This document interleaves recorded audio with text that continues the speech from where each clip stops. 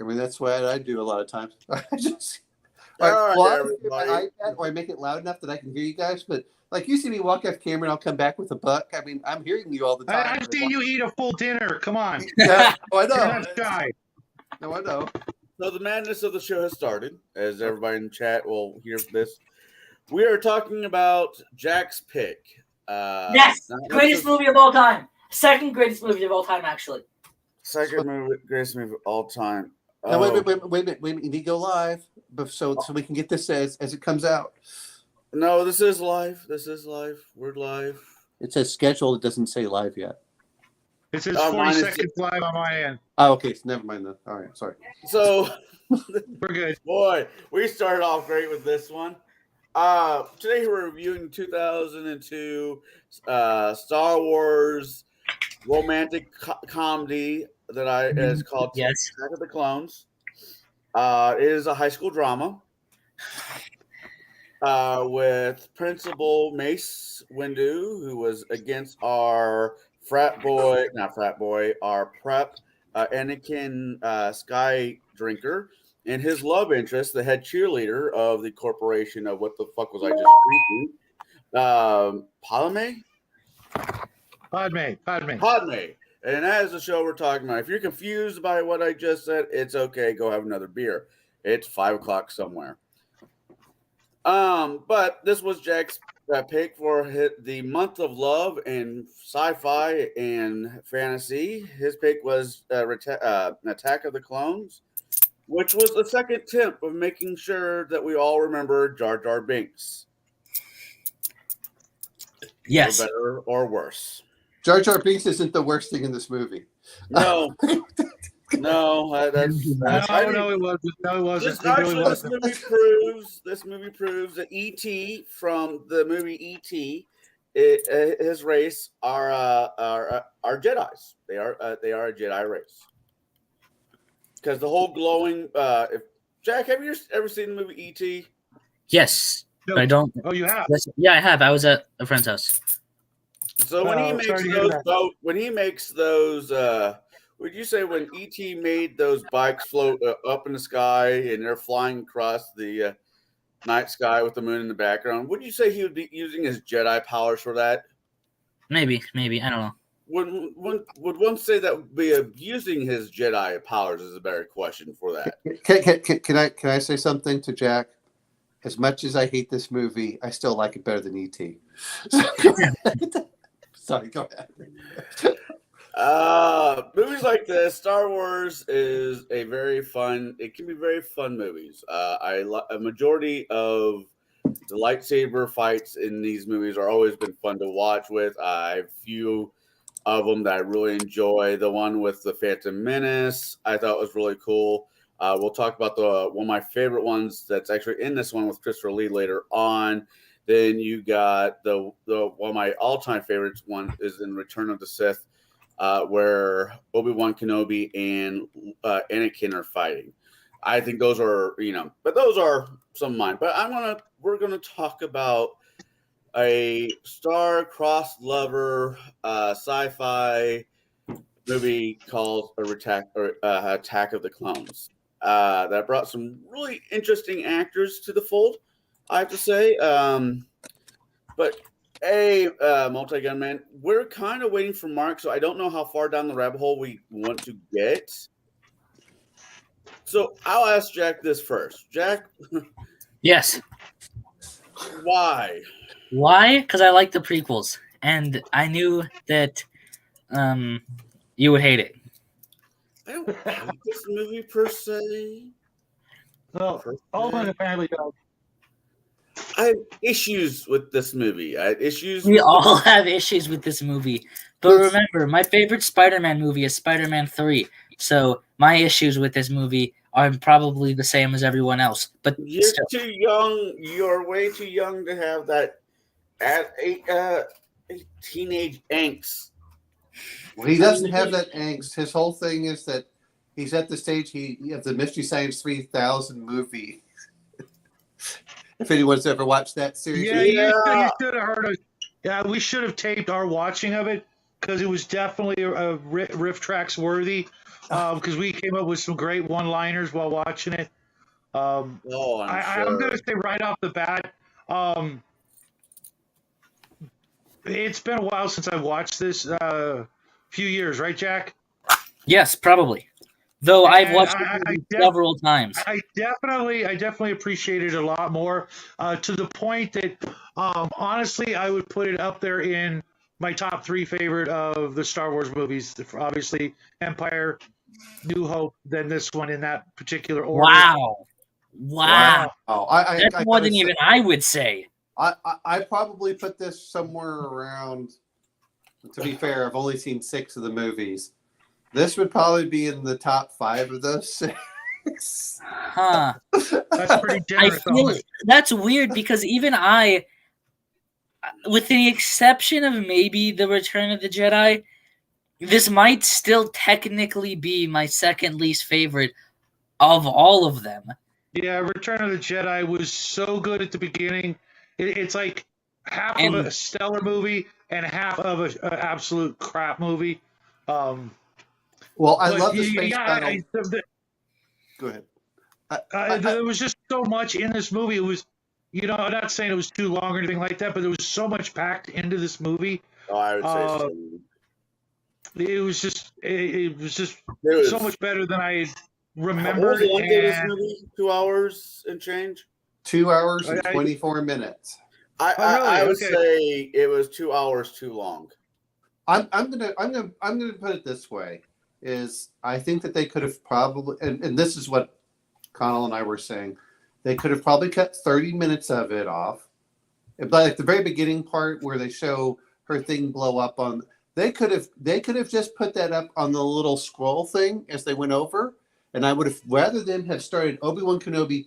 It says, and Obi-Wan Kenobi is going to what was that, the Cormorant or what? Coruscant? Anyway, yeah, Coruscant. I'm sorry, because you have Coruscant and then Cormorant. Anyway, where he goes over to where the clones are, and that's where I would have started the movie for number 1, and that's where he was going in. So then you can get that intrigue aspect, and I would have built that up a bit more, allowed a little bit more for the fights between him and Jango Fett.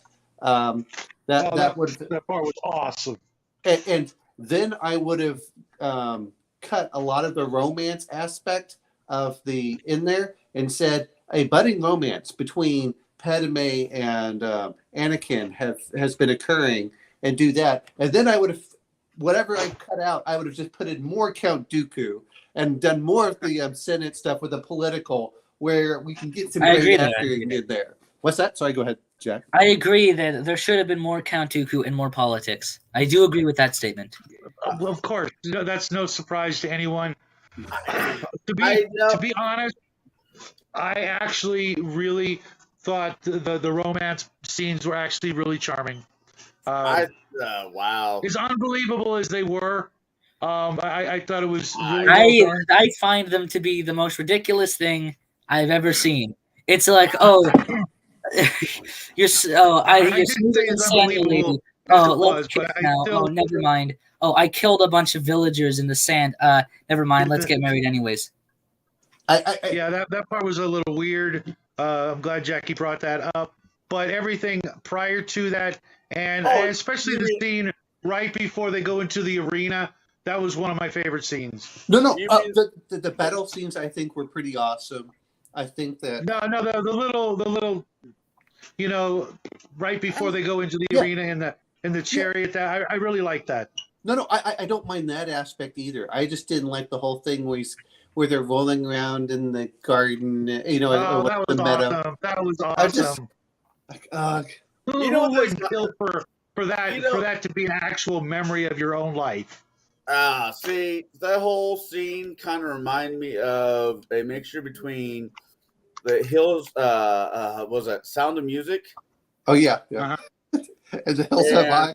I'm sorry. Yeah, I just want him. I want young Han to go on the top of the tallest hill, start spinning around, saying the hills the whatever magic or whatever it's just The hills are alive with the sound of music. yeah, whatever. That if they would have done that in that movie, it would have been awesome. I'm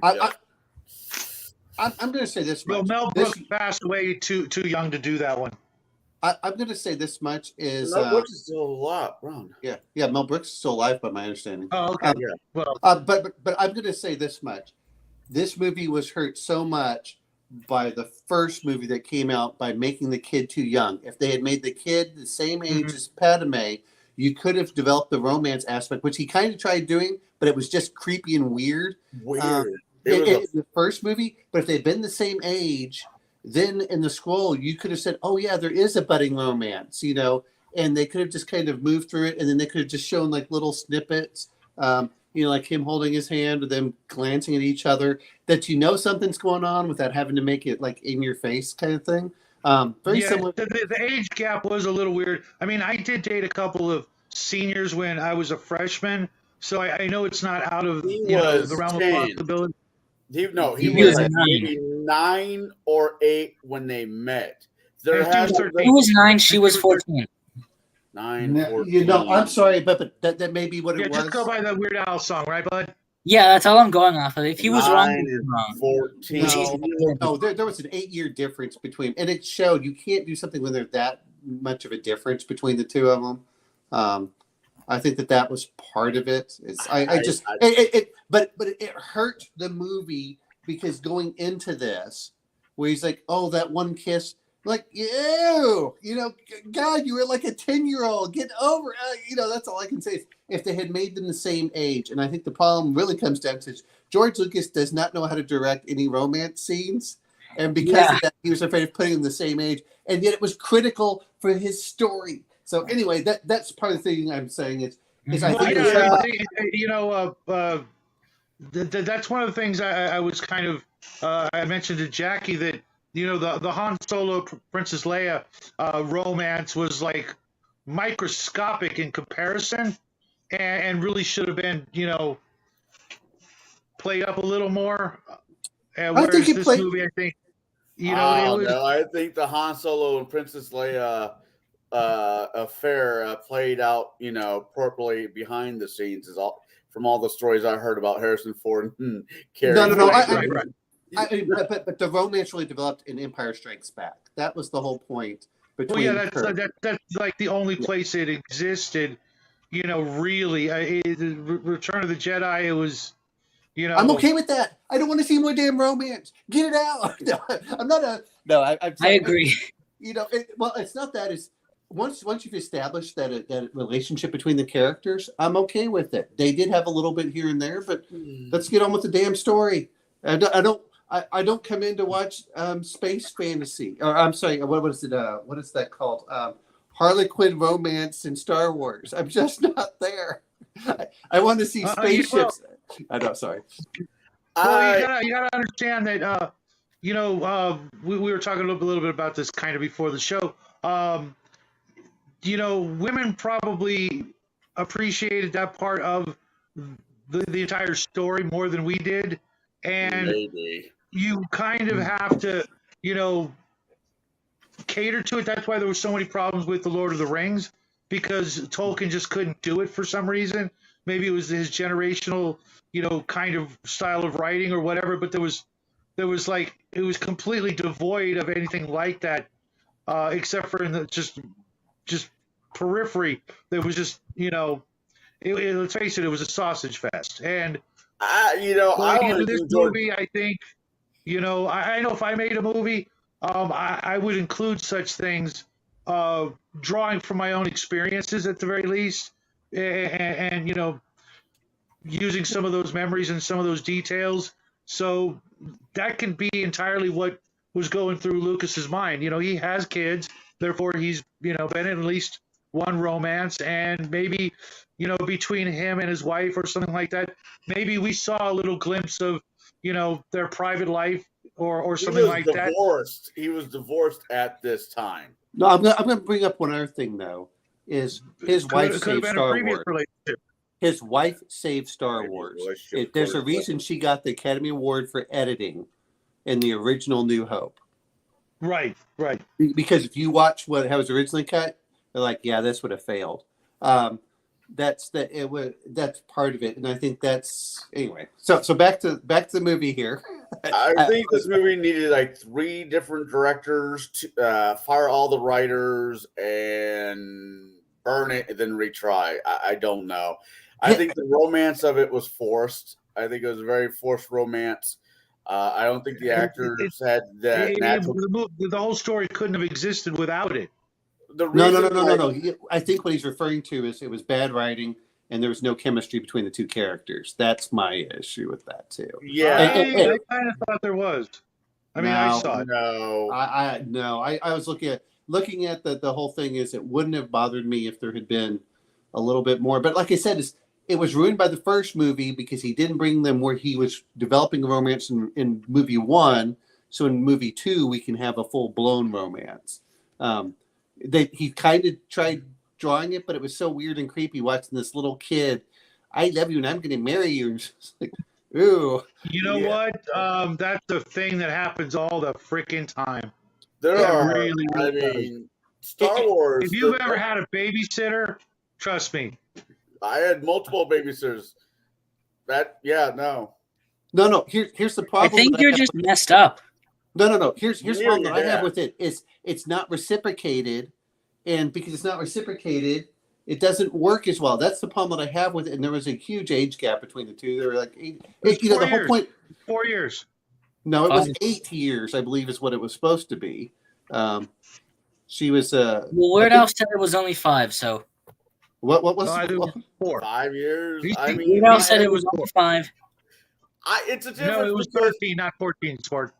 Really? I met my ex-wife. Hold on. I met my ex-wife when I was 24, and there was an 8 years difference. But there's a difference when you're meeting your love interest as an older person to meeting your love interest when you are a kid. And there's that much age. It's a very inappropriate fairy tale then, because I mean I hate using that line. And Jack, this is not none of this is directed towards you for picking this movie. I'm not here to defend the movie's crap romance. I think it was written terribly, and that's why I like it. I am a big fan of crappy writing in movies. I would much rather watch a garbage movie than no, maybe not, but I'd much rather watch a movie that with extremely garbage lines that are meant to be serious and turn out not serious at all than like a serious movie that fails at being serious is a million times better than a funny movie that fails to be funny. So I just really like watching movies where the writing is just so amazing and top quality, like freaking. Okay. I'm gonna bring this up. Spider-Man 3 and this movie and a couple others. So made by Neil Breen. When this movie came out, Natalie Portman was what 19 when not this movie, but the previous movie. Right. She was what 19 years old. And how old 10. was the kid? He was like 10. 10. That's just no. You know that they and the other part again was if you had done them when they were 17 and 19 or something, or that they were about the same age, it would have worked so much better because you could have developed the romance in movie 1 and then carried over into movie 2 without it being this really weird, awkward thing. It just felt. I don't want to say it felt groomerish, but it kind of felt groomerish. Yeah. Not at all. That's you just hating on the movie. No. She had no intentions of any of it. She resisted until she couldn't anymore, and I don't that romance that it just I don't know. Well, the problem was the movie was really held back by the first one before, and then coming into this one, it just suddenly felt rushed. Whereas, like I said, if it had been one of those where they had kind of had a romance, maybe they kissed a little bit in the first one, where it made sense that they were actually romantically attracted, and then they were pulled apart because one had to do the Queen thing and the other one had to do the Jedi thing. For them to come back, it would have felt a lot more organic. if they had been close to the same age. That's what I'm trying to say. I did not know the modeling of the Jedi was supposed to be similar to becoming a Catholic priest, as much as I caught in this film. It was Shaolin monk. Yeah. Well, Yep. Shaolin monks They're can different have things. relationships. Jedi's Jedi were not Usually allowed to have can't. relationships either. I thought monks were allowed to. No. No, Shaolin monks. Mm. Shaolin monks is what would happen is a lot of times the family would try putting them and sitting there. They did not have families or anything else. Hey, Mark, What's up? are you here to save Jack's choice, or are you here to pick on Star Wars amongst the rest of us, except for Shadow, who thinks this, deserves? Well, no. Notice they had a lot of fun making fun of the movie. So that's the whole. Yeah, that's true. Yeah, I didn't pick this I movie because I decided- genuinely think it's a fantastic movie. I think it's a bad movie, and that's why I like it. I can This understand isn't- liking bad movies. Trust me, I love Bruce Campbell. 80% of Bruce Campbell movies are horrible, but I'll still watch them. Hey, Bubba Hotep and Army of Darkness. Okay, but Oh yeah. Darkman. No, Darkman. He was supposed to be in Darkman, but they went Liam Neeson. he was in Spider-Man. Oh God, yeah. They needed to hurry up his evolution to Mysterio by the third one. They just needed to make that be a thing. I'll That's what the heck? anyway. The whole But thing was back to Star Wars. Well, let's Okay. give Mark a chance. yeah. Let's go ahead, Mark. Well, we haven't really asked any questions. We've just been busting around the questions. So I'll start with Mark, though, when it comes to questions, because he is joining us from his land of employment. Was there any? I'll start with the basic questions. What part of the movie did you like? I like it for the most part. The only thing I don't like is I think a lot in the prequels you got a little bit maybe a hair bit too sappy in some parts, and the dialogue was pretty clunky.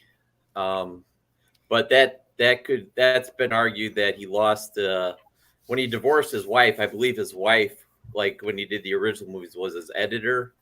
Yes. And when he divorced her, she got him, still got the message across, but she would he would kind of take her advice on where cuts need to be made and dialogue needed to be changed around. And I think the dialogue was just a little bit little too clunky, and I think maybe they tried to jam in a little bit too much into this one movie.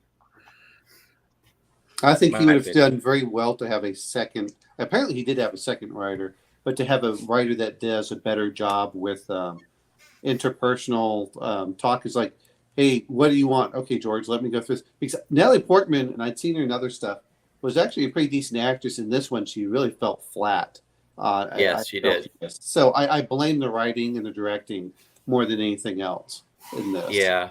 It Yeah, and then with the dialogue, also, I think his original vision was this to be more of an Arthurian type legend, so that's why he, was using the Milady and all that business throughout in the movie. I see that. But he kind of in original 4 episodes 4, 5, and 6, it wasn't. There wasn't as much of that dialogue, but then again, this was supposed to have been an older time. But Yeah, I wasn't bothered by that. It makes Okay. sense to address people of super high status and that kind of society in that way. Yeah, but would have been my lady. He would have said my queen or something of that Well, sort. she wasn't a queen anymore. That made no sense. It doesn't make the politics of the Republic and the Republic in Star Wars is less of a single nation and more of just the UN with slightly more authority. No, it's basically NATO running the UN. That's what it is. I mean, Kind of. Yet again, the UN doesn't do anything ever, but still. oh, Try yes, to it go to the does. country It to the child war. traffics. But yeah, nothing. And spreads disease around the world to especially poor countries like Haiti.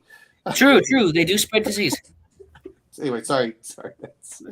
Actually, they spread several kinds of diseases, not all physical, some mental. But Yeah, yeah, like polio.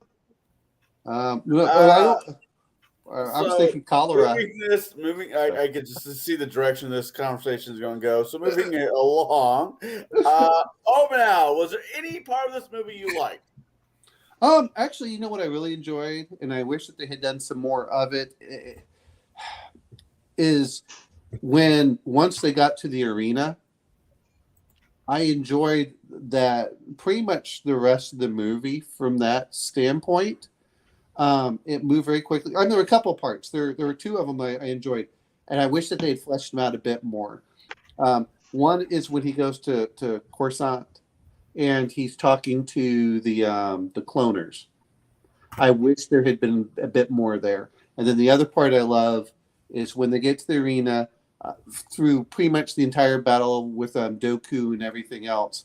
Is I did enjoy that. I mean, there were little picky things, but my God, when you start watching the Jedi's, it's like, oh well, they're badass. Well, they were until they started using the area effect weapons, which they couldn't block. And you started seeing that, you're like, oh, well, the Jedi are going to come in and win. No, the Jedi were getting slaughtered. Yeah, there's like 12 left at the end tops. yeah. And I thought that was really good from that aspect. I mean, I think it was 12 with lightsabers, and there were a few others because you see them move back in together. But I thought that was really good. It's because it also implies for the third movie, and I'm not sure if this is really spelled out, is you have to assume on the number of Jedi that were lost there were not low-level Jedi. Those were your master Jedis, and how many of them had been killed during that time frame. And anyone that's watched the cartoon knows that Grievous was taking out Jedi after Jedi as well. So they had really dwindled in power by the third Don't movie. get me started on Grievous. Ever. It doesn't matter. My whole point is that when you look at Grievous and he was knocking out Jedi left and right, I mean, there aren't that many Jedi anyway, and they probably lost about 50% of their ranks of Master Jedi by the time that the third movie comes along, from this movie and from the fights they were having later. Anyway, But the thing is, if you watch the 2008 thing, like the newer one, which No. Attack of the Clones. No, sorry, Clone Wars. The Clone Wars, they actually have Grievous as a decent opponent. yeah, in the 3D Clone Wars, he gets beaten by Gungans, and I'll never let that down. Grievous should have been the most powerful non-Jedi or Sith character in the entire story. He wasn't a Sith. I mean, that was the whole thing. Exactly. But He should have been the most powerful non-Force using character. Well, he was a very powerful. Anyway, I'm not trying to get over that. I'm just saying, but it's important for the story that isn't really spelled on, is that the Jedi Order was decimated. When you really look at how many were dying in this fight, and with General Grievous and a few of the others, they're not, they would be the protectors, but they had really been whittled down. And then finally, when they do Order 66, that's when that many left to kill. Yeah, exactly. And not only that, there weren't enough around to know what was going on in the first place. Because throughout the whole 3D show, there are several people that get killed, even in that one. Yeah, exactly. It's. I think how many survived? There are only a few of them, and I thought that was. By the time Order 66 happens, there's maybe like a couple hundred of them left, which sounds like a lot, but for an entire galaxy, it really isn't. Yeah, well, and they probably had like 100,000 members in total, and then it got down to like 1,000 at most. I'm not even sure it was that many, but it was pretty much once that went. Maybe one or two. Well, they destroyed the Jedi Temple. When you think about how many kids were there weren't that many kids. So it's not. But to be fair, a lot of Jedi lived hundreds of years, so it slowly moved their way up. But by the time that Order 66 came in, whatever Jedi were being trained, they were all wiped out by Anakin, cutting off their heads like daisies. So anyway, the younglings. Anyway, I'm sorry if anyone had seen what was the robot chicken, the robot chicken, where he comes over and he has this dream of cutting off the heads of the daisies, and they're the little kids. Anyway, sorry. Go. Jesus. Go ahead. Sorry. Go ahead. Okay. Shadow, your favorite part of this, your favorite part of the movie? I'm torn between two. I earlier, let you guys know, there's the scene where Padme and Anakin, smooch right before they're about to be sent to their death is one of my favorite scenes. Because I've been in relationships where that ultimate expression of one's feelings has meant a lot to me, and I look fondly on those memories. And I'm torn between that one and the fight between Obi-Wan and Jango Fett. How awesome was that fight scene? I That don't know was how just- he's not dead. Uh, Rocket Jango to the Fett face. was a Rocket to the badass. face. Rocket to the face. Rocket to the face. How is he not dead? He should have just pulled out the slug throwers, which is just a regular pistol. Shot him once, he deflects it, it sprays into his face, and he's dead. Yeah. Okay. So no, I mean I How understand. did Obi-Wan survive the explosions? Was the real question. Is they're firing off the big guns? When Boba Fett decides to shoot at him. Anyway. I mean, in some of the expanded stuff, and not just the stuff Disney decided to make non-canon, but some of the stuff that still is canon, Mandalorians are kind of Loki, just like you're a crazy man. Jedi killers. That's like their whole thing. Yeah. They're the Well, best at it. and the Mandalorians, when you look at the Clone Wars episode, they are pretty badass. So when we talk about Grievous, and there were some near peer equivalent to Jedi's, which I liked. But that's the Clone Wars rather than Attack of the Clones. So anyway, go ahead. Sorry about that. All right. So, oh man, I'll fire back to your response a little bit later when it gets to my turn. I already asked Mark. I already asked Omanal. I just did. Jack, what was your favorite part of the movie? I genuinely don't know. I've watched this movie so many times, and usually I stop at the I don't like sand. It's coarse, it's rough, irritating, and it gets everywhere. And I usually stop a couple minutes after that because I just want to. I just go to watch that scene. I hate it, and I love it so much. It's such bad writing. Yes. It's beautifully bad writing. Yeah, I'll give you that.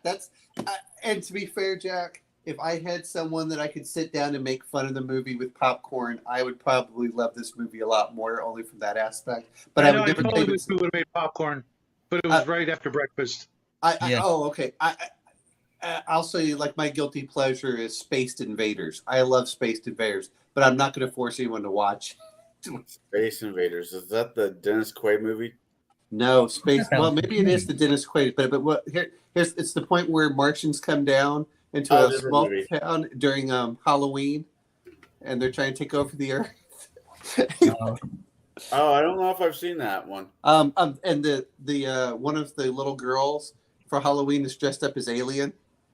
As the God. alien. Like, I mean, her costume's awesome for that, but yeah, it's But my actual favorite object, I think it's an actual good scene. I really like the stuff with Camino, but I'm gonna have to go my actual favorite scene is probably the what's it called? The arena at the end, the Babatunde, or whatever it was that it's called. Oh, the gladiator fight. Yeah, because I well, just with- really love the Geonosians. They're my favorite thing in all of Star Wars, essentially. I like that whole aspect. I like when they have the big weird weapons. I think that it's great for when it does its action, it does it really well. That's the way I look at it. It does it very well. Okay. So I got a couple scenes in this movie I really enjoyed. One was the credits. Wait, no, actual scenes. I'm sorry. I like the fight between Obi-Wan Kenobi, Anakin, and Dooku. I thought that was interesting. Oh, I like that one as well when he uses the Force lightning and he, you could. I mean, he was. You look at it, he fought three. Well, he almost killed 3 Jedi and another one to a stalemate. I mean, Right. that's Dooku was badass from that aspect. And as Christopher Lee, he was almost 80 at this point.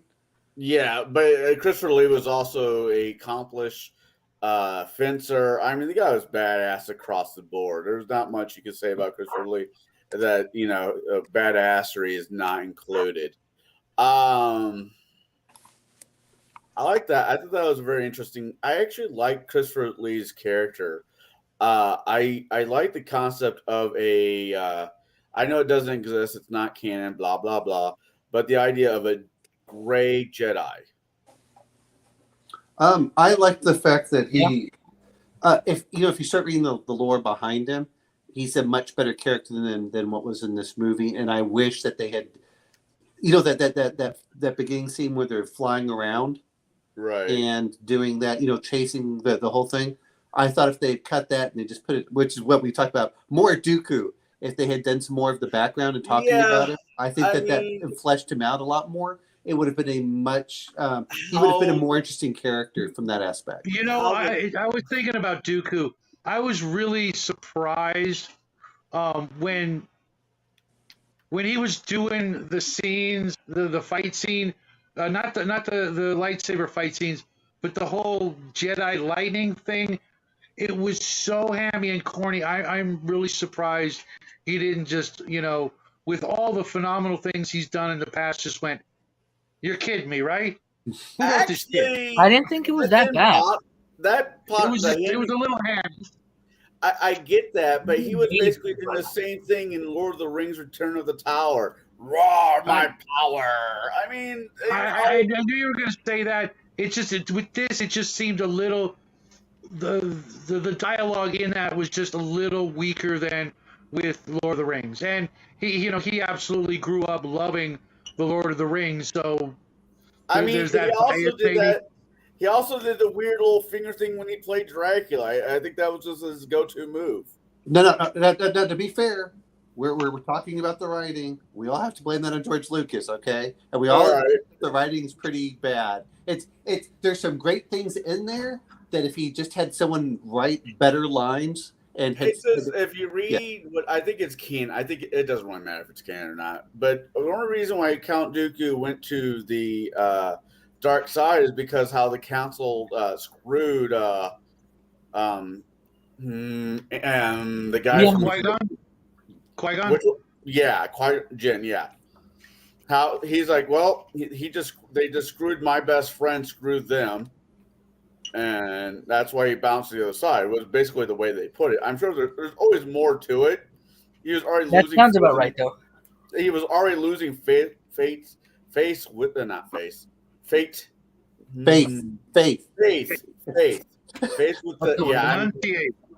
faith with the council as is, and when that did, it just sent the final nail into the coffin. I think fairly confident that if Qui-Gon Jinn survived, that he would have not necessarily joined Count Dooku, but Count Dooku wouldn't have gone full Sith, and rather that what would have happened is that Qui-Gon and Count Dooku would have been working together to essentially do the whole separatism thing, but just without Palpatine. Well, here's what I thought that, and this kind And of Anakin would have been made there the too. later ones was, by my understanding, he talks about it's infected by Sith. There's someone in there. He was trying to play both sides, and he was like, what gets me about it is, I didn't know you could leave the Jedi Order. That's the weird thing about it. He said, well, he was a former Jedi.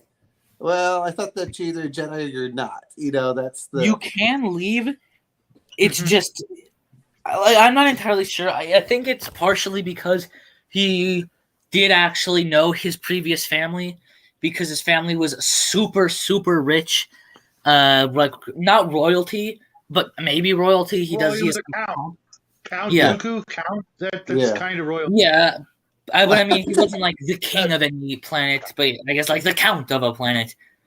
And because of this, he still always had some contact with them, because he quickly found out after being sent to diplomatic missions there, or he wasn't necessarily sent there because the Jedi knew that was a dumb idea, but he ended up having to go there anyway, and they couldn't really stop that, and he just found out.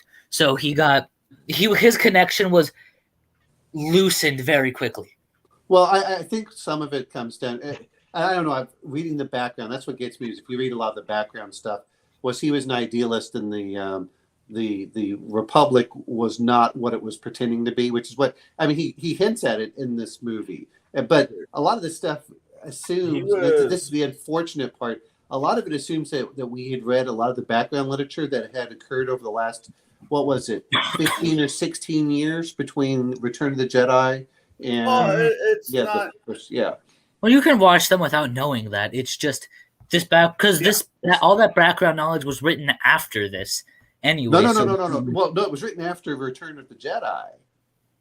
Up to this point, I mean, there was like 6. Because I believe me, I've talked to friends that were like huge Star Wars people. They just absorbed all of the fiction that was out there, anything that was signed off on, and there's a Right. huge background behind that. And that's the unfortunate part is in some ways this movie assumes that the watcher knows that. And I would, again, like I said, I would rather have more Dooku and explain those things rather than say, you know what? But it's the same thing what happened with The Matrix. Oh, well, go watch this short and go watch this and go watch that and go play the video games and know what's going on by the third movie. No. Yeah, It's- they didn't Yeah, say I that. get that. They didn't say. They didn't express. They did express that he was once Yoda's Padawan, which they had a rough. You find out if you read the literature, they had a rough, go at it, and he was Qui-Gon, whatever's master. Qui-Gon. Yeah. Whatever. Kwang John, yes. Whatever. You pick stupid names. I'm gonna Qui-Gon stupid Jinn? Not stupid He's names. calling Liam Neeson. Liam Yeah. Neeson. He's the one who trained Liam Neeson's character. Yes. And so it was just a matter of time with him, I guess, is what I'm saying.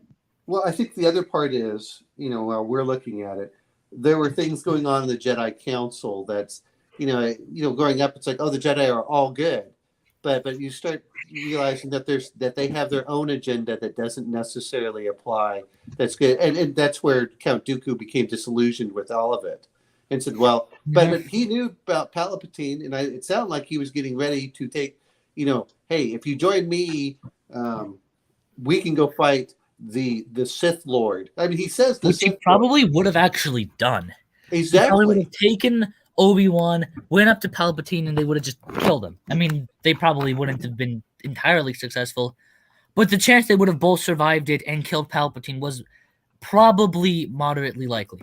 Well, the whole point of, I think, with it coming in was the idea was that if you have this big army, when the people separate, you have a separation. Once the separation's there, then you can retake and reform the Republic into, because by my understanding is Count Dooku was an idealist for it and saw just how corrupt it was and said, well, I can't fix this from the inside, I have to fix it from the outside.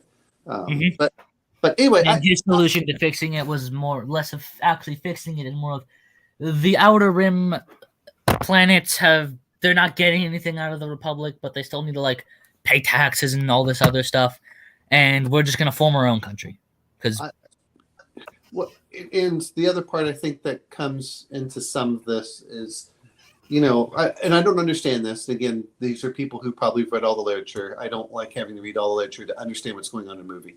To be fair, well, I mean that's fair for some of it. Again, it should stand somewhat on of its own. I understand having a little bit here and there. It's just we'll explain more of it, but they keep talking about in the movie where they reference, well, we have a blind side, we have a weakness. Well, what was that weakness? What was out there to make them that they couldn't sense that there's a powerful Sith Lord right next to them and when in the same room? well, I always just assumed that it was because he was just so damn powerful. And yeah, if you read it, it's like, well, actually, it was built on a Sith temple a million years ago to say, "Ha, screw you, Sith. We built our temple on top of your temple." So his powers were made more powerful. But even if you don't know that, which I highly doubt anyone knows that, and that's probably not even canon anymore, anyways, you can just assume that he's just that powerful of a Sith Lord because of how long he's been doing this stuff. And I mean, you see the Emperor in the first 3 movies. You can probably just assume that he's using all of his dark side power to cloud their judgment and blind them, because he's not doing anything else. Well, it's not like he's trying to. There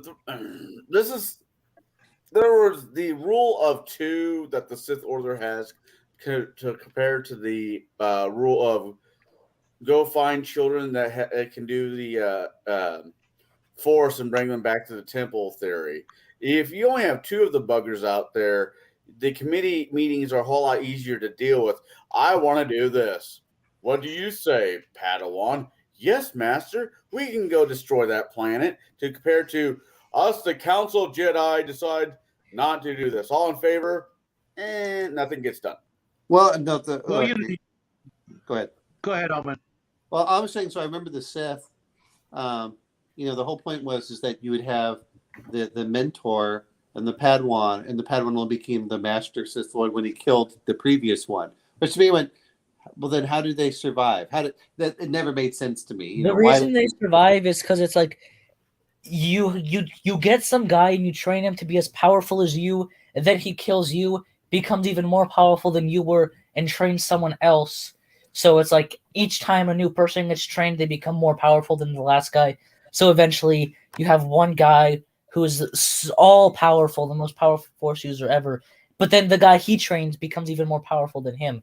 It sounds nice until you kill the Master. Once the Master dies, and the Masters did die. And that's my point. Is it seems like it's Well, yeah, that's the whole point. Is you kill them out because the Sith are all into this like, you kill me and become more powerful for our cause or whatever.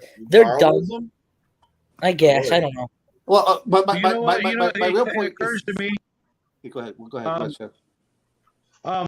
It's kind of like in comic books where you have this one character like Doctor Doom or Magneto. He is so powerful that you need an entire group of superheroes to fight him. How many times have characters like that, had to, or even, defeated the Avengers or whatever? I look at the Sith as being that kind of a level more powerful than the Jedi Order, because they don't hold back when it comes to power. They're constantly, mind your thoughts and this sort of thing. Whereas they just go all in, and that's how they were able to hide themselves so well when when they're right there in the same room, and nobody realizes that, oh geez, you're the bad guy and you're right here, and there's 12 of us Jedi right here. We can just be done with the entire thing. And I always wonder if that was mild arrogant, being arrogant, because Mace. I love Samuel Jackson. I love his movies. I enjoy his movies. But when he wants to play an asshole, he does it really, really, really well. Mace went. This leads into the next question. Who was your favorite character? That's difficult. I'll start with Mark because I like to give him a chance to talk in these shows.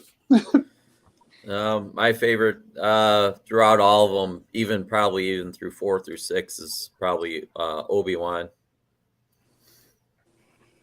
Okay, that's a good. I like Obi-Wan. He's a good choice. Why, Obi? I mean, Mark. Why Mark? Why Mark? Obi-Wan. He's just. He's always infallible. He never gives in, and he always seems to make the right choices, and he kind of takes everything in and just kind of always thinks things out before he acts, and he still does it with a amount of respect and grace to everybody, I think. So he's my favorite. I have to agree. I think of all the Jedis, he is probably the best of that cult. What about you, Omanau?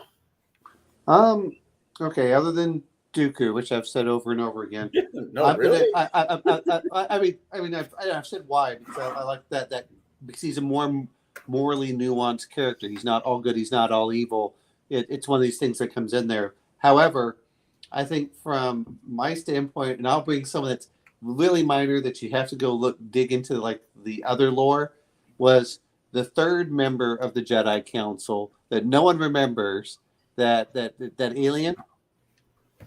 Atakai Mundi. I guess so. I can't remember. They were all alien. You have to be a little. Well, what was his skin color? Was it black? Was it, and I mean black as in like actually the color black? Like was it? No, he wasn't black. He was brown. He had those little weird things that come down. It was the. Did he have the gas mask? Real long head. Yeah, he has the longer head. I'm trying to think. I'm trying to find the picture of it here, but I was thinking the guy with the mountain for a forehead.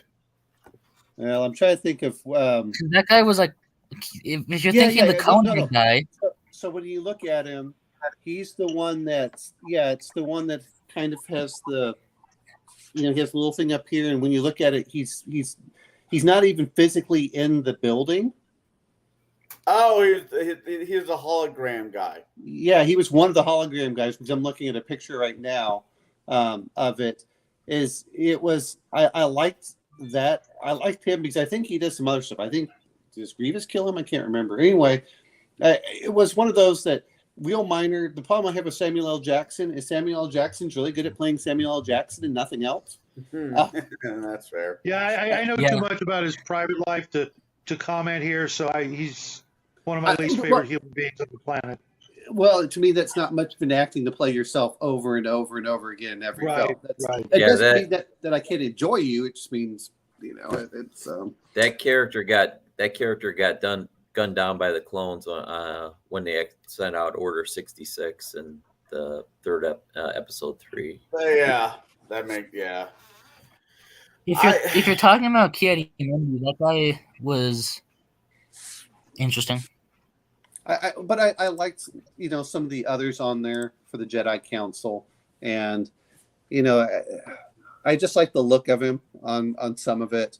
But he did seem like he was one of the wiser ones for giving counsel without being Ki-Adi-Mundi. But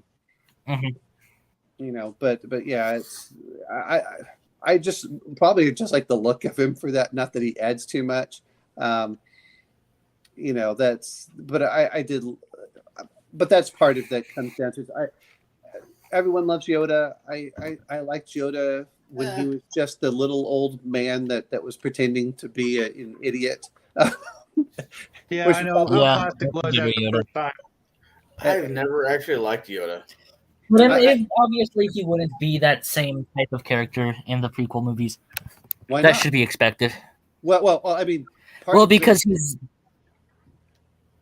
he was a like, he should still detective. have the same attitude, but he can't really fool anyone into thinking he's not Grandmaster Yoda, the oldest and most powerful Jedi in the history of the Jedi.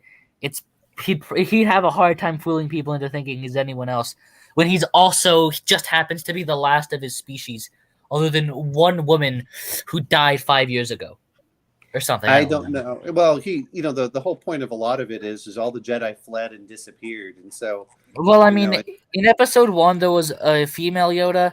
It showed up for like 2 seconds on the council, and it never showed up ever again. And I think somebody wrote a comment. I mean, he's not God, getting into the Star Wars lore, which is A whole nother can of worms. I think that Well- character's name was Yaddle, if I remember right. Yeah, I think he's so. not Yeah. he's You're not the probably last right. of his Wasn't- kind. Wasn't kind she of in just- Splinter of the Mind's Eye? Oh yeah, you're Remember right. that? There was that one.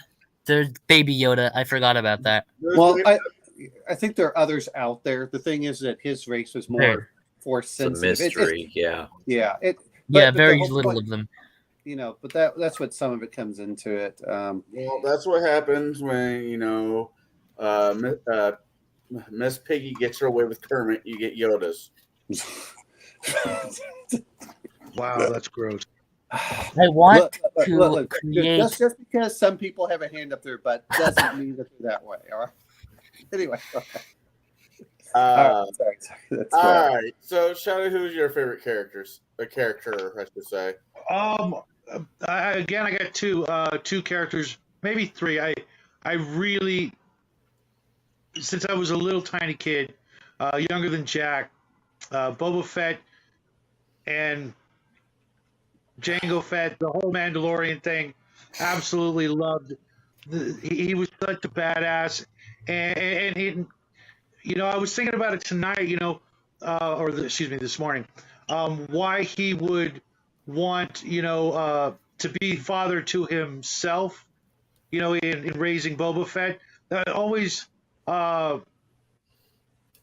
intrigued me, because you could look at it, he's just, that much of an egomaniac, or, maybe there's something deeper that he wanted to, he wanted a son, wanted to be a father, and all the things that go with it. But his lifestyle wouldn't allow for him to, settle down completely and be at the behest of a woman who would, be less inclined to go bounty hunting, I guess. And then of course Anakin. I know everybody hates that character, but I really thought he was played exactly the way he should have been played, being, kind of an emo sort of messed up kid with all this power. Yeah, I can't picture him really being, anything other than the way he was played. Even though everybody hated the character, he kind of. Hayden Christensen, I always feel deserved a lot better than. I don't like Sand and all that other stuff. He's a good actor. That's the thing. It's just he got stuck with George Lucas's dialogue. Oh, same as the poor bastard who played Jar Jar Binks.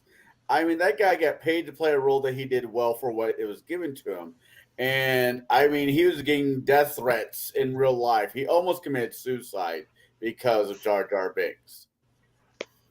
Yeah, that's really unfortunate. But other than, I think, Harrison Ford, has anybody who played a Star Wars character ever really been blessed with, all the accolades and fame and fortune? Recently, yeah. The guy who's played Mondo. That's Disney. Disney can buy whatever they want. I'm talking about the original movie. Serious.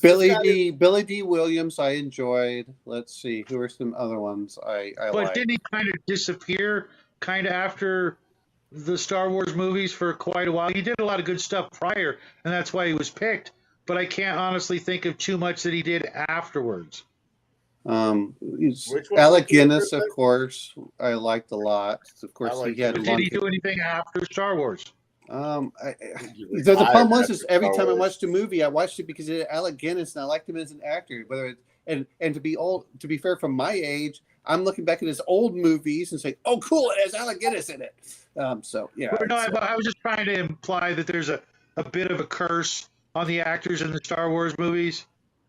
I think part of it just comes down to Mark Hamill got the young ones were so iconic that they couldn't break out of those roles, whereas Harrison Ford had some of the other stuff. And to be fair, he also went over in some things like that were R-rated, which allowed him to go over. And then he had Indiana Jones, so that allowed him to do a lot of the. No, that's why I used I used Harrison Ford as the exception. Yeah, because his career. Carrie Fisher would have had a better career if somebody didn't introduce her to drugs. You mean her father? I did not know it was her father, but sure, why not? She talks about doing cocaine with her father. Wow. Which was what was, and he was a famous actor too. So her mother and father are famous actors. I know Robert Downey Jr.'s dad was a real piece of work. I did not know Carrie Fisher's was as well. What was his name? It was Curtis. I mean, I can't remember. But he's a famous actor. Jack, who was your favorite character? Sorry. I'm just trying to keep this boat on this train somewhat on its tracks, at least for the first half. Apologies, my mic was muted. If my favorite character of the prequels in general is probably Anakin, but not in this movie. Not in this movie at all. I'm going to throw something out there, which we've talked about stuff, but no one else wants to mention it. But if you want to go by classic strategy, was Anakin should not have been the most powerful Jedi, which always bugged me because that's what I think George Lucas doing it. He should have been a weak Jedi who was resentful of the other Jedi. And this is where I felt the movie is when it was split. It's no. Here's the you have to listen on why. Is it would have come in as 1 year too old if they made him when he was in his 20s. If they put him in his 20s, you could have done the romance part. He says, well, you're going to train him. He says, he's too old to be a Jedi. And he's like, well, no, I can do it. Don't worry about it. And that would have also tied in later on when Obi-Wan is talking to Luke, who was also, and that would have been, when Yoda says he's too old, that would have made more sense. And tying, you have to try tying things in. That would have been one. And then what you would have done is remember where they're going over to try to stop Dooku, and it's like, what would Padme want to do? I thought it would have been more interesting if Anakin had jumped off and said, "I'm going to rescue the love of my life," and caused a big split for the third movie between him and Obi-Wan, where you can see this is someone that's going to follow their emotions, not try to be all Zen-like, which is what the Jedi were doing. And so I think that would have been interesting. And then after he rescued Padme, after she fell and made sure she was okay, then come back in and tried helping Obi-Wan fight Dooku. But I think that was one of the things that I think they really had missed is if it had been one of those where they'd made him a hotshot pilot, everyone thought he was great, and he gets in Jedi Order, and he's kind of, because he was doing this weird, how everyone talks about him being whiny. Instead of doing that, of really being resentful and saying, I'm much better than this. I can do this. Stop holding me back. And doing things off to the fly. Just being like, yes, master. He was just, Hayden Christensen was so passive in this. He just came off as whiny. And really, I blame the directors from this. The director just seemed to wanted to get a cut, which of course is George Lucas. I want to get my cut, and I don't care if you act well or not. Instead of saying, you know what, we need to reshoot this until I get the emotion and the feeling I want out of this. That's what he should have done. And that means that you have to do it 10 times. And not this movie, I think it was the third one, where he actually did it on digital. It was like the first movie in digital where he did that instead of being on film. That would have been much more interesting. And it would have given the premise of why Darth Vader had been hunting down all the Jedi because he was resentful of the whole Jedi Order. And I think that again, making him the most powerful, it just feels like, that's so overdone. But if you follow the classic literary aspects of, hey, look, this is someone that's not as good as everyone else, and he tries proving himself harder and harder and harder, and he's still not getting recognition for all the great stuff he does, there builds up to be a lot of resentment to the point that when he finally breaks, he's going to go all out on the Jedi Order. I thought that would have been much better. Sorry, that's my rule. I mean, wasn't he technically a beast when it came to the actual war, the War of the Clones? I mean, he was not a general, but he was ranked up there high enough. No, he was a general. Was he a general? Yeah, he was, which to me didn't make sense because the Jedi shouldn't have been generals. It should have been. That's why you had the military and the Jedi were separate from the Order. No, like you said, he shouldn't have been generals. But the thing is that Palpatine wanted them to be the generals of the clones, so that they would be in a much easier position to be killed. Because if they were completely separate, then they wouldn't be where Palpatine wanted them to be. But he made sure that strong Jedi were placed as generals, and their Padawans were placed as commanders or whatever position they're actually stated as being, so that when Order 66 happens, the Jedi and the clones are right next to each other. I'm going to put it a little bit different. No to me, the Jedi were supposed to act as a police and negotiating force that were supported by which is very similar like the State Department. You still have the army behind there, but because they're not in command, you don't feel any loyalty to the Jedi because the Jedi are not your people. The other part is and I did like this whenever you had Admiral Tonkin in the first movie, where he says, when one of the men said, that's an old, that basically he makes fun of the Jedi in the Force. That would not have come about if the Jedi didn't have a lot of weaknesses. And I think that's part of it. I wish that they had left the two and said, all right, the Jedi are going to act as negotiators and as infiltrators, and as this, you'll work with the army to help provide information and to help with negotiations. And then when Order 66 came out, then it would have been very easy to flip because most soldiers are loyal to their commanders, and you don't know what's going to happen in that case. And that's where I think that would have worked out better in certain. Yeah, they were loyal to the commanders, but if there's a chip in your brain and you're essentially a freaking robot, to where this freaking they aren't though. They are robots, that's true, but this chip in their brain, no matter what, as long as it's in there, it's probably going to get them to do what it says. Did they have a chip in their brain? I just remember they had.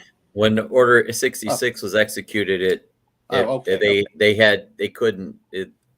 Some of them they felt conflicted, but they couldn't help but not follow that order. There was something in their DNA or their psyche or something. It was explained that they could not not follow Order 66 when it happened. Oh, okay. Yeah, I was just there wondering, were- 'cause I there were thought it just some- came in their helmet saying, "Hey, you need to execute Order 66." And the commander. No, there were. Okay. What's that Because book? the Bad Batch or whatever, I think it's explained like after the war and stuff, they felt, a lot of them felt Okay. the remorse and guilt they felt for what they did afterwards. The ones that survived, the clones that survived and were kind of in hiding and stuff. But Yeah, no, there was a small. There was like one. There was like not one. There was a few of them that were able to fight the Order, but for as It was as like a whole. it was a very small group of them, and even then, it wasn't full. Like what's his name, Rex, in one of the shows, he tries to not shoot Ahsoka, but he still does until he gets like knocked out and the chip is removed. Okay. Because in there is a plot point of a group of clones that were either something happened and they removed the chips. So, But most of them still shot the Jedi. That's my point. Anyways, my actual favorite character, because I said that my favorite character of the whole prequels is Anakin, but not in this movie. Mostly the Clone Wars and Revenge of the Sith. Because I just don't like how he was written. I like making fun of how he was written, and I like watching it, but I don't think he was my favorite character. My actual favorite character is probably, I don't know, I like Obi-Wan. Obi-Wan's epic, but I'm not too sure. But I'd probably say Obi-Wan. If I thought about this for a lot longer, I might say something different. Like I like Jango Fett, I like Mace Windu, but I just feel like Obi-Wan is in it more than any of them. I know. Actually, no. The leader of the Geonosians. That's actually my favorite character. Never mind. The thing is, and this sounds fine because not that they get a lot of time, but maybe it's just me because it was all CGI. I just like Admiral Akbar so much better, even though he has such a small part compared to the Geonosian. I felt that, and this is where I get into Lucas, it was almost like he was afraid to write a mature film. And like, really? that's right. It was like, George, you have this whole vision of what you want to occur, but as soon as it comes to the interpersonal stuff, it's like he lost it as far as writing dialogue. It was just so bad for the dialogue. Yeah.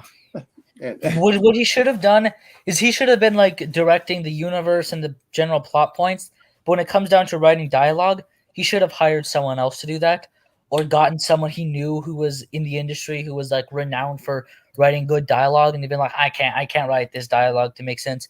You do that. I'm gonna work on the world building and the story and all that stuff, the politics, the history. I'm gonna do all that stuff. But I want you, like, I want to say like this, like they talk about this and they say this type of stuff, but I want you to go in and fix that. And I want you to help me while I direct to make sure that things actually come out better. So it's both better acting, because yes, I do think Hayden Christensen is a good actor, but I also think that he could have done better and has done better. I like I said, I blame the director. I think he just wanted. I think he took one shot. Said, "Okay, we're done. Let's move to the next one." And instead of really going over, and I hate saying this, is if you look at what, I'm not saying you have to be draconian like Kubrick was in The Shining, but you have to. Yeah, you have to say, do this again. I'm not getting what I want. I wanted you to do this again. I want you to do this again until they could get, because even Natalie Portman felt flat, and I had seen her in stuff before this where she was really good for acting. So it was so much. This I blame the director, and I blame which of course is George Lucas, and I blame the writer, which is George Lucas, for really not making the emotional impact that had occurred previously. Like you said, is he got a divorce.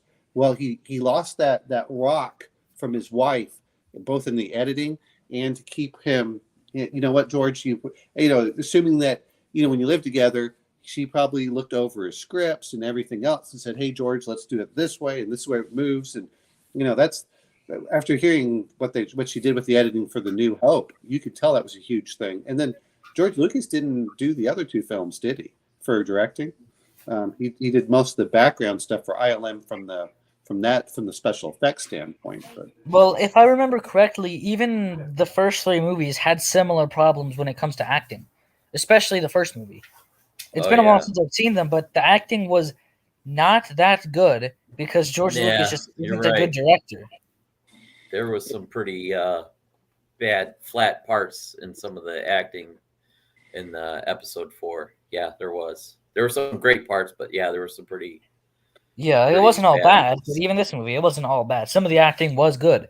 Mhm. It's just the bad acting was enhanced, or not enhanced, the opposite of enhanced by the bad writing.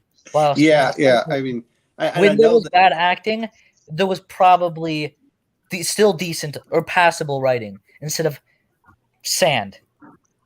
Well, Shane, it's not like soft like you are. Really, dude, it'd be much better. I mean, God, I was like, You're smoother than sand, lady.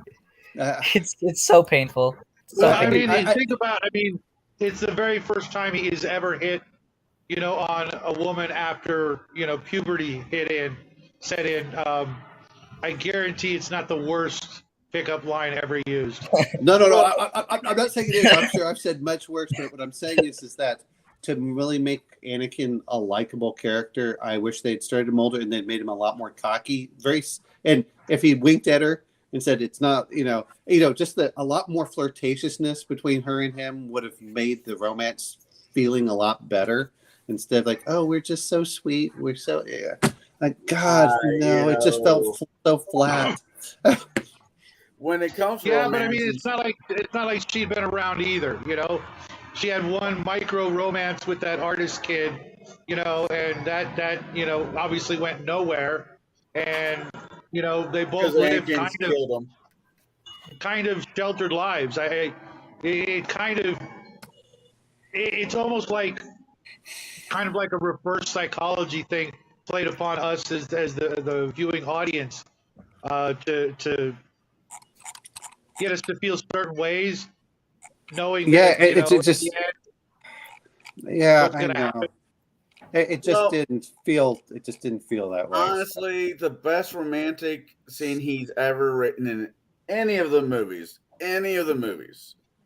was the scene with Han Solo and Princess Leia, where Han Solo is about ready to be freeze dried in the block of whatever the hell that was, and Carbonite.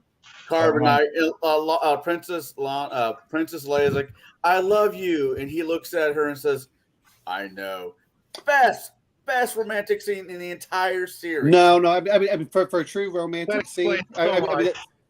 but for the true romantic scene was in Return of the Jedi. I'm sorry, no, it was in The Empire Strikes Back, where where they decide to fly in and to repair their ship, and that's where they start getting the interaction between the two. You're like, oh, okay, these two actually have some chemistry and they're getting along with each other. What are you saying by that? You explained so much. For which part? Why you seem to be unhappy in the relationship department from what I've gathered. For me or him? Me, yeah. Connell. I Don't get me wrong. I do like that because it was returned in Return of the Jedi. That was one of the best parts. Is when he says "I love you" and then she goes "I know." That tied it all back together and made it one of the best moments in Return of the Jedi. That was just complete reversal and bringing it all back home. Because she was awesome. I mean, that's one of the things that bummed me out about Rogue Squadron was the fact that it just reminded me she's gone. All right. For my answer, and to give a really straight answer, there's actually a couple of characters in this movie I enjoyed. I enjoyed them together more than I liked them individually as their own characters. The scene where they're trying to chase the would-be assassin, and That was pretty epic. It was I cool. wish they would have spent less money on the video game background and more money on the actual physical magic off of that scene, but that's just me. But Well, where George Lucas hates practical effects. We all know. No. I'm going to bring up one other thing. We got to remember that was cutting edge in 2002. That was about as good as you were going to get. I know, just it didn't age well, I guess is what I'm trying to say. Yeah. It aged well, Well, perfectly yeah. fine for me. It aged perfectly fine for me. It's what 21 years. It's 20 years old. You know, the Yeah. movie is older than Jack is. Yes. So the buddy, it wasn't the buddy cop like, let's say, Riggs and Mortag from Lethal Weapon, which those will always be my favorite movies. But hey, Crafty Gamer, hey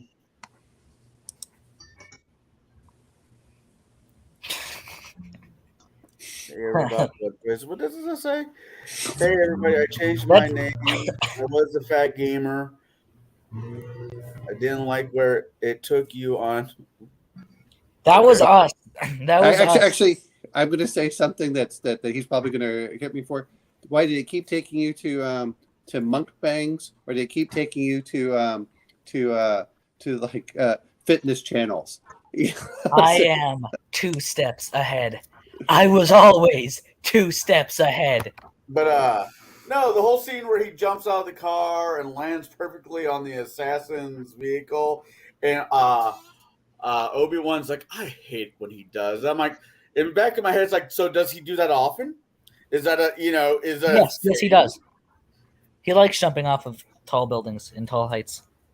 Yeah, that scene where he jumped off, out of the speeder was, Oh, sorry, Master. I am so ashamed that I jumps off. I will not do this again. I hated Jumps it. to his death. I or hated that let's not scene. forget, why did it take you so long? I had to find a speeder that I liked. That was just awesome. I love like that their line. interactions. I like their interactions with each other. Those two actors Yeah. had more chemistry than Hans did with Natalie Portman. I mean, if they had a budding Or romance, Qui-Gon and Obi-Wan. right? If they had a budding romance, it made more sense than him with the princess. It just, the chemistry for those two just didn't work for me.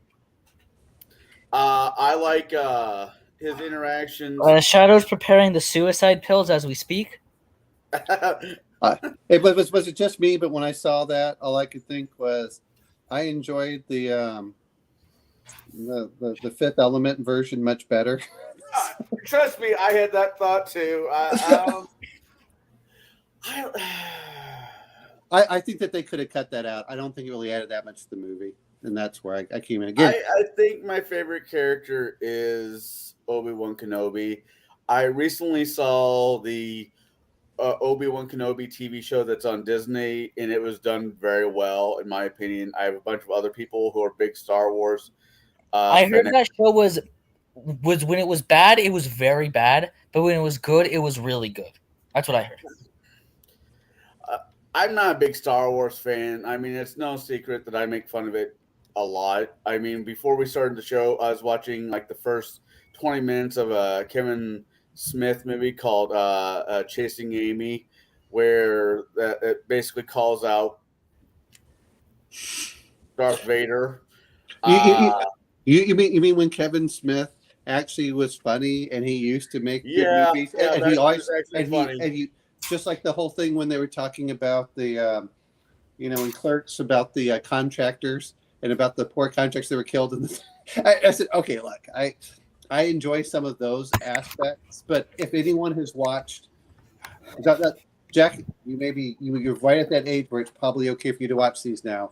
Was the Family Guy version of Star Wars on the original? Those are hilarious. God. Why couldn't we need to review one of those somewhere down the line? Oh, but anyways, that's a nice couch. You think we can fit it in, Brian? Yeah, I think we can fit it in. Anyways, Star Wars is supposed to be in May because we have May the 4th. So anyway, go ahead. We could do that or review true sci-fi fantasy classic like Searching for Spock. I'm looking at Mark's eyes when I said that, and I thought that he was staring death, right into the screen when I said, having made the Star Wars, like, it better be the originals, else I'm going to kill you. Okay. Was there characters other than Jar Jar Binks that you guys did not like? I'll start with Mark because, well, I like him to get at least a couple words into these shows. Can we throw in the Christmas special in May? No. You'll have to send me a copy. You'll have to go rot in hell. Remember how hyped up that was Shadow when that was coming on TV? That was a big deal, and it bombed bad. It had Boba Fett in it. That for me, that was the best. okay, Yeah. Wasn't I he remember supposed to be, seeing it. dead I remember and nothing of it. Staying vagina by that time? What's that? Huh? Nothing. Okay. Who was your least favorite character in this movie? In this movie, You can't pick Jar Jar Binks because that guy got enough of as is. Yeah, it's true. He was in this for a brief second or here or there. He's the one who started the ball rolling. Yeah. He got manipulated again. I guess maybe we'll go with. I think she fell flat. Padme, Queen Amidala, just because the chemistry just wasn't. I think they had a better job in the next one, but their chemistry they just fell a little flat. There just wasn't something there. But in episode 3, they were a lot improved. I will give you We'll go with that. All right, Jack, your least favorite character.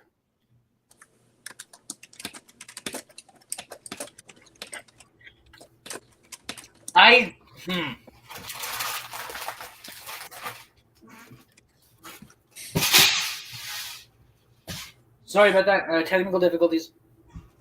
Okay. My least favorite character. I don't know. Again, I want to say Anakin, but I also like Anakin way too much in the next movie and in the Clone Wars show. Oh, To say the Clone Wars show was amazing for that character. It was. I just don't have to give money to Disney to get everything. That's what. Jackie's got him on DVD. He got him for Christmas a couple years back, and yeah, I just wish we could have got the original versions. The Genndy Tartakovsky or whatever, that guy who also did what the hell was Samurai that kid's Jack, name? Samurai Primal. Yeah, those ones were. That's No, who's the other kid? The Boy Genius kid, the evil Boy Genius. That's Dexter Slab. There you go. Yeah, that one. He did that too. I'm sorry. And Dexter wasn't the evil; it was Mandark, his evil counterpart in that series. I thought Dot the sister was the best character in that entire show. And Dee the Dee. D&D episode was pretty classic. Actually, my favorite is when he comes over and his father has to arm wrestle. All right, so Sorry, but that's awesome. That's a pretty fancy watch you have. Is he has like this hydraulic arm? You have to see it. It's great. That's a great episode. Dexter's Lab. Anywho's. Yeah. So, Jack, you gave an answer, right? Who was it? That's the thing. Again, what I said was I want to say Anakin, but I'm not going to say Anakin because there's no way Anakin's my least favorite character. Because he's also in a way my favorite character at the same time. Yeah, I get But that. my least favorite character, I think I'm gonna have to. I don't want to. I don't think Padme is the worst. I don't like her that much, but at the same time, I don't hate her. Actually, never mind. I just remembered something. Me and Shadow were keeping track of how many times her hair changed in the time where 100% should not have changed, and now she's my least favorite character. Again, that it comes down She to bad literally had her directing. hair done at the weirdest times when no one else was around. I'm like, is that all you politicians do? And then I thought, oh yeah, how art imitates life. She was just and really complicated, intricate, hairstyles to completely, what seemed like she did nothing, but in doing nothing, she actually did something to her hair. The reason amounted what to bothered me several was when they hours were on Tatooine and it happened. That's what bothered me. Is they were on Tatooine in the middle of the desert, and somehow she gets this super intricate, like when she's in her like palace thing, the lake house. That's fine. Maybe she had a robot to do it. I don't care. That makes sense. I mean, you're not gonna wear Maybe- the same exact thing every single day for a week or however long You it don't was. know. That Baru makes might sense. have been a hairstylist. You don't know that. maybe. It's just weird that when they were on the run in a desert world, that's a thing that happened. Hmm. That's the only time that it actually bothered me. Obviously, it was kind of weird. Like they're the only two people here, but there's robots, and maybe she's just super good at it. Whatever. But again, it feels like you probably wouldn't care that much about that when you're again on a desert world running from assassins. That's the only time it bothered me. That and how many times she fucking changed her clothing. I don't blame people for changing she clothing. looked stunning every single time. I was okay with that. I mean, her last outfit. Maybe I'll bring the suicide pills upstairs for you. Actually, Yeah, the white outfit was definitely my favorite. That whole harken back to the Princess Leia thing, I really enjoyed that in more ways than one. Just gonna leave that there. I'm Take it back. Gross. You communist. she's of legal age at this point, so stop. Yeah, she was gorgeous. She was gorgeous. A shame, things She was turned out really the way they cute. did. I mean, she was really cute for that. But I like I said, I actually like. I used to like Natalie Portman as an actress until she kept opening her mouth up the last few years. But anyway, That's the problem with most of them anymore. well, it used to be As that it was most okay. actors, yeah. Yeah, well, I think part of the problem is that you have to parrot a certain thing if you want to keep working in the industry. Otherwise, they just kick you out. So, and if you don't say something, they kick you out. So you can't even pretend not to care. You're damn. I don't know.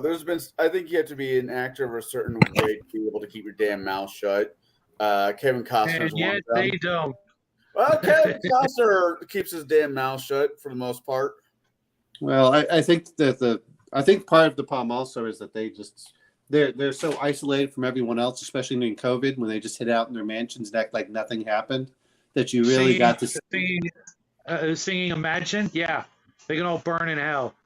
well, that no, what I meant is that they stay there and like, oh, it's so hard for me. I don't know what I'm going to do, and they because they didn't interact with real human beings at that point. They're in their $50 million mansions. I am so bored. I'm having problems too, guys. I know that was the weird thing that they started in the weird singing and stuff, and you're just like, what is going on with you people? Anyway, sorry. Dragging us back to the question at hand. It's my turn. I'm trying to keep us on the tracks. God, I'm horrible at it myself. All right, least favorite character. Least favorite character. Wait a minute. Did Shadow say what his least favorite character was? Oh yeah, Shadow. Who was your least favorite character? My least favorite character is my least favorite character in every single Star Wars movie. That would be C-3PO. I hate that character with such a passion, and this movie drove it home so much better than all the other movies. Every scene he was in was absolute dog water, as Jackie would say. That whole shtick with the head swap, I was just so. Oh, that was just so god awful. It's like, what middle school kid wrote this into the story? It was, we're talking quadrillions to one odds that something like this would ever happen in any stretch of any imagination, and yet Okay, come on. here we were. The scene wasn't No. that Stop. bad to be.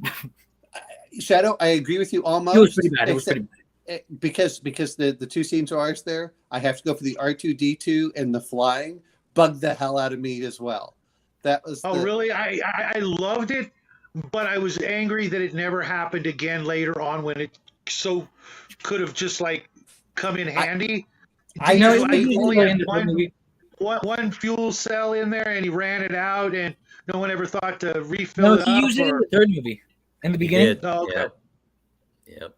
Did he? I You're can't. talking the torch. it was a lady pretty yet? stupid scene when he used it. No, But no, no, nobody no. flew. Well, But when you R2 say flew. third movie, are you talking about Empire Strikes Back? Or are you talking about the Episode 3. He I'm used talking it in about episode episode 3. 3. Okay, okay. I will say as much. I hate that. I hate R2D2 for that. And to be fair, every scene with R2D2 pretty much has C3PO in it. And I'm glad you brought that up because I was going to say Anakin, but you know what? They could have cut those two characters out and nothing would have been lost. Nothing. Mhm. Anyway. In the very first movie, A New Hope, R2 Yeah. and 3PO, I get it. Okay, Yeah. but trying to have them, have been through all the movies, as like they're the great storytellers, they're the recording device of these chronicles. I kind of get that too, but the fact that Anakin made 3PO and he was a cybernetic. Wait a minute, why are you using that word? I don't think that word means what you think it means, because there's no biological components in 3PO.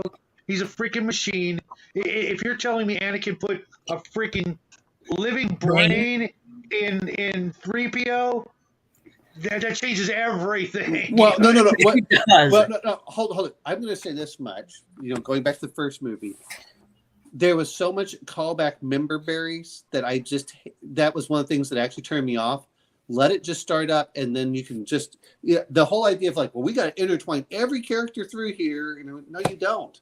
Let the movies stand on their own. If he just done the first 3 movies as if they had stood on their own, and then we're taking Anakin and moving him into Darth Vader, the whole point is the story of Darth Vader. Stop bringing that. Oh well, he did this and he did that. And he's so. And there was these 2 robots throughout the entire thing. Yeah, that's kind of gay. Well, the part of it for me just comes down to, I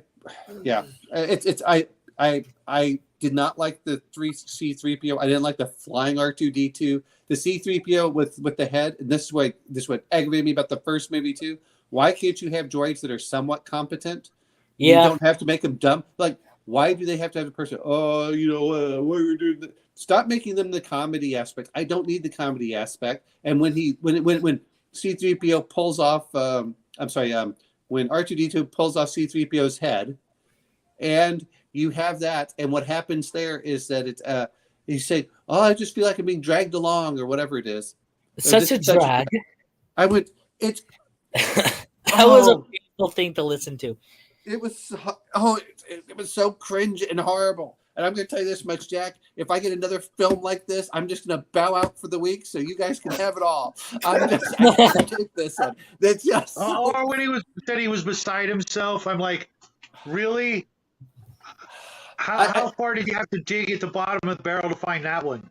You know what? If they had cut those characters out entirely, like I didn't mind the fact that he had an R4 unit, on his thing. Like, okay, those are pretty good. But you don't have to make the same R2D2 that was in the same that goes throughout all the films. Oh, Yeah, the idea that this was a mass-produced robot isn't that complicated to believe that this company just builds a lot of these things. Well, Even but in New Hope, there was an R3 or an R5 or whatever it was called. No. Well, they also said, "Hey, I'm going to get the R2 unit," and then they said, "Oh, we're putting R2 units in the in the last part of the New Hope in the X-wings when they're going to attack." And he says, "Well, that's an old beat up R2 unit. Why do you want it?" Well, he's my R2 unit. Like, okay, fine, I understand that. Why does it have to be? So, yeah, go. And then in the last movies that were made that we shall not mention, I didn't much, see them. I only saw Force Awakens, and I didn't see anything. the fact that R2D2 was covered with a tarp for what, like 10, 15, 20 years, in some corner somewhere, and they just pull the tarp off. Now we need him, blah, blah, blah. I was just like, you gotta be kidding me. Okay. It's so bad. I would have. Yeah. I would have rather they I just had the original. can't R2 believe unit with Disney Han decided Solo. to fund whatever student film project that was. Why did they give them any money? Well. I mean, to me, it would have made more sense if R2D2 had stayed with Han Solo, as and they'd met him then, in the Force Awakens. But yeah, I agree with you. It's this whole thing of, well, we got to tie this back and bring all the old characters in. And went, no, some of them should just die and stay dead. Okay, Yeah. or Like- or bring it But in at the later. same time, like I get that R2 would be there, especially because like if you're some college kid or whatever writing your Star Wars fan fiction for film class, I get it. All right, Disney gives you a bunch of money. I get that. But remember, what was it that come out recently? I don't want anyone that's a fan of the original stuff, because then I can't manipulate it to how I want it to be, and you wonder why these are flopping. It's Yeah. It's gay. really no wonder, That's is what it, it guys? Well, that was one of the that's what one of the directors said. He said, I don't want to hire anybody from Marvel that's a fan of the original Oh, material. I know. So that explains everything. If you It's think low about it. IQ by every definition of the word. It's well. Here's the thing: is you don't have to. What is the old saying? You have to know the rules before you can break them. And I don't mind you breaking some of the rules. The problem is that they're breaking the rules without understanding when they can be broken or when you're subverting expectations. Instead, it is so amateurish reading a lot of these things. And you just look at it like, yeah, I know what's going to happen in the first 5 minutes of the movie. Yep, called it. Okay, I'm done. You know, it removes some of that excitement and things like that. Anyway, sorry. But we have to, he has C-3PO. I hated the fact with R2-D2 flying around, which made, I had to push C-3PO. No, you could just remove those characters entirely. Nothing would have been lost except, oh, God. Like, yeah, they did important stuff, but you can just replace them with like something else. Or better yet, keep them there, but just make them less retarded. Annoying. Less annoying. And stop trying to have them like, oh, well, they've got to be heroes in there. I didn't mind the fact when R2 was trying to unlock certain things, but they didn't move R2 around that much. R2 stayed in like a control room. Okay, fine. I'm all right with that. But yes, Yeah, he was going around doing what robots do, and C-3PO was there being annoying. And if I feel like C-3PO was the one who's really unnecessary. R2-D2 was kind of fine. I guess it makes sense that it's like. No, I'm sorry. Once R2 flew, that was it for me. Because Well, I mean, it kind of makes sense that R2 is like, oh, this robot, it belongs to Anakin, and then when he dies or whatever, it passes to his closest relative, which would I guess be Leia, I guess. Well, I don't but want then to. the idea that it just happens to get to Luke, that doesn't make sense. It would have made a bit more sense if he was already there, but then the plot. So it's just kind of dumb that R2 is even there. It makes a lot more sense if freaking all the stuff R2 did in the prequels is like, oh, he's there, yeah, whatever.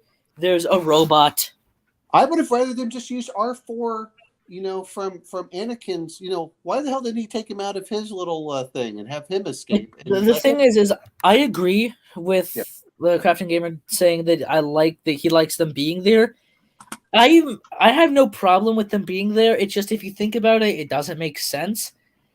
It's like, how come just they so happened to show up there? Magic, Force brought them there, whatever. I guess. Space But- magic. Yeah, space magic. I'm okay with. But space. yeah, I don't know. I just never have been a fan of C-3PO. I don't feel like he's done that much important. The point of C-3PO was to give voice to R2-D2. Mm-hmm. That's fine for some of it. Right, and I guess, yeah. I'm not going to say what I was thinking, but even back in 1977, when I saw the first movie with my old man, and I knew there was something wrong with 3PO. You know what I'm saying? It was just like, why? You know what I mean? If you want to go that route, just go that route. But why a robot? You know what I mean? And then when you think of who programmed him, why he would act the way he acted made no sense. It was just like, You're I'm gonna a say this. 10-year-old kid. It's not You're a as bad 10-year-old kid. as. I'll say this. I'll say this. In nowhere near is it as bad as the time that DreamWorks decided let's make a gay joke by having Jack Black voice a vegan shark. I'm gonna bring up one more thing here, which is I knew a guy who was a multimillionaire. His uncle was I think his uncle was the Secretary of Treasury at one point. We could have sworn he was flaming gay until you listen long enough. He kind of acted like C-3PO, that whole thing. Well, I wasn't really. Well, what I was kind of trying to say is that okay, you're a 10-year-old kid. You're making a robot, right? No. Well, see, and I hate the fact that they had Anakin do that. I really wish that they just made him a What pilot. 10-year-old kid is going to make a robot that's like that as opposed to being fucking machine guns and you know what I mean, and blades coming out. You know what I mean? Come on, he's a 10-year-old kid. That robot should have been the fastest. Yeah. Super. You know what I mean? But he said he said he made that robot. He said he made 3PO to be an aid to help to his mother. He didn't do it for himself. I'm just saying that. Yeah, but I still make that robot kind of badass. You know what I mean? Don't worry, Mom. I'll protect you. Right? You know what I mean? Look. I have so many problems with the way that they did Anakin in the first movie, but I'm not disagreeing with the whole C-3PO. C-3PO and R2-D2. You already had an R2 unit or equivalent already out there. Why didn't you just use that one? But that was the problem I had with it is they want to do too many member berries instead of saying, is this character essential to the plot? Now, I didn't mind in the originals because really, the droids had a purpose of why they went there and they escaped for the whole thing. And then you carry those same characters through the next two movies because that was a core group. It was an ensemble group. That's fine. I don't mind that. But why do you have to bring the same ensemble people back? Start a whole new thing and let them move forward. And that's the whole thing. Anyway. But Probably because they thought that people wanted to see every single character again. People did want to see every single, really how we should have handled this one, and as I'm thinking about this one, is I know a lot of us don't have time, but I really wish we'd have watched the first three. God, no, that's worse. Hear me out. So, because we're hopping back and forth, we're hopping back between all the different ones of the movie. At least the first two. We haven't really talked about this Revenge of the Sith. Because it's an actually good movie. That's one of my favorites. It's not a bad movie. It was just one of those that I felt that was somewhat held back by the previous two bad movies. It was held back, that's for sure, but it was a genuinely good movie. It was much better, and it was where I liked some of the things in there. Of course, they had always some weird parts in there, but that was fine. Just like I don't know how Shadow felt, but boy, when they mentioned the midichlorians in episode 1, I was like,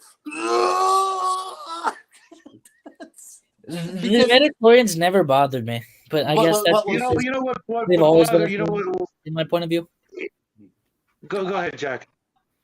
The midichlorians never bothered me, and I suppose that's because, from my point of view, from a certain point of view, they were always a thing. I'm going to say why they bothered me is because as a child, and I don't know how Shadow looked at it, because Shadow was about 4 years older. You were 5 or 6 years older than I am, something like that. Anyway, I think he's 10 years older than you. I don't know. Well, I'm 49, but part of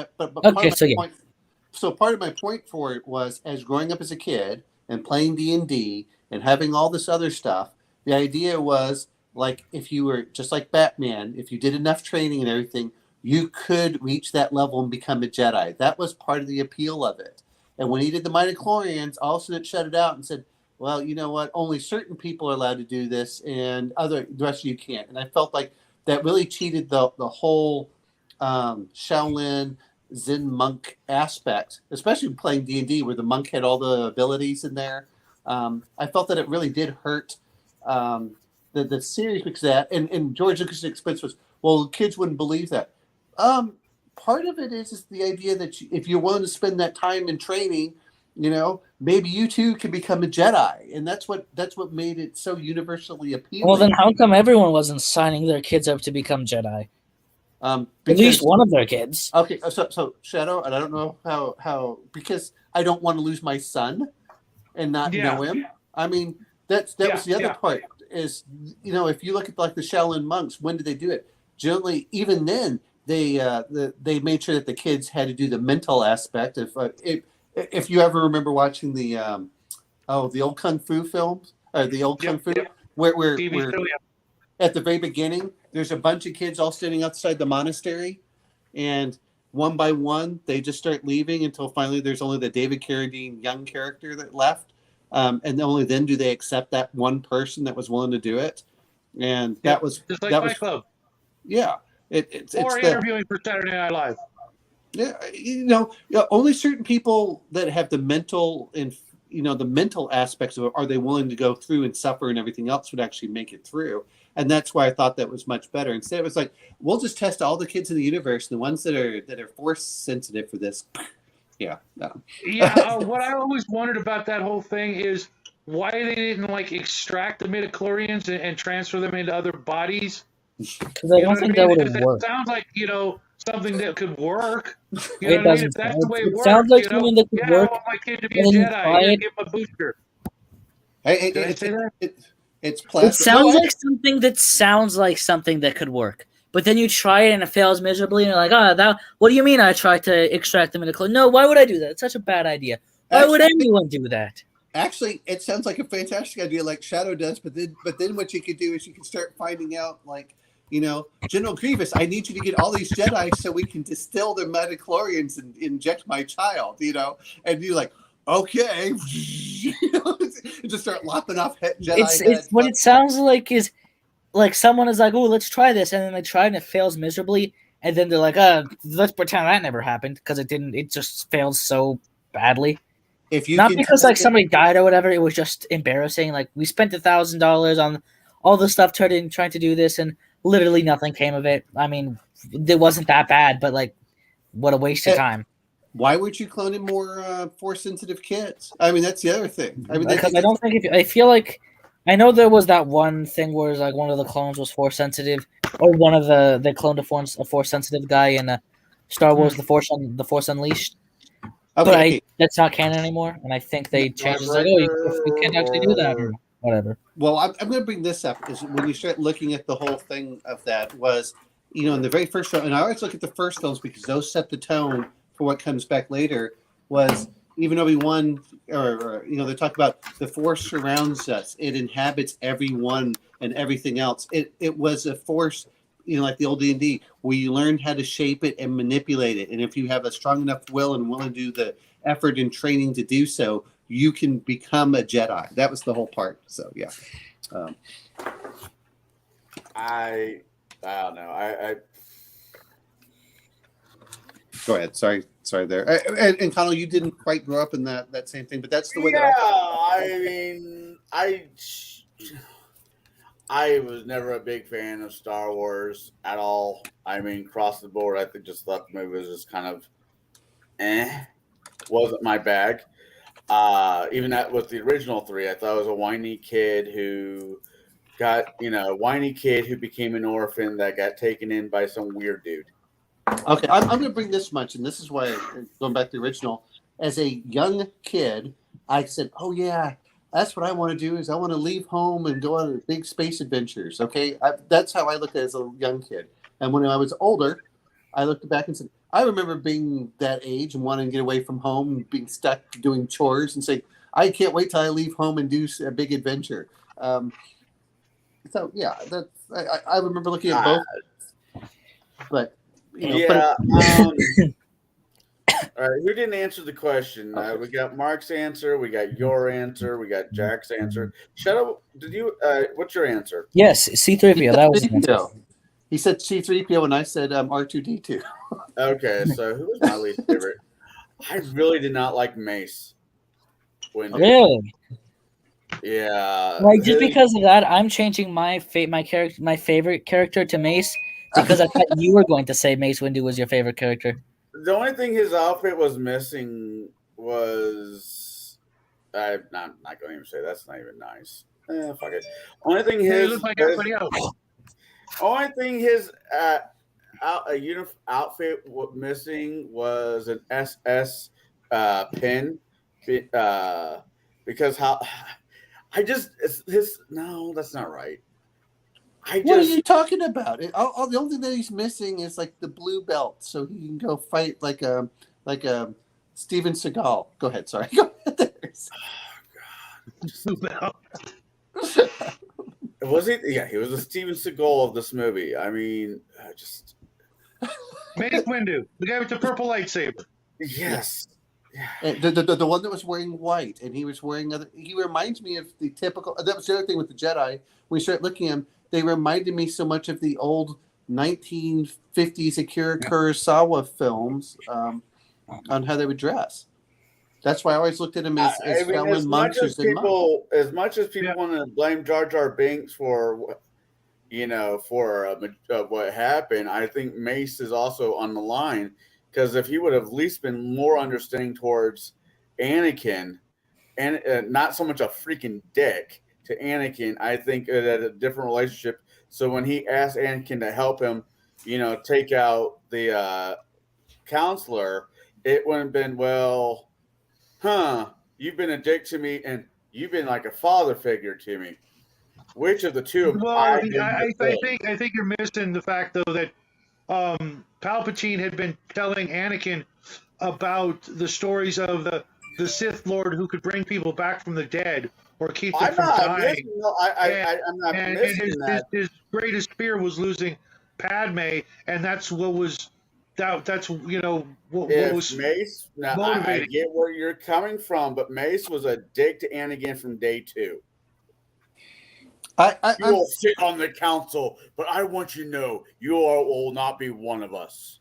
Like, fuck. Well, that's not what he said. Wait a minute. You're bringing you were on episode this council, 3, but you are not granted the rank of master. Was that in 3?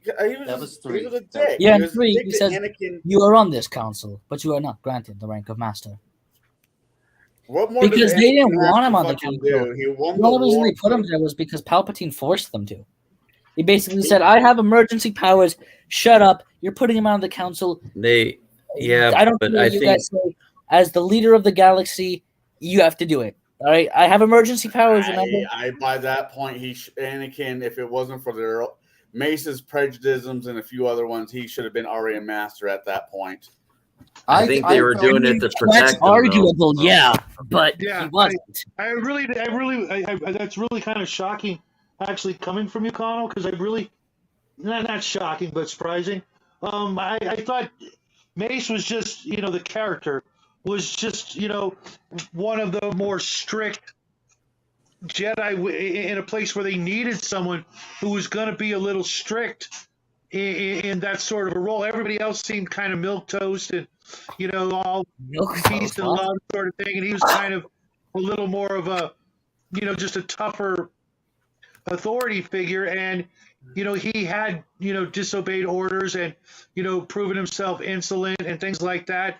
And no one was really stepping up and saying, okay, Anakin, One of the greatest Jedi. Also, Anakin committed several war crimes, not just the whole, let's kill the women and the children too.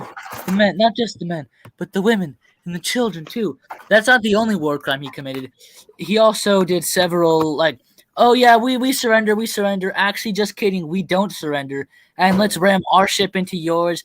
Let's sit down for peace negotiations while I go and destroy your entire army. I'm not saying that Anakin was a good person across the board, but if you're supposed to be a teacher to young Padawans and all you do is give them shade. Well, he wasn't. I don't think he ever trained anybody. Okay. I'm going to bring up He something. probably did, but never. It's never shown. Was it just me, or did Mace Windu seem to be like the politically astute one of the council? Yeah. I mean, he Well, seemed, like I said, the sort of tough love kind of, authority figure amongst the council. I mean, if you think about And it, it's okay for him to be a dick. You're in the Jedi Council. Guess what? The You're not Jedi supposed have to. You're rules. supposed to be emotionless. You're supposed to be an emotionless robot if you're a Jedi. And Not and he necessarily was. most That of it. is one of the things. He was Because not angry compassion at is him. emotion. Well, I He mean, let's just- face it. When Yoda knew what Anakin did, because he felt exactly what Anakin did to the Tusken Raiders, that should have been it. You're done. You're yeah. out. I'm not arguing that. I am Well, arguing. to quote Anakin Skywalker, they were like animals. And in a way, he was kind of right. The Tusken Raiders weren't. They were definitely not the same intelligence as like the humans or the whatever other races you see. They were freaking like big gorillas with guns. They Okay, go no. around kidnapping people, torturing them to death, and that's their society. The Tusken Raiders were not stupid. If you ever listen to even at the original, oh look, the Tusken Raiders usually go in single file, so you can't tell their numbers. They were not dumb, so let's not treat them. Well, as I'm if not they- saying they're dumb. I'm saying they don't have any moral framework.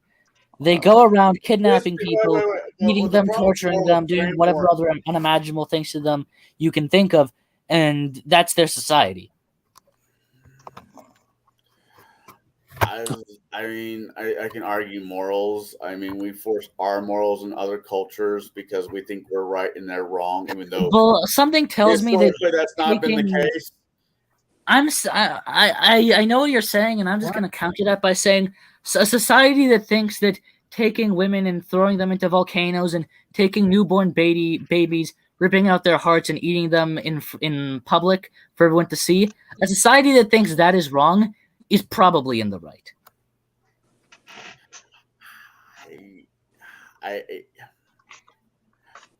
don't so much have a problem throwing like old, mother-in-laws into a volcano.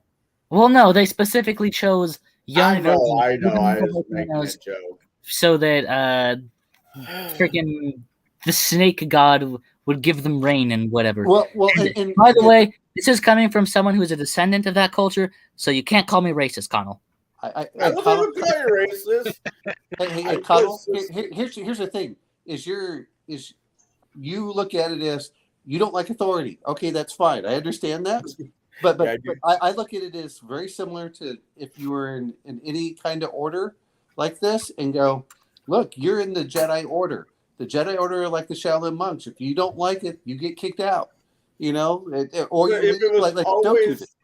if Anakin always was going to be a no matter what, if it was always going to be a no, they should have told Obi-Wan Kenobi, go dump the kid in an orphanage. I'm sorry, but your master was wrong. Not fucking string him along for X amount of years under the concept that one day you'll become a real boy and become a Jedi master like the rest of us. Well, you know what? I don't disagree with that. But see, that's the thing that bothers me is I wish what they had done is Obi-Wan had trained him outside of the Jedi Order. And that's why Anakin's flipped over towards the dark side, because it's like, no, they don't want you to be part of the Jedi Order. And it would have built up that resentment a lot more because he was never allowed in. This whole thing of, look, if you're in the Order, you kind of know what's going on. I would have rather Obi-Wan had said, and matched the original series, which was, I thought I was smart enough to train him on my own. Well, if he didn't think he was smart enough to train him on his Darth Vader on his own, then why would the council have ever allowed that to happen? I would have rather, and again, this comes down to the whole point at the very beginning, is I would have rewritten the whole thing and made Anakin older. I would have had him trained outside of the Jedi Order, even though Obi-Wan's trying to train him about the Jedi Order. I would have made him much more cocky. I would have made him flashing and daring up to the point that Padme is just like, my little heart's beating, and you're just like the biggest heartthrob, and we can't allow it to be there, and I have to keep changing my clothes because of the way you make me feel, and I would have done that. And, it would have finally been over where he had to make the choice between going after Dooku or going after Padme. He says, screw Dooku, screw the Republic. I'm going after a woman I love. And he goes that Well, way. screw the Republic. I agree with that statement. Well, no. It's not everything against the Republic. Everything against the Empire, which is what it became. Because it's based on the senatorial. Anyway, he did that, and then the Jedi would have found out, and the Jedi would have come after him, and said, you know, we're doing this, and he said, you know, I didn't pick the war with the Jedi picked the war with me, and then he went under Darth Sidious and said, all right, Darth Sidious, let's take out these SOBs out there because they're coming after me, they're coming after my woman, and we're going to take them out because they're just as evil, even though they claim to be good, and we're going at it full bore. Anyway, Okay. that's me rewriting the first 3 episodes. Sorry. That makes more sense than the movie that we got.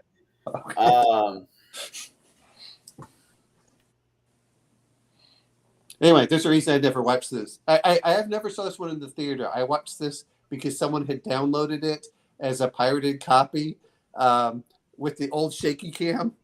When I worked somewhere, they'd done that, and they were watching on their computer.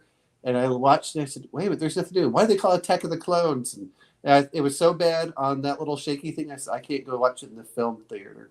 So I don't even remember. I mean, 2002, I graduated from high school in 2001. Do I actually remember seeing this movie in theater?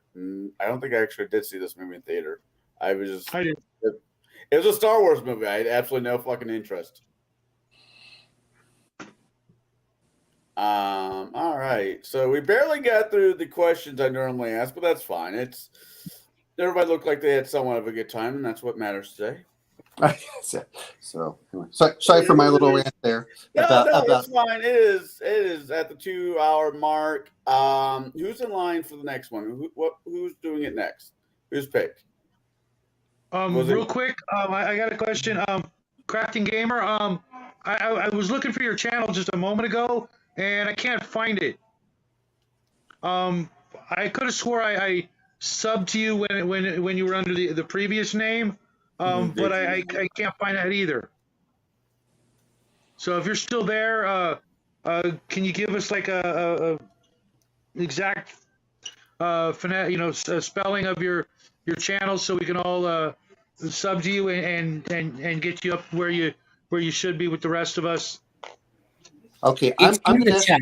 You see his name there. That should be what it is. If you look up, That is exactly what I typed. okay, I'm going to ask a question. no, for it doesn't Mark. show up. Yeah. If Then- you have time, Mark, if you could change anything about this movie to make it better, what would you do? I would probably somehow explain in the books. If you read any of the novelizations, that Anakin's respect for Obi-Wan, his love for Obi-Wan, is like really detailed and explained in the novelizations. I'd like to show that a little bit more, and his admiration and everything Obi-Wan had done for him. He was very. I would have liked that shown a little bit more. Get behind that thought. Jack, what would you do Yeah. to improve the movie? To actually improve the movie, all I would have done is gotten somebody to rewrite all of the dialogue, or at least most of the dialogue. That I don't like sand. It's coarse, rough, irritating, gets everywhere. And that stuff, get rid of it. Throw it in a trash can. Save the clip so we can make fun of it later.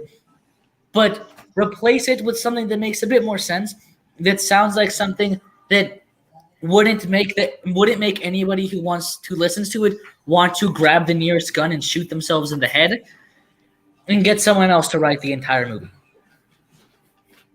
Yeah, That's how I would think I hear you, but I think he was trying to almost play like with the Jedi were part of they're showing their age or part of a bygone time. They're almost like Don Quixote-esque in the world that they're in now. So maybe that was part of his agenda or motivation behind that type of dialogue in the movie. It just didn't fit, everybody else's motif or whatever was going on at the time. But I think it just didn't work out like he wanted. That's all.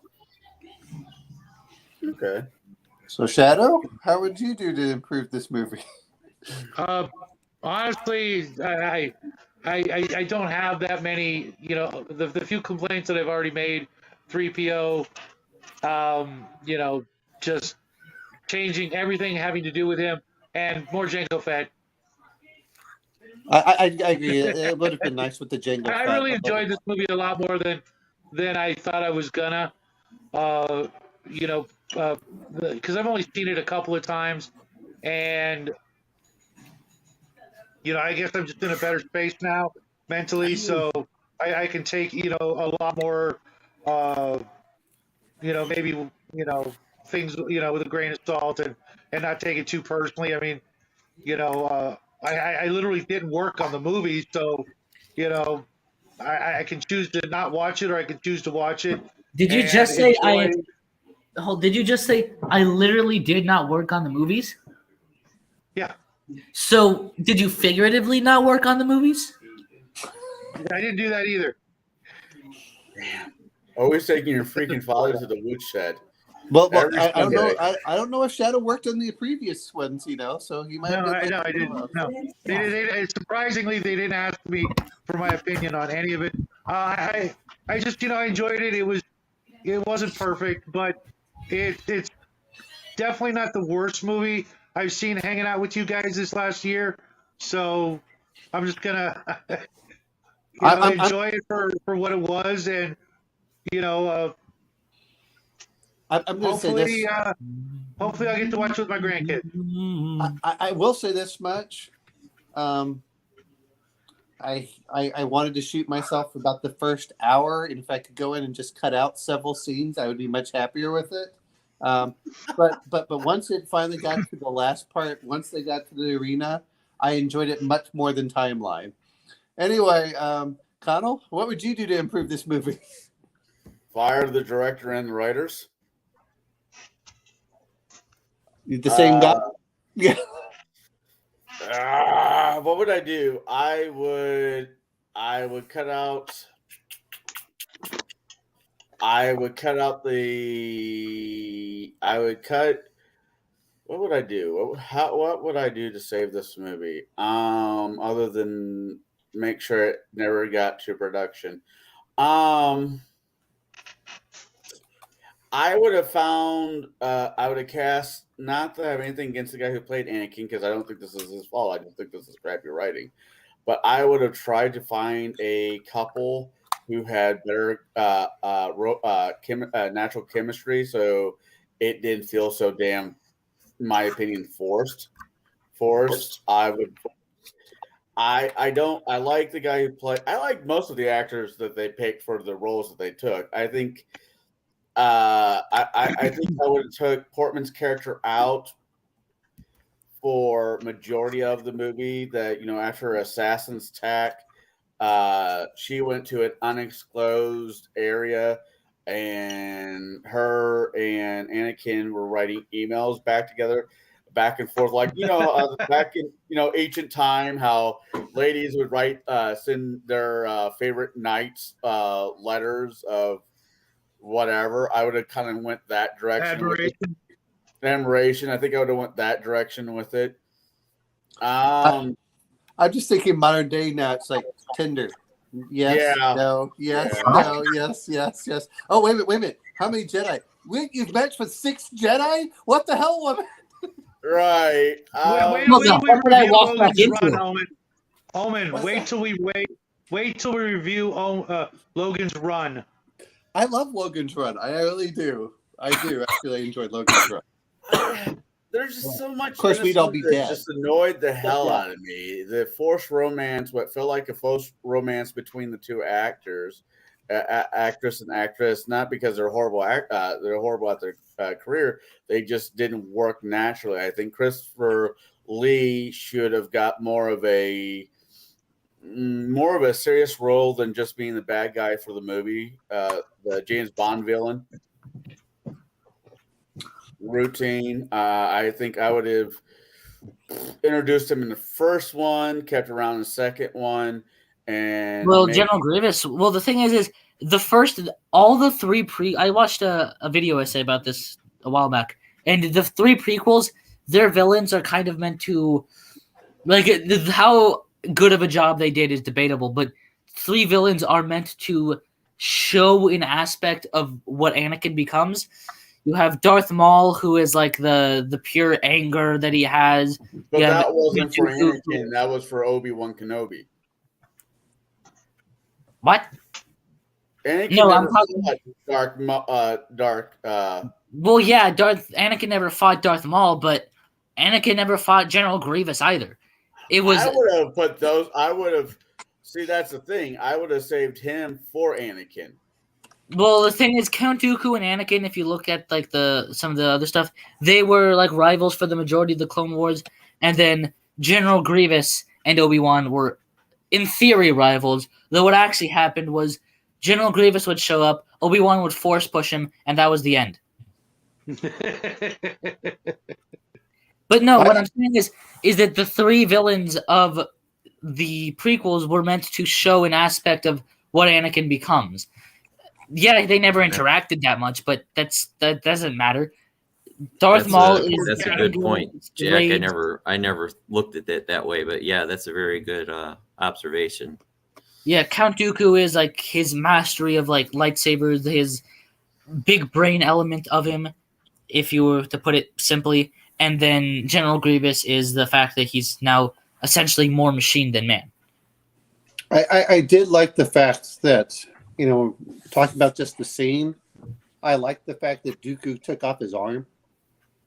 I thought. Yeah. That was cool. Knowing that Vader was going to be more machine than he was going to be human later on, I could have done out. No, but my whole thing for that was I like the fact that when you see Dooku and he's coming in, not only did he take, it was like, no, we have to go fight together. All right, he does the Force lightning. Yeah, okay, I'm not sure how well you do that really well anyway. So he does the Force lightning aspect. He goes over, he takes out Anakin basically right away. That leaves Obi-Wan trying to fight him. Okay, I can't quite use the lightning. We'll use the lightsaber. I catch you twice because I'm an expert fencer. I'm a little bit better. You're down. Anakin comes in. He thinks he's going to stop it. Like, oh, I'm going to do this just like the first movie where Obi-Wan, cut the Darth Maul in half. I'm going to do that to Count Dooku. Nope, Count Dooku takes off your arm and is about to kill you, and it takes a third Jedi to come in. It took Yoda to come in to save It takes the most powerful Jedi ever to come in to finally get him to leave. Granted, Dooku was, or how the hell you fucking say his Goram name, was the apprentice of fucking Yoda. So if anybody could beat if anybody could beat him, I would hope it would be his master. And Yoda, well, to be fair on this, Yoda was not by my understanding, it's not that he was the most powerful Jedi ever, because that was supposed to be Anakin, which is why it pissed me off. But he was supposed to be. He was supposed to be the most elder and experienced Jedi for using the Force, and they kind of said, "Well, it's not going to be solved by using the Force." And even, I will say this much: not that I was a huge fan at the time. It was fun to watch Yoda bounce around as this little ball. Like it reminds me of the Gremlins. It's almost like Gizmo got a lightsaber and decided to go fight. That's the way. I thought the fight scene with Yoda and Dooku was interesting. It's like, what kind of well, if you go into the lore, we're past 2 hours. Oh well. And we got to Jackie and I got to hit the road in about 4 minutes. So yeah. Let's wrap this up. Who's up next? Omen, Mark. I think me. I think it's Omen. I think it's okay. Omen. All right, Casablanca is our next movie. Cool. Got it on disc. So Casablanca will be the next movie. Jack, have you seen Casablanca? Nope. Okay. So my copy of it is still sealed. That's how I know he's never seen it. Okay. I'm thinking about, when we talk about doing these movies, I'm thinking about giving them a whiskey ratings on how many glasses of whiskey I have to take after drink to watch them. Like this one, I watched this one this morning, and it took me like 2.5 glasses of whiskey to get through it. So I from 1 to 5, I give this one like a 2.5. Well, yeah, but that's a negative rating. So if you say 0, then it's a really good movie. Yes. I didn't have to pick up the bottle at all. This was a great movie. It's like when I was reading that right there, that was a solid bottle of whiskey just to freaking get through it. But it was good. It has nothing against the book. It was a great book. It was just like, come on, get to the point faster. Okay. Yeah, my original plan was to actually pick something of quality. You did. You You with me. did. This was a great choice for you. The Scientist, That's, Xenophobia. May I that's remind you Yeah. what great means compared to those? Yeah, you don't get the same quality with the dollar store Well, actually, no. bargain bin Here's the movies thing. you picked. On the scale of movies that I've picked, you have The Scientist at the rock bottom, and then Xenophobia adds the golden standard. Oh, No. You need to pick between those. No. Where Scientist was the bottom of the barrel, Xenophobia was what grows underneath the barrel. no, Xenophobia was definitely better than The Scientist. Xenophobia is a genuinely fantastic movie, and I just don't get all the hate that it gets. Actually, you know what? I'm changing my profile picture from Car Binks back to Xenophobia 2 because it's just I can't imagine. I don't even know This who is going to be the greatest movie ever made. Xenophobia Pictures LLC is going to make a fantastic movie, and I can't wait to watch it.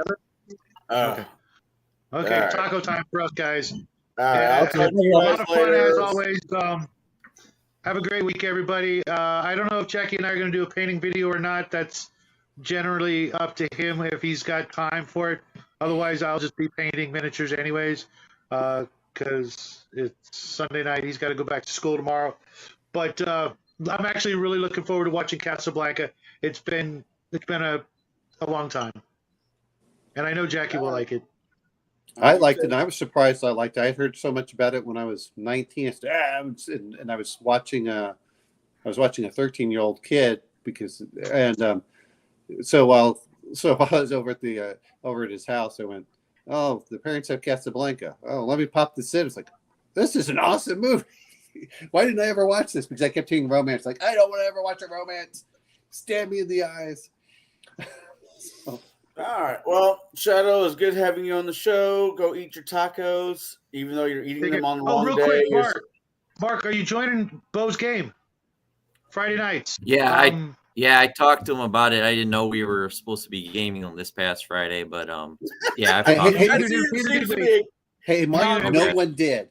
I just got a message at like 8:00 saying, "Hey, we're free." I was like, "Oh, okay, we're gonna go back over character creation." It's like, boom, now you're in the adventure. Like, okay. Yeah, I was at my daughter's game and stuff when I got the text and that, and by the time I got home and things ready for the next day, I didn't want to. But yeah, I've talked to him about it, and we'll figure it out. Cool. All right. Take All care, right. everybody. Bye. Bye. Later. Bye. I got to bounce too, guys. All right, I'm see you getting later, ready to Mark. work, so see you guys. Good talking to you. Bye. All right, I got a little bit longer if you want to, I've got time. get time. All right, we'll do a little bit longer show. I don't know. Maybe I'm a little bit too hard. This Mace Windu, Well, you have a problem with authority. You do. So there's that aspect. Well, I mean, to be fair, it's just like whenever people complain about a drill sergeant. Oh, he's hard in my ass. I said, well, that's that when you join certain things, they don't give you a lot the of drill freedom. sergeant is harder on your ass but when it comes like graduation or whatever, he, now that I'm no longer, your drill sergeant, we can, be friendly-ish. Yeah, but that's not the way it works for hierarchies. Is you still have the first sergeant in the military, so it still comes down there. But yeah, you have a problem with authority. You rebel against it as soon as you see anyone that starts doing that. You're just like, because I can tell you bristle up, and I'm like, I understand that. I do. I sometimes bristle up when I get that too. It's one of those things that it's like, but it's not like I said. I think there were the problem I really feel is that, how do I want to put this? George Lucas was trying to appeal to a bunch of people instead of trying to stick to his original vision. Well, he outrightly said in an interview, he's like, I know that my older audience are going to have a problem with this film, but you have to understand, this film was not for them. It's for their kids. No, it was the midichlorians when he did the beginning. No. I mean, when he was doing that, and his excuse was, well, the younger audience wouldn't do this. I said, you're not understanding your original material in certain cases, which was the appeal was anyone could be a Jedi if they were willing to work hard enough. And that's the problem that I have with superheroes. You're not going to become a superhero. Okay, that's the whole thing. However, this is where I get a little bit different with Batman. There are people that have cool gadgets. There are people that work. The same thing with James Bond. Are you likely to ever be that way? No, but you can get close enough that it inspires you to do those things. Well, yeah, that's what I'm referring to is, and I think that was part of the whole aspect of he was really going towards that Asian influence of the because you have to look at when what was the Kung Fu, the actual show Kung Fu. Yeah. And you're going, okay, they kind of attribute certain mystical effects on him, like, oh, he can survive this, he can do this. And that's kind of where the Jedi were coming from, and says, okay, I'm going to move him a little bit higher to get some of that mystical aspect. Before, not that anyone ever saw it, but if you really looked at it, is in the first movie, what did the Force do? It allowed him to hear Obi-Wan Kenobi was number one, and then the only other thing that he had really was that it could you could sense where you could send the bullets and stuff. So you're like, oh, okay, and that's because if you remove the hippie aspect, which I think a lot of it is, if you can become one with the universe, you can alter it around and do these things. I said, oh, okay, that's cool. That goes through a lot of different religions. But as soon as you tried mixing science, I went, yeah, the Jedi are a religious order. They're not a scientific order. And that's why I got mad at that. Yeah, I like to think of them as a cult. But I mean, that's that. If you look at if you ever heard about the Shaolin monks, they used to contribute like mystical effects to them. And, there's lots of stories in the Chinese stuff about Shaolin monks of, oh, they only sent like 20 and it held off a whole army. That's what the Jedi were supposed to be. And it just felt later on that he kind of, it was like, well, 3.5 in Pathfinder First Edition. I think that how should I put this? The Jedi's got just too inflated. If it's supposed to be 1 out of a million kids that have this ability. Well, if I remember correctly, now again, what did I pick up? I picked the old Star Wars RPG, which I really did like. In retrospect, I agree with everyone that it was one of the better ones. I didn't quite like the system at the time, but I did like it a lot more. I've really warmed up to it as the older I get. Anyone in that book could get Force abilities. Anyone. So Han Solo could get a little bit in there. You could get that over time. It was just that the Jedi were the sensitive ones that had gained the powers and training before that. And now, of course, they were dealing with the time between, anyway, I just thought that was really cool. It wasn't that you were going to become a Jedi master in that game normally, but it did allow you to do certain things. And they took stuff from the books. They took pictures. That was such a nice aspect. And when they went to the later one, which admittedly was 10 years later or so, when they came out with the new stuff, it just was not it was kind of that he ignored a lot of that stuff that had been canon before. And he was changing it up around. I have to say, though, after Phantom Menace, the Jedi lightsaber fights got a great deal better because they actually brought somebody in there who knew how to use, actual martial artist. Well, they did that in Empire Strikes Back. They did the actual fencers and stuff. Not because I used to watch all the little background stuff. But what was cool that I didn't appreciate at the time was, not that we think about as much, but where Darth Vader's throwing stuff at him. Yeah. With the Force. And I wasn't thinking about at the time. It was like, oh, what's going on? And like, oh, he's getting hit by this, he's getting hit by that. And you go, oh, okay, that's a big difference. no, I didn't ever follow the stuff in the Sith Lords and stuff until later when stuff comes out on the internet. But I really did enjoy some things. Though you always have to laugh at the original ones. Well, these are not. These blasts aren't by Tusken Raiders. They're too precise. Only Imperial stormtroopers will do this. And the stormtroopers can't hit the side of a bar. Oh yeah, it's Which okay, that's suspension of disbelief we're allowed to have. As much as people talk about stuff, as I have talked to guys that fought in Vietnam, and they said they were in a gully and they were being shot at from only like 25 to 30 yards, and none of them got hit with being shot at by AK-47s. oh wow. And we're talking basically in a trench. They couldn't run in or out, and yet these guys couldn't hit anything. So sometimes, yeah. They made a deal of it out of okay. I'm subbing to the Crafter game Crafting Gamer. Fantastic.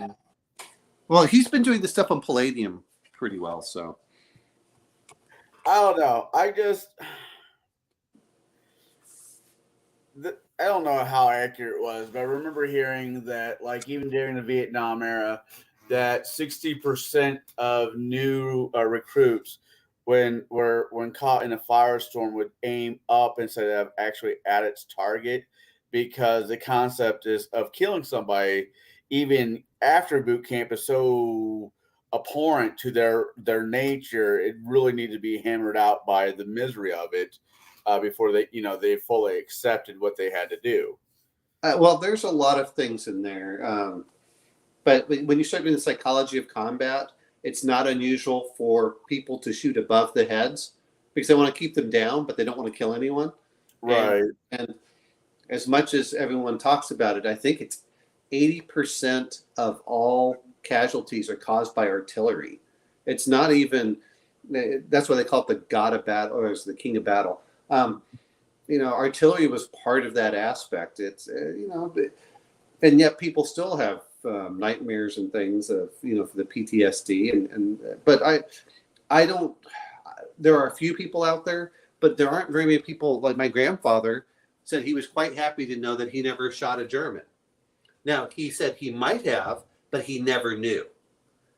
And that was one of the things that he was happy about. And I don't blame him. There's a certain part where, that's when you start getting that visceral hand-to-hand combat, it's very different. But if I shoot at someone and they fall down, did I hit them or did they just trip? I don't know unless I walk up to them. And maybe my buddy. They stand back up. Well, but you don't know a lot of times. Right. Well, did I shoot him or did someone else? It's the old saying of who's responsible in a firing squad where they always put a blank in. So no one's actually sure if they're the one that shot him. Oh, was it the scene where this is a Revenge of the Sith, where the scene where Anakin goes in there and kills younglings? Yeah. I think I would have filmed. I know I would have filmed that differently. I would have you wouldn't even saw the lightsaber light, come to life. You see him walk in there, him shutting the door, and all you'd hear was screams. You know what, though? Not everything has to be. I think he did fine. I don't blame him. I think he got the whole aspect, but I just think in the way how I said, I think because that just leaves more for the imagination to hammer through than what we got. But you still didn't see him kill the kids, and that's right. And I'm grateful. That was not filmed. And one of the kids actually survived and became a thorn in Obi-Wan Kenobi's side in the TV series. I like a lot of those things in there. That I think that all too often in modern movies. And this is what I was trying to say before, is too many directors want to show everything. And by showing everything, it actually makes it have less impact than if they didn't show everything. I agree. It's But well, it's the yeah. I mean, those are the things that I feel for a lot of stuff is. I think sometimes the special effects guys want to show everything, and you go, no, I want you to tone it down. I just want you just to be that's especially in horror movies, man. That makes a huge difference. If it's a horror movie and you don't know what the monster did, or you just see the aftermath of it, or things like that, I'm okay with it. However, the very first Alien movie, you didn't see the alien until the very end, but you saw its effect. well, you saw bits and pieces of the alien. I mean, the one part where Dallas would go like this all of a sudden. Yeah, you get bit, but you don't see like the full alien. You're right. You don't see it completely out there, and I think I think that makes it really interesting. I think that those are, but less is more in certain cases. Okay, you see the head. All right, we know it's the head, but I don't see the whole body. And the other part is sometimes, especially when things are left in the dark, you don't have to. It doesn't have to be super realistic. Anyone that's watched Alien 5 and looked at the alien, they're like, this is really bad with the CGI. Oh yeah. I think sometimes the CGI, there's times that works out well, and to be fair, the CGI has gotten a lot better over the years. But early on, there's a part of me that wants them to make a reboot. Reboot of He-Man and Master of the Universe from the old 80s movie with the technology we have now. It'd be freaking amazing as long as they say somewhat close to the source material. Asking them to say completely, on source material is too much to ask these days, or really forever. Well, it's what I always love is, well, modern audience wouldn't do this. Well, guess what? If people are selling stuff, obviously the modern audiences are watching, just like we're talking about Casablanca. Right. Or here's what really gets me about it is everyone talks about that, but for the longest time, how people had their favorite movie is Gone with the Wind.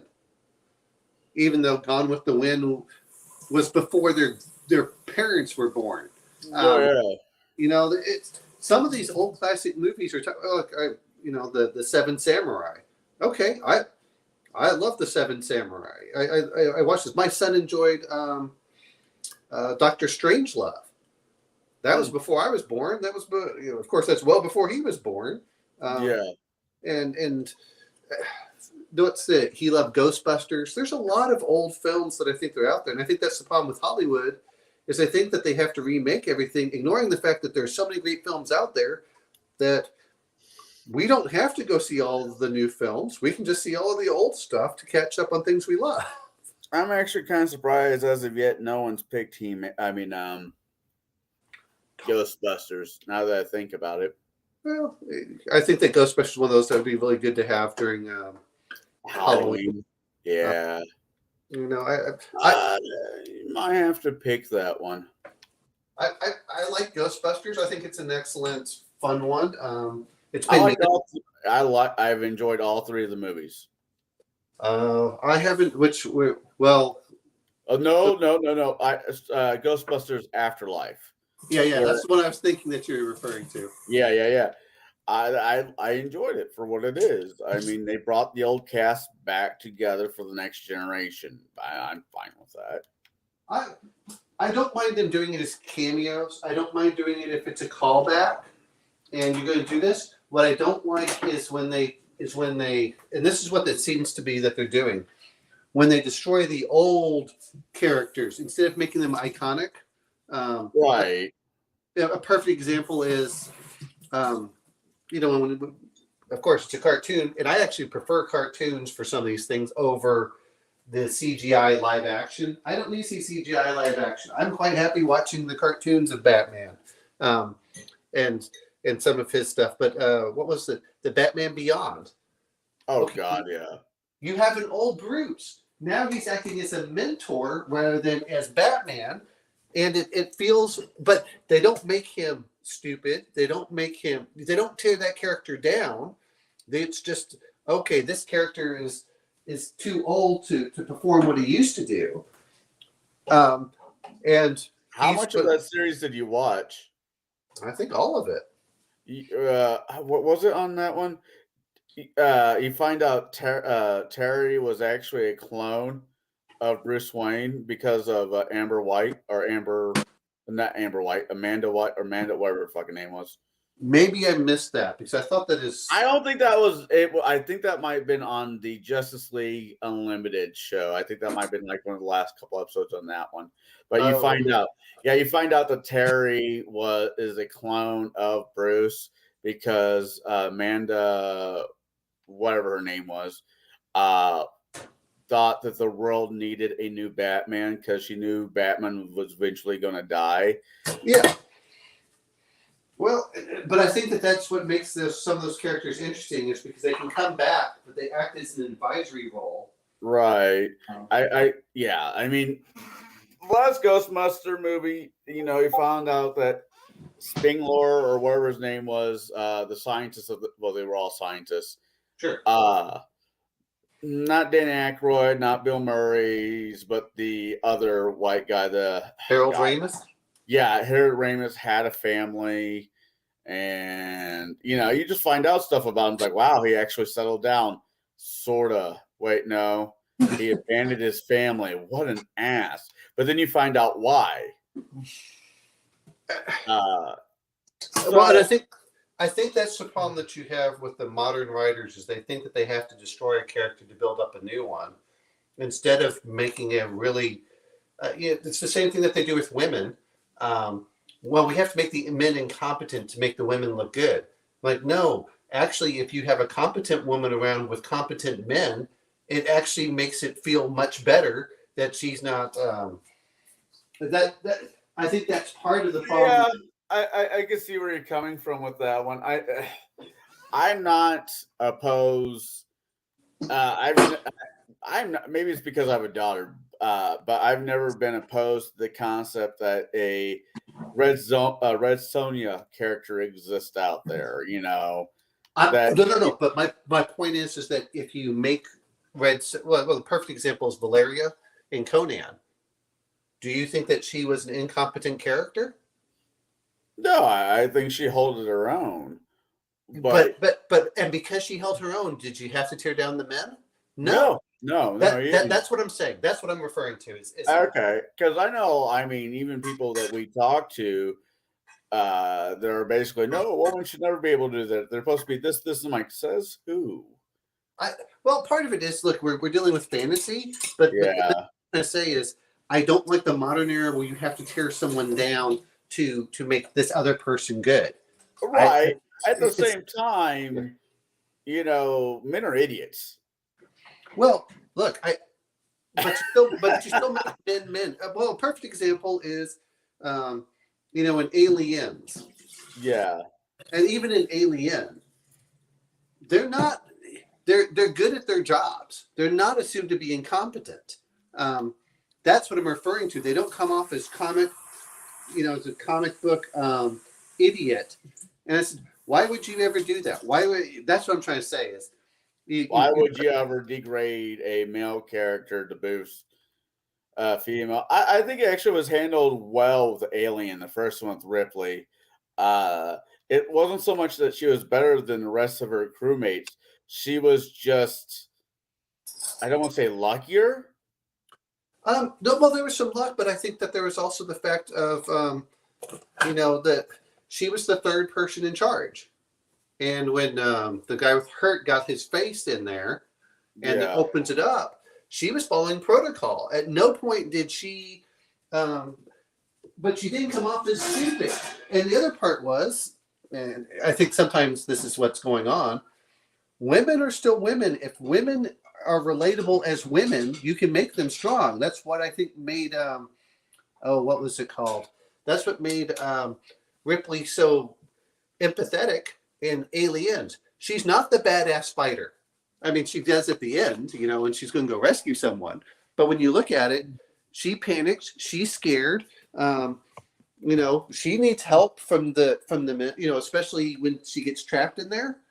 With Newt, she's trying to do her best. And what's one of the first things that she does is she tries putting the lighter up there because no one's coming from there's nothing wrong with that. It's nothing wrong to ask for help. It just means that you're not, how do I want to put this?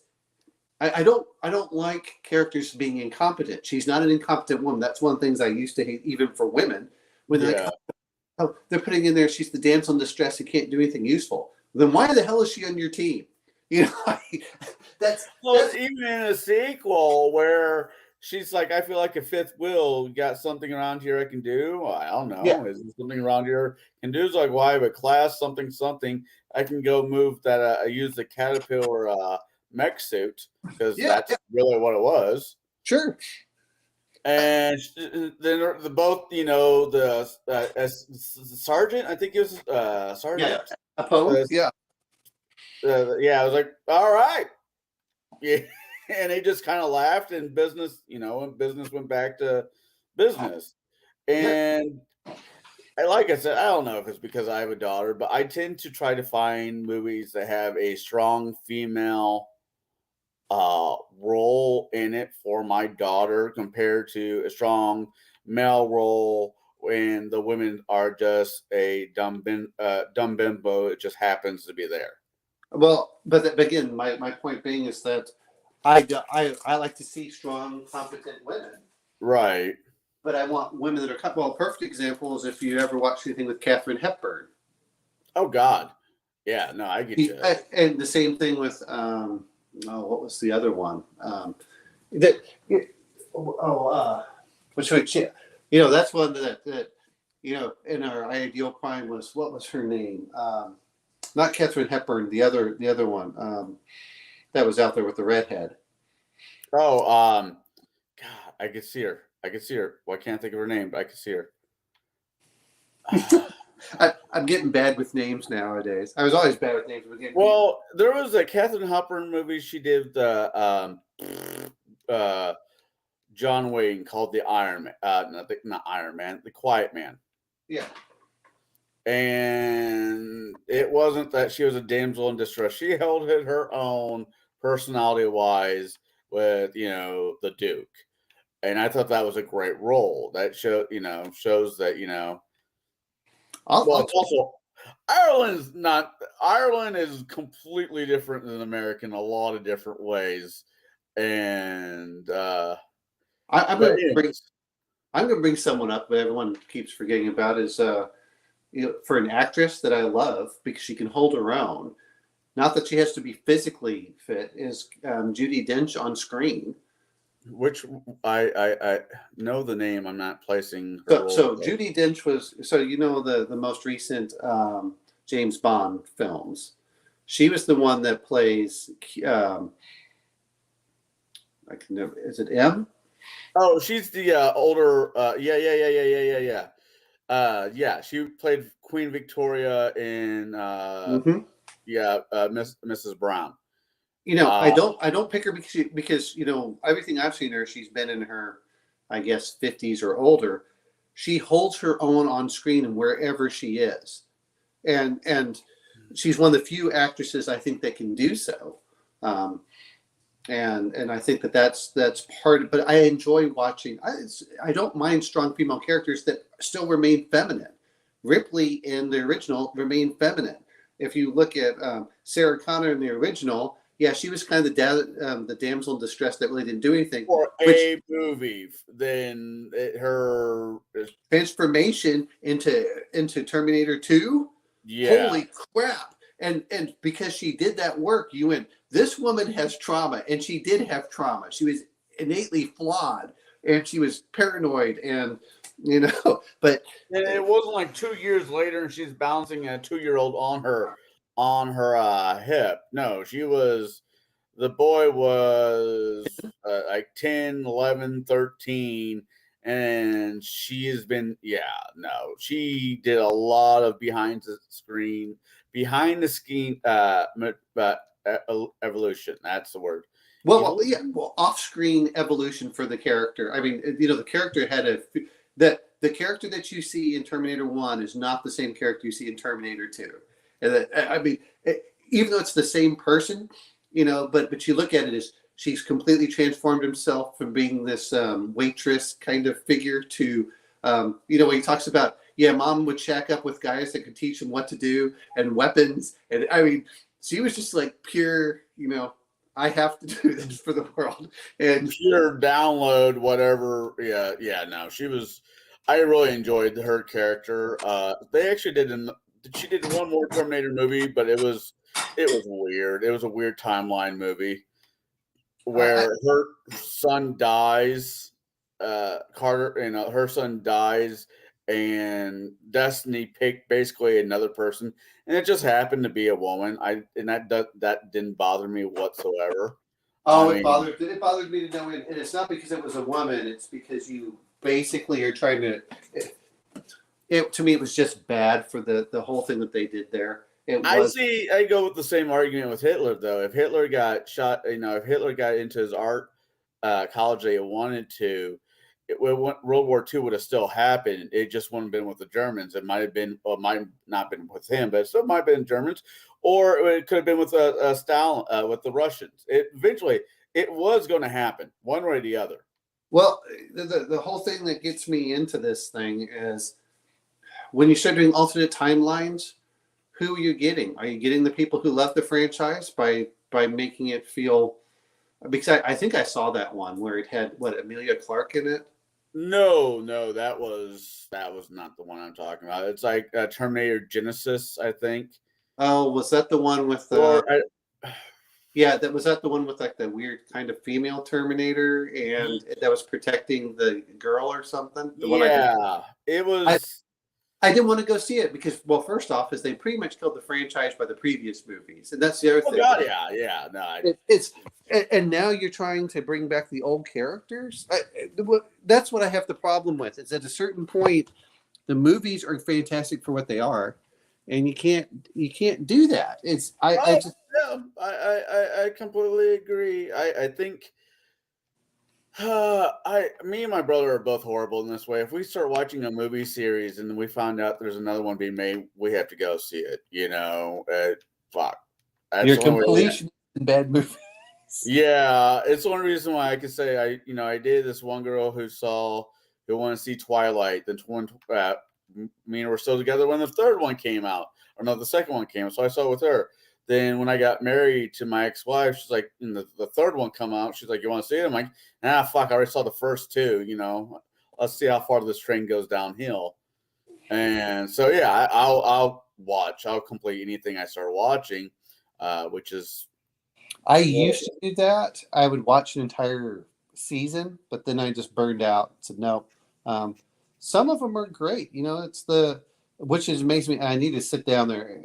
That's why I said if there's a movie I really don't like, I'm probably just going to bow out because I'd rather spend that 2 hours watching. There's some good series out there. Well, yeah, I wish I could do that. well, I mean, there are a couple of series out there that, and maybe it should be that. Well, sometimes I think that, and this is to be fair on this, Shadow and Jack can sit down and they can riff on a movie and have a lot of fun if it's really bad. Oh, yeah. I'm watching these movies by myself, and I'm thinking I could spend 2 hours watching other things I enjoy more. Bruce has found a way through Discord where he'll share watching a movie with somebody on Discord. And I think I need to figure out how to do that. So when it's movies that we are having to watch, we're not going to the same, don't get me wrong. It's not quite the same, but at least we're watching it together and riffing on it where it's just. And yet, the other thing is, I understand the whole bowing out, and I do get that. I know. But Jesus, I wish I could have done it at least twice over by now. Here's the thing: I'm making you guys watch the movies I want to watch, and with everybody else.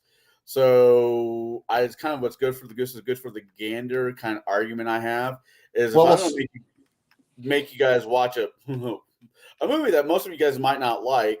I'm not going to bow out and say, well, I'm not going to watch this movie. And this is not a jab towards you. This is just my overall thought process. No, I'm not knocking for what you're doing there. I'm just saying for myself, and actually I'm kind of kicking myself for this. I in retrospect, it cost me more to get to buy the download than it would to have bought the DVD for this. The next season of Mandalorian's about ready to start on Disney Plus.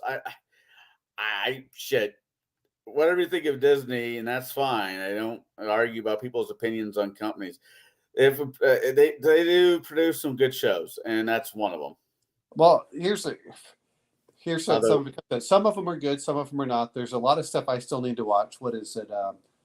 I still need to finish up some of the Doom Patrol, some of Mythic Quest. I Yeah. need to. I enjoy Doom Patrol. I really enjoy. How do I want to? Doom I- Patrol I- is fun. It's just Brandon Fraser makes robot work. Well, he's an Iron Man. Well, I mean, in a typical like Iron Giant kind of aspect as far as Yeah. the robot. But no, what I'm saying is that there are other things I'd rather spend 2 hours watching that I don't. Like one of them would be I'd like to get in House of the Dragon. I've heard good things about that one. I haven't watched it. Interesting. It's I haven't watched that one. I haven't watched and sometimes I haven't watched. Well, what is it? What is it? It's not Stranger Things. It's the Dark Things or whatever on HBO. What is that called? I don't know. Let me go look it up. It's a series, which is fun because they made it into a movie, but they decided to actually. Well, I've heard The Last of Us is actually pretty good too. I've had people tell me I need to watch that one because it is good. Like, I'll get to it. Right now, I'm not really well, I've never watching even it. watched it. Let's see. It's It's based on a video game that I played maybe twice, and I thought it was an interesting pretense for a video game. It's a zombie game, but it's not your traditional zombie game. It was something got into flour, the flour that we use for bread and everything else, and it just well. Here's what it really comes to. I know some of the ideas for it. I don't need to hear any more for it. But I've heard good things about it. Let's see. What is the?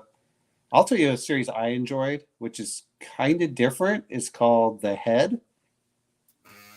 The Head. Mm-hmm. Don't know that one. Well, it's about a group in Antarctica.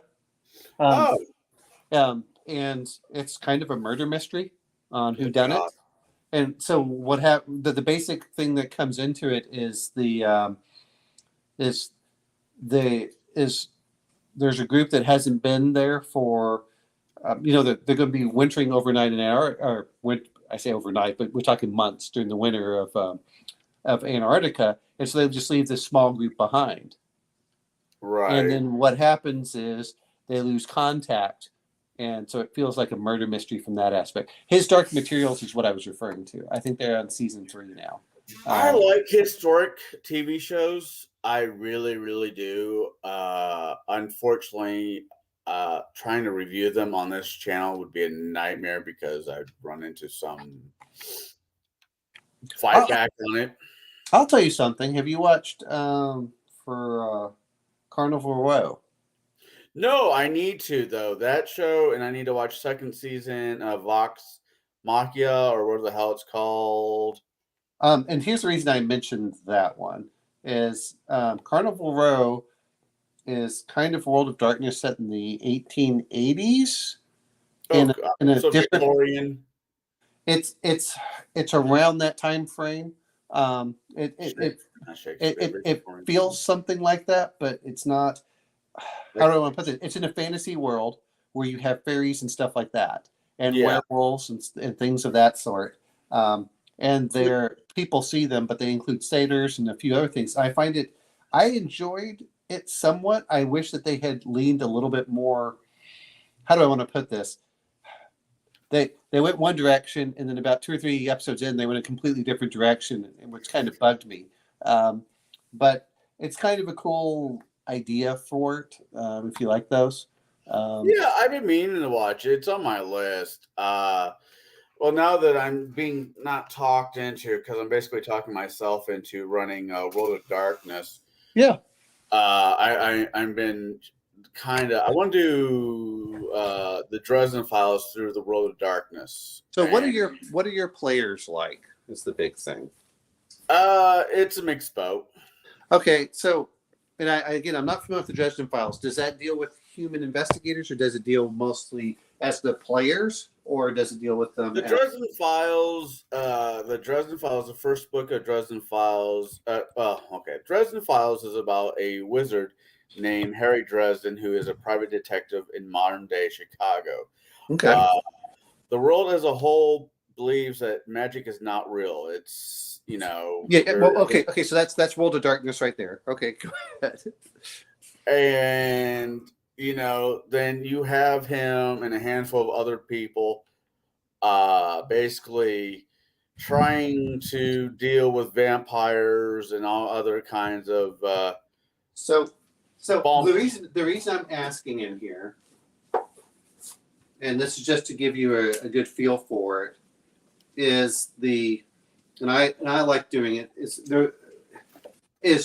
are they going to be, if you don't want the players necessarily playing vampires, then the best thing for them to do is do something called hunters. And there are a few different ones you can deal with. I mean, we've got the Hunters Hunted for one. If you want a little bit more sorcery, what I'm trying to say is instead of putting them at the full power that you would, like as mage, it's probably better to have them play mortals with supernatural abilities.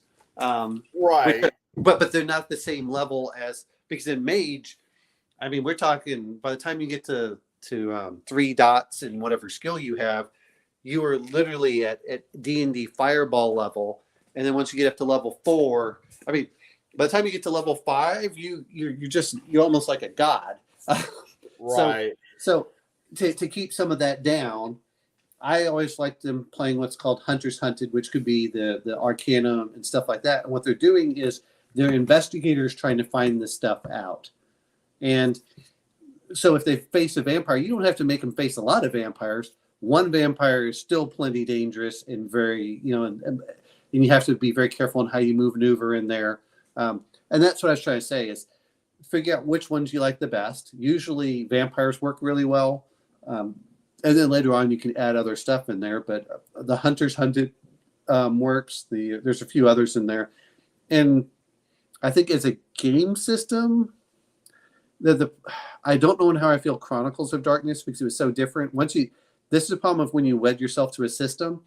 I wedded myself to the system and lore, and then when they brought out Chronicles of Darkness, they kind of just ignored all the lore, and a lot of the appeal just disappeared from it for me.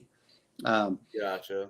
But yeah, if you can do a World of Darkness, I suggest that they play Mortals and then let them pick stuff to. I think I will let one of them. I don't know how I'm going to do it, but I'm going to let one of them play a mage, at least one of them. Okay, I'm just saying if you start allowing them to play the main main flat stuff, you're gonna get wildly different power levels. You're gonna get wildly different feels from it, and that's why I said you're probably best putting them as human investigators that have some of that aspect, but not the formal full blown version. I think in the very beginning, I'm going to let my more experienced, this guy has more experience than I do in World Darkness, and he's not going to hose me. I might let him play if he wants to play the wizard, but for the most part, I think I'm going to let everybody be basically what you're saying is the hunters. I haven't quite decided how I'm going to handle this nonsense. So what I want to do is, again, mage is a different aspect to it, and you get a different feel if you're going to put them all together, but as I come down here and I look at all my different ones, where is my sorcerer book? So again, we got Halls of the Arcana. I think there's one called Sorcerer where you can get the spells, but they're not. Well, there's one that's called Sorcerer, the Hedge Wizards, which is what you're really looking at. It's more of a hedge wizard kind of thing, right? And then, the other one is my Hunters Hunted book up here. So, for example, since we're just talking about this, I got the collector's edition because they were half off, which made them about the same price as a normal book. Hey, no judgment for me, So they have something called Numina. Let's see, on page 69. So some of the things that they can have is hedge magic. And they give you a couple of different things that can work with hedge magic. psychics, so they can get his psychic abilities, which works fairly similar. Faith, so if you want the character to actually be someone that really believes in true faith, you can have that. So then they act as the typical, that helps protect them. Faith in World of Darkness is like one of the most powerful things you can get. So but they have just a few things, and that's what it comes down to. Like the hedge magic is, they got a path of curses, path of divination, path of healing, and then the psychic aspect is that they have astral projection, cyberkinesis, psychometry, pyrokinesis, and telekinesis. So those are the basics that you have. So I mean, that's a good book if you just want to try it for that. Yeah. And it doesn't, and they can still get spells and stuff. That's one. And then I think that they came out with the newer. I haven't kept up with all the stuff in the M20 stuff. So they had the book called The Hedge Wizard's Handbook as well. And this one had a lot of different spell things like shape-shifting, weathercraft, binding. It allows you to do all that stuff, but they're not as powerful as the main splat. So like if you play vampires are more powerful than a hedge wizard. Right. Which allows you to do that. Enchantment, divination, cursing. Like I said, they start getting bigger and bigger over time. Conjuration, but some of these came out at different times. Let's see, what year was this one printed? This was 1997. This one I think was 2000 something. This was the Arcanum, which was very similar. They started reprinting a lot of books that felt the same over and over again. And that was the problem, I think, with White Wolf. Is they started doing that, and after a while, I just felt like they were milking me for stuff. No, they probably were. Oh, absolutely, they were. I mean, what are you supposed to do here? And okay, there's my mage. There's my werewolf. There's my changeling. One of the guys that's helping me out with this is basically telling me just go to run 5th edition. So I do like 5th edition. I like M20. Right. And that's the end. Yeah. Vampire the Masquerade, I don't know how much it's going for now. When they first came out with these 20s editions, of course, this is but they include all this stuff. But really, you just need to know the rules for it. And once you go from there, you're okay. But yeah, they went all out, and they started including all sorts of weird stuff in here that were in other books. So they combined a lot of books in that aspect. But yeah, that's my suggestion. Is this is my personal perspective. I like the V20. I did not like the art, and I didn't like the art of 5th edition. I looked at it, I didn't like it. And you just go from there. But like I said, I think hedge wizards and stuff like that, if you want to play a wizard, that's the way that you want to go. Because if you're going to use mage, just be really careful. Not really careful from that perspective. Just understand that players are going to warp the very reality around them. Right. I mean, it's not a spell. It's not a spell like you think of in D&D. It is kind of the thing that the world changes around the mage, and they can really up it, and you can go, oh my God, what's going on here? So just be aware of that. I'll have to keep that in mind. I mean, I'm still trying to figure this out. I mean, I honestly thought I'd be running 5th edition for the next couple more years, but after they decided to cake the bed this past couple months, it's just all the people I actually enjoy gaming with is like, hey, let's go find new systems. I'm like, I know how to work 3 systems really well. Give me some time to figure out another one I get. The nice thing about, let's go through my account here, my library rather, as I'm going through all of this stuff. Yeah, I have. Okay, so I have a few different ones because I was able to buy them for like 10 cents on the dollar. Oh wow! They had big sales last year. Yeah, if you'd known this in advance, you could have bought a lot of stuff in there. Sounds about right. it would have been really cool. But last year they had their 10th anniversary. And they were selling stuff for like 10 cents on the dollar, and it was just like, oh, I'm going to buy all these. I'm like, okay, I can spend $15 on PDFs. So I unless I really didn't like the system, like I didn't like a lot of stuff for 5e, I just went whole hog. So it's, 5e didn't bother me so much because at the end of the day, I am the DM, and this is what I don't say a lot of DMs, but there seems to be this idea that a DM can't say no theology going on, which is complete and utter bullshit. here's my problem with 5e: is it's close is to get it where I want it to be. I'm going to have to hack it, and if I hack it that much, then I'd rather just. Then why? Yeah, might as well just find. And I get that. I truly do. It was when I first got with this group. Yeah. Other than maybe like two of the players, they're all new players, Mhm. and it was just 5e was what got me in the door. No. Again, I'm not knocking any of that. I'm just saying, from my perspective, I just, yeah. I would have never left Pathfinder if given a choice.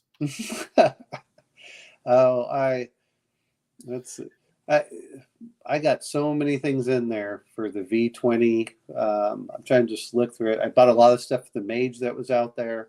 Not everything was on sale, but a lot of it was. I get that. And you just have to go. Even stuff from Chronicles of Darkness I didn't like. Like one of my bought that I thought was okay. I did not like Chronicles of Darkness for some reason. And maybe it's the power gamer in me just couldn't accept it. And it's a better system, maybe. Well, I have to be honest about a lot of this stuff. Is if you aren't honest with yourself, I can be honest with anyone else. Right. So it's the V20 stuff. If there was a way I could, freely just give you the audio version of Dresden Files, the first Dresden Files book, I'd have you listen to it so you can get an idea what I'm thinking about. I think, to be fair, is my friend that was the series that my friend was talking about years ago when I first heard it, and they were like 4 or 5. This was in 2002, 2003. Oh yeah, he's 17 books into the story, and it's just the first couple books are not that great, but you can tell they're starting to get somewhere with it. Yes. But that's, not every author is going to be like a rock star right out the damn gate. And Jesus, the last book he did, it takes a lot for me to cry, but the last book he wrote, Battlegrounds, there's a chapter in there that tore me up pretty good. Okay. Well, I mean, that's fantastic for. I mean, for being emotionless asshat that I try to be. Well, I actually enjoy hearing stuff like that, because you really want to know. If you don't feel, the worst review I ever got about a movie was called V, and I asked my friend, "Well, how'd you feel about it?" And she said, "Nothing. I didn't hate it. I didn't like it. I just felt nothing." The Natalie Portman movie, V? Yep. I love that movie. Well, but I'm saying, that was the worst review I ever got from it, because is at least if you hated it, why am I going to go see a movie that I just feel, I mean, that's one of the worst things. That is incredibly fair. Why should I go see a movie that I'm like, that's just incredibly fair. You just feel like, what am I supposed to say? You can't say, "Oh, well, did you like this or did you like that?" She's just like, well, she was a pretty cool lady. When I was going to college, we sit there and everyone else was freaking out over a test, and she wouldn't. I said, "God, I hate these people, because they're all freaking out over tests. And they're like this, and they're all moving around." I said, "All you're doing is stressing me out. Get the hell away from me. I'm going to relax." And so I'd sit down and talk to her. Yeah, me and Tess, that was not my strong point in my educational programming. Oh, I well, but a lot of these I do like physical copies. They're like I said, there are so many great. Um, the World of Darkness sucked me in because of what it did and how open it was, and it was completely new, and I was like, wow. But when it came to combat, it was not very good. I like to do a decent blend between the two, combat and storytelling, and that's kind of the reason why I like Dungeons and Dragons, because I know where to put that mix. If I want to do like a session that's nothing but heavy RPing that makes some of my players happy, this is how I work it in. And I'm fine with that because it shouldn't be all just combat unless you're running Bruce's campaign. But he's running a war, and I fully get that. It is a war. And it's not even a polite war. It is a war. Mm-hmm. And I mean, so I get that. I get it. I get it. So I mean, it's maybe 25% RP and the rest is straight combat. But this is also Bruce's strong point. He's good at, the storytelling he's doing. And I think that's where anymore, it's not like the old days where you're lucky if you could find a DM in your area. Yes. Well, if you're online, you can find someone. You can literally cherry pick who DMs your game anymore. That is true, but it works both ways. I think the problem that I'm having in certain cases, and people forget about this, if you can't find a dungeon master, maybe the problem is that there are lack of dungeon masters. Maybe it's the fact that it's you. That's one. And then the other part that comes down to it, it's one thing saying, hey, I can't find players, or I can't find enough people to form a group. But the other part is, if this is what happened to all my group. We're kind of control freaks. We all want to be DMs at some point, and so we all like, okay, I'll be DM, and I didn't like the way someone else was DMing, so we would do that, and we go back and forth over it.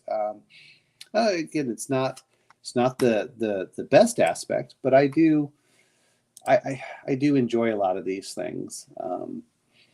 I get it. I think what separates me from a few of our friends or mutual people is I didn't start playing it at a young age. I got into this as a young adult, where my give a shit factor is very much lower than somebody who's been playing this for the last 40 years. You're screwing my hobby. And I'm like, at the end of the day, it's a hobby. It's not. And that's what gets me in trouble. Here's the problem that I have with it is there's so much straw man back and forth. Oh God, yeah. And it's just like, I would never allow this card because it allows the players to have control over the game. Well, you know what? The X card is, hey, I'm uncomfortable. I understand why. It's not even that even when I played with players where it existed, we already knew what type of game we we're going to be playing at the very beginning. And because of that, it's because of that.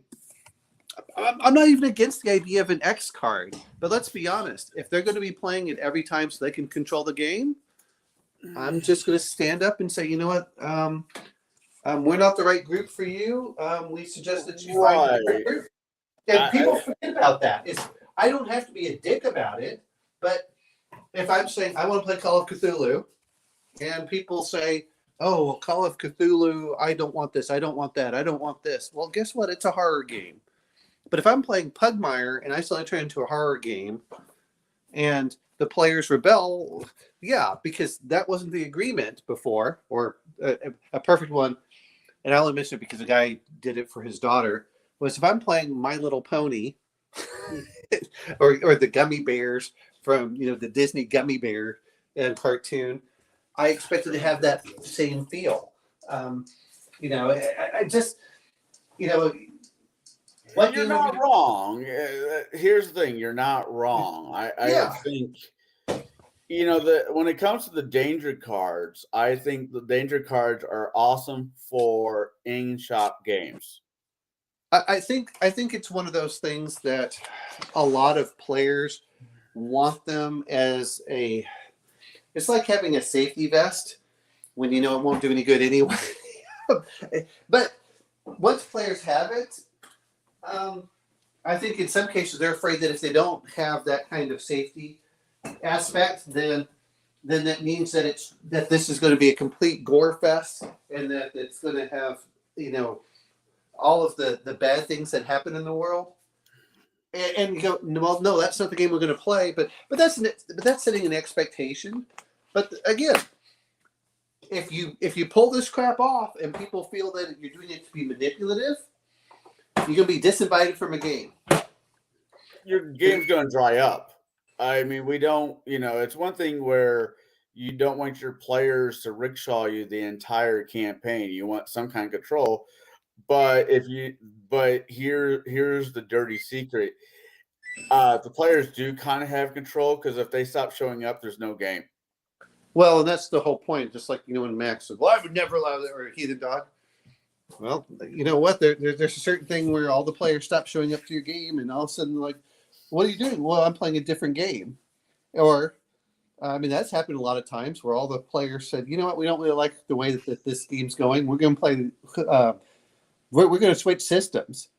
And if you're the GM and you're really invested in the game, they kind of screwed you in that aspect, or they ghost you. I just spent $300 to $400 on the books and the maps, and you're one of those DMs, the miniatures, and we're a second session into this, and you look at me, says, I'm not just feeling this game. I'm going to say that's awesome.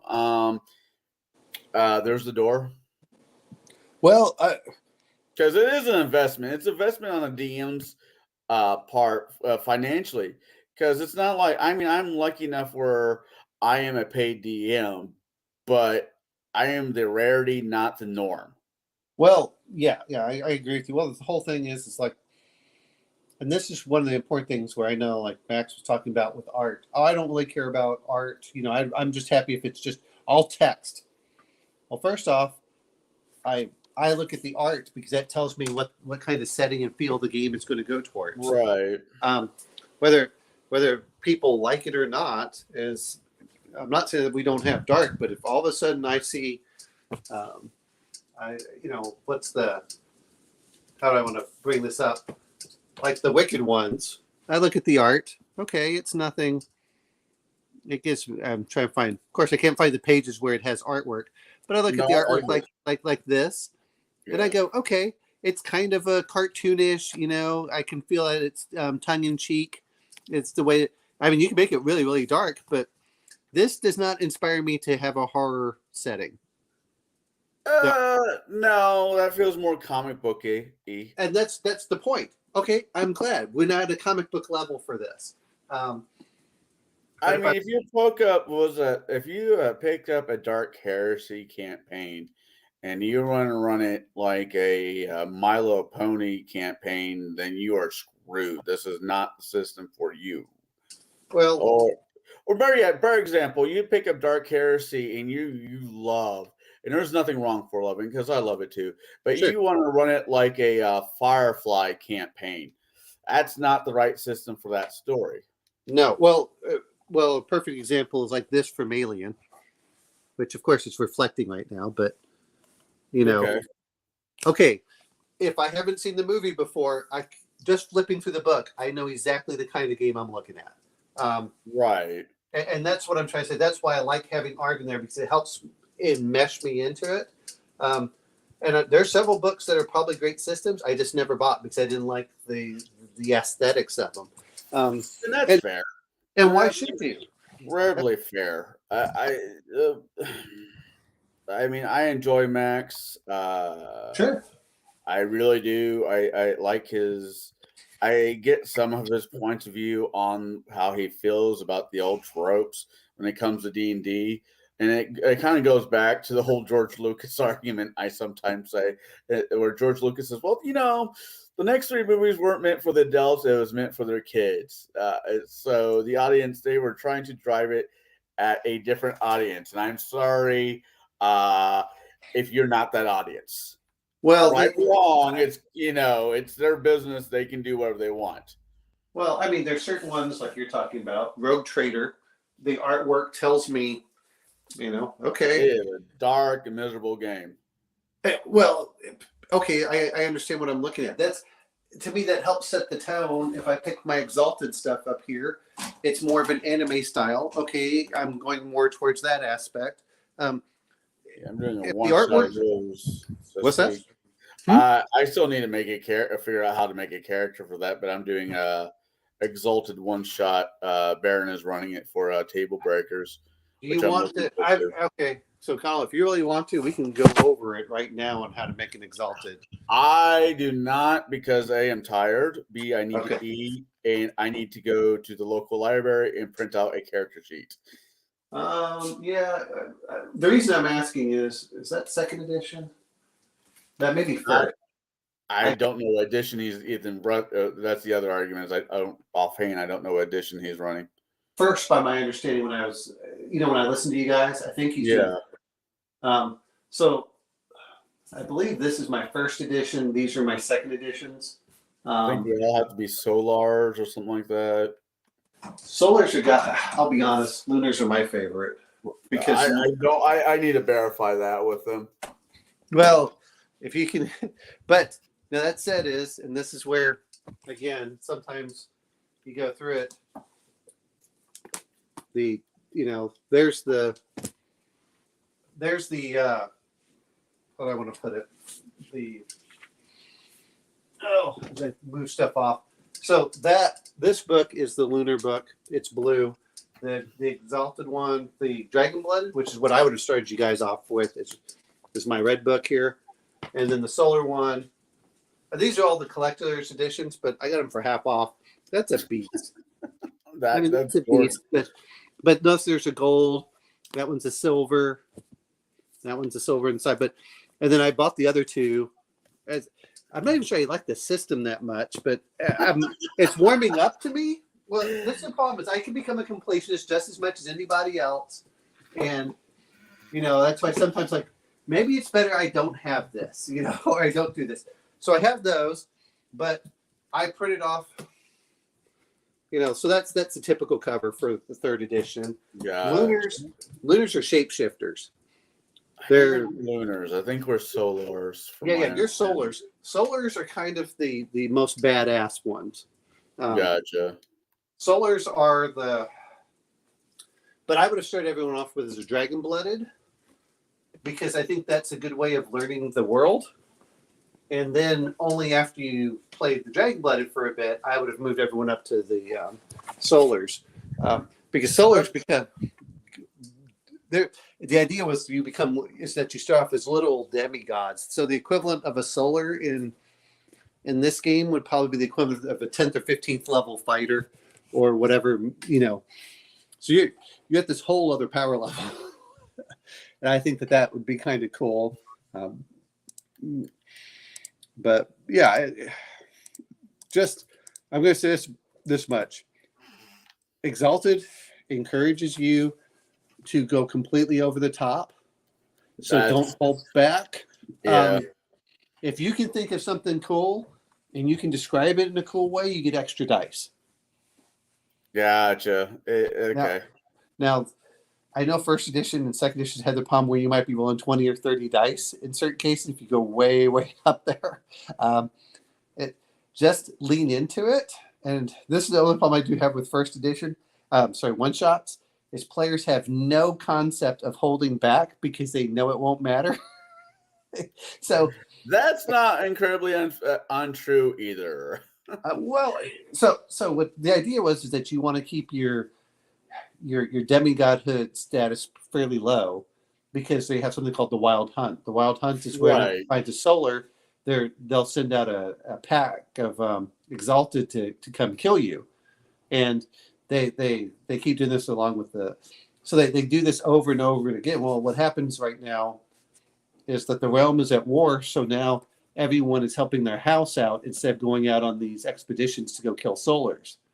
And that's one part. The other part is, and I'm not going to try to talk about the metagame so much, is all of a sudden, instead of just being a few solars out there that are being born, all of a sudden all these solars are going boop, boop, boop, boop, boop, boop, boop, boop, boop, like, oh, and there's a mechanical reason for that as well. But they did that, and then the other reason, and it's been like the last 5 years, and then they have these things called abyssals, which everyone seems to love it, but they're basically the vampire version of solars. Gotcha. And so that, but I like the ideas for some of it, and what the world was is that they said, oh, the solars are going to destroy the world, so what we're going to do is we're going to trap their essences into this giant like sphere or something. That's the best way of doing it. So they had so it was basically Order 66 against all solar exalted and all lunar exalted was the plan. Right. The solars stayed and fought, and the lunars, because they could change shape, most of them fled. And so a lot of them would fight and die with the solars. So the solars and the lunars generally are mates, and a female solar and a male lunar, or vice versa. That's what they would do. The dragon blooded are exalted that are supposed to be they're the foot soldiers of the exalted, but they don't reincarnate. So, and I know you talk about foreshadow. What they do is the solar, the essence of the solar gets reincarnated every year. Every time they die, they get reincarnated, but they get reincarnated in different bodies and things like that. So it's kind of, he's not a fan of the whole resurrection. Well, he's assuming that you come back exactly as you were, and that's not the way it works. It kind of comes back to think of it as like a past life where you almost have to access it. So you come back and you're like, well, I don't remember. Yes, I was a centurion, 4 centuries ago, but I don't remember all my centurion skills. So you have to relearn a lot of stuff. It's that kind of thing, but you do get fragments and memories of your previous self. Anyway, the Dragon Blooded did that, and then you have the reason the lunars are my favorite is because most of them are like hybrid man animals. It's like, oh, I can turn from this into this, and then you can start getting hybrids. So now you become kind of like a werewolf, but you might be a werewolf with wings or something. I mean, weird. It's well, and then part of the idea for the lunar is if you kill an animal and you drink its heart blood or so, then you can turn into that animal. And so some of them start getting bigger and bigger. Like there's one of them that he's basically the size of a giant whale. Jesus. So he has that aspect. There's another one where she's a blood ape. And you can get this. And if you can go hunt down some of these bigger monsters, you can become like the size of a mosquito and fly around. Or you can become the size of a giant what they call a thunder lizard, which is, I'm sorry, not thunder lizard, a tyrant king. It's basically a Tyrannosaurus Rex. You can be, if you can hunt one of those down and drink its heart blood, then you can become a Tyrannosaurus Rex. And so, and you can also take the ability of shape changing into other people, like looking like them. So you get a lot of cool aspects from it. But that's my favorite. That's just crazy. Well, what's really crazy is that some of them have decided to kind of breed with animals or so. Oh. And so that now after a while, they get these beastmen that breed true. So, this one might have the spider people, and this one might have the hawk people. And it's pretty. That's a bit much. It gets out there. It is it's a lot of fun in my opinion for that. But if they're, like I said, for just lean into it. I know you like to do it, but just whatever you have seen in anime, and that's kind of crazy, just lean into that as much as possible. Do your stunts, do your just really cool stuff. Do the as you get higher up, you can start getting more and more powers. But I do this with my sword, and I'm doing it's and it's often I can do my risky business move. Yeah, but imagine doing your risky business move from one cliff, like there's a chasm. Yeah. And you do your risky business move across 100 feet, from one cliff to the other as you go over. And it's just, depending on how far up in there, you can do crazy stuff in there. Like there's one of them that says, well, you can't quite fly, but you can keep jumping higher and higher. So it's almost like how do I want to put this? If you ever saw Crouching Tiger, Hidden Dragon, Yeah. that is kind of what that is exalted.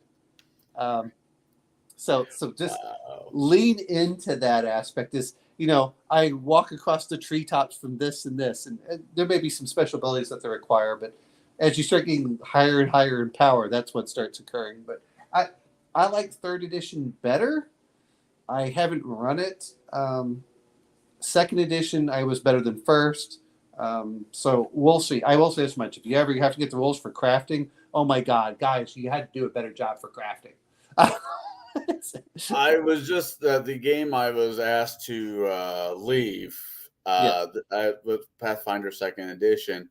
One of the guys there was going on and on about how well the crafting was difference between first edition and second edition. I don't know. I'm not in a big hurry to jump into another second edition game. If it happens, that's cool, but I'm not for Exalted or D&D. For no Pathfinder. Pathfinder. Oh, okay. Yeah. The problem that I had with Pathfinder, and I talked to my friend who likes playing it, was I like a much more loose system. I would rather play Conan. Conan to me is very easy to play. I just played it so much. This is where I probably should have called it an hour ago. I'm getting tired. You played Conan, the RPG, or Pathfinder? What I liked about blah, blah, blah, blah. Okay. What I liked about Pathfinder was I just played it so damn much with my groups of friends. It's very crunchy. I'm not going to say that it isn't. But I just learned the nuances and made it, found a way to make this game work for me. And I was perfectly happy with that. 3.5 took me a little bit because, good Lord, that one was rule heavy as well. And it's just... I think the problem that you had with 3.5 was that it kept bloating more and more instead of just saying, hey, you know what? I like this rule, and I think that Max has done it or whatever. You're allowed to pick your core book and one other book to make your character. Oh, yeah. That's how I run Pathfinder. I think that way you can't start mixing and matching from all these different books. I think that's a good rule for whatever game you're doing. 5e has got incredibly it did the same thing that 3.5 did and Pathfinder did, which is fine if that's the kind of campaign you want. I jokingly say it shouldn't take me 15 books to make one character, but at the same time, that's kind of cool that it took me 15 books to make one character. The problem I have with this, a DM, is you have to try memorizing all of that, and at the end of the day, you're like, no. That's like, wait, what is this from? Oh, it's from this book. Okay, what class is it? That class. Oh, so this is Ultimate Mage or Ultimate Magic, and you're playing a Sin Eater. Okay, all right. And this is the one book rule, and I'm like, okay, I don't have a problem with that because I really don't. And I know what book it came out of. I know what they're going. I can go check it out and be done with it. And that's how the benefit of the one book really comes into play. Ultimate Magic, Ultimate Combat, are just really the two that I really enjoy when it comes to books for Pathfinder. But yeah, I get your point. I really do. Simplicity sometimes is the best friend to DMs and players. Well, I think there's some of that. The problem is that, how do I want to put this? Rules mastery becomes game mastery rather than, what I mean by game mastery in this case is, if you start mastering the rules, it determines on what your optimal choice is instead of doing what seems natural. And I think sometimes that's the problem that I have with some of the systems. And I heard guys that were leaving Pathfinder, like, well, I'm going to leave Pathfinder and go to 5e because... And they said because it seemed like there's always an optimal choice, and they should just do it instead of just doing what seems organic. And that's sometimes why I like new players. You don't have to know the rules. All I need you to do is know enough on your character sheet that if I ask you, can you roll your survival, you can look up there and say, okay, I have to roll this or that. That's all I really care about in most cases, because new players will think of how they would react if they were in that situation, whereas game people who have rules mastery will start looking at it saying, well, what's the optimal for my damage here and that, and you're like, oh, okay, that's nice, but it doesn't quite work, and Right. I've said this before in Bruce's campaign. I've more or less neutered my character, not neutered my character, but I hobbled my character so I can fill out the character more than I could, Yes, he's a murdering hobo. Do I like playing murdering hobos? Sometimes I do, but I'm more interested in what kind of personality character I can build in this murdering hobo campaign that I find myself into, which again, I'm enjoying myself. I think Bruce is a great DM for certain people, and I am fortunately enough to be one of those people. So I'm going to ask you for your exalted character, what type would you like to? No idea. No. I mean, ignoring the game system, just guiding you. What type of character would you like to play? Just as if think of it if it was in a Pathfinder or D&D setting. Considering it's a new system, I'd probably go with what I know would probably be a fighter. Okay, then you want to be a Dawn caste.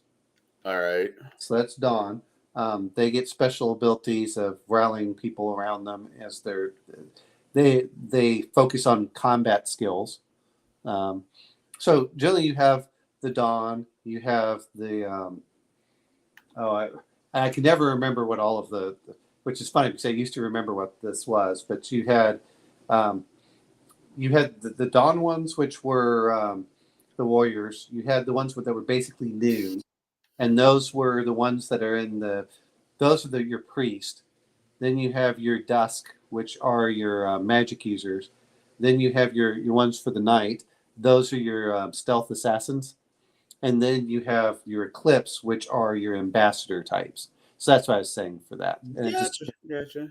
So the Dawns are in there. Some of the things that go in there is I think that really this sounds fine with Baron. If Baron's running it, he really, especially because you're trying a new system, he should just be handing character sheets to you guys. Everyone wants you to create your own characters and said, you know what? Here, because one is they know what their adventure is going to be. They know what their adventure is going to be and what skills are necessary. Because there's nothing I hated more than, especially if you're new players, you allocate all your points. You realize the points are in all the wrong places for the type of game you're going to be playing. Right. That was one. He knows what's going to be going on. So, he should be saying. I have faith in Baron as a DM, and I'll just make it work. No, I'm saying for him to make it easy on you guys is to say, hey, look, I've got 5 different archetypes. What do you want to play? I've got a warrior, I've got a priest, I've got a magic user, and I've got an assassin, and I've got an ambassador. Which one do you want to play? I think when it comes to player wise, I think it's just basically me. I played this like 12, 10. Oh yeah. Or 10 to 12 years ago, and I enjoyed it. I know I enjoyed the system. I enjoyed it, and the game just kind of petered out like some games do. But I think Shadow is completely in the dark when it comes to this campaign, where Kai and Jade have played this game before. So I'm like, okay, so it's just me that needs to have my hand hold it. This kind of, all right, well, this is the thing. Like I know Chimerian, and he was talking about I want to play 3rd edition. I would like to play 3rd edition. I think that some of it is you've got more of the lore. That's sometimes the hard part when you first get into a system that only has 1 or 2 books. It sounds really cool, but they haven't fleshed out the setting, and you're like, I don't know what's going on. As a GM, Right. You're the GM, and you said, well, this sounds kind of cool, but where do I go from it? And But let's see. This is what I've backed so far. I've backed Exalted Essence, which is the cut down, easier version of Exalted, which I said, okay, that sounds cool. I've backed Exigents, and I just backed Sidereals. And the Sidereals are the ones who they're basically the bureaucrats of the Solars, or the bureaucrats of Exalted, where they have to deal with all the gods and stuff, and they have to go to the mandates. I mean, there's some cool aspects, but I went, I like some of the ideas for it, but I don't want to have to do it. But those are and now they're going to come out with the Abyssals, and I think that rounds out. But then they have the Alchemals. They're talking about releasing the Liminals, which I'm kind of like and then there's another one out there that they're looking at. But I also liked what they were doing the Fae folk, but yeah, they can go all sorts of different directions, and that's the thing where I think that if you're going to be running a one shot, I should just be handing character sheets out to the players and say, okay, here's what you get. This is what they can do.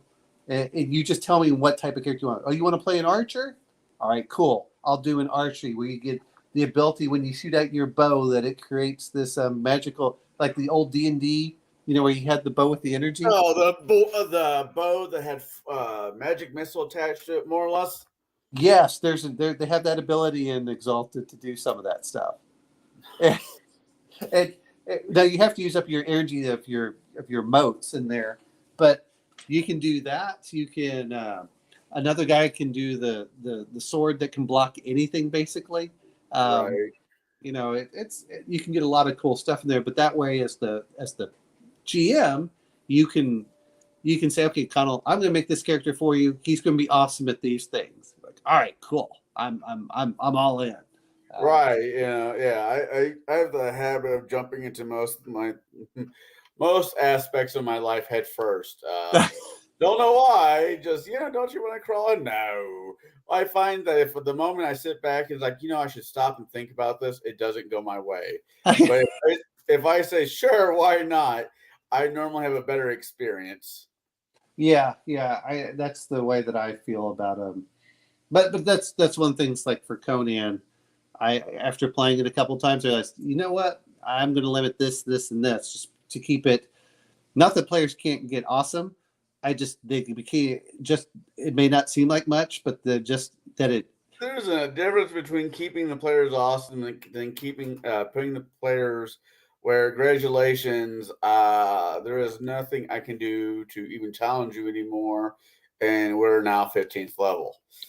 And this was supposed to be a 20 level plus game, and we're at 15. So I guess we're done. That's what I mean with. Well, Conan, I don't feel that as much, but I had my friend, his wife had a 4 and something. Yeah. And it doesn't seem like much. With the ones with 3s, I'm like, okay, that's fine. But she was an archer, and she rolled often enough when she would do her attacks that she kept getting critical. I mean, it just cascaded up to the point that no one could stand up to her. She was just taking things out left and right. And I went, I love it, but I'm going to leave everyone at 3. And if you play long enough, then you can get up to 4. But I forgot what it was. She had it was something like she had a level 4 of the ability, and then she had a 12 for the skill. So her chance of missing was something like at 4%. And so and she was just like, pew, pew. They're just like, dunk, dunk, dunk, dunk, dunk. All right, I want to give you a little bit more challenge, but I don't want to kill you. So I think it's awesome that you guys will be playing Exalted. I look forward to it. I need to find some time with Baron and make whatever character I make for a 2-night one-shot game. Mm-hmm. I'm looking forward to it. Okay. So it is what it is. I mean, there's really only a handful of systems out there I don't want anything to do with, and anymore it's more because of the people that play them than it is the system. So which ones, if you don't mind? It'll get me into trouble. No. Traveler. Okay. What any particular reason for the type of people for Traveler? Just we're doing generic. It doesn't matter. I'm just wondering. The few people I know that play Traveler are too snobbish. Yes. Okay. That's enough. All right. And the next one. What's the other one I have an issue with? Only because how the DM handled it, and I got railroaded hardcore in Shadowrun, Mm-hmm.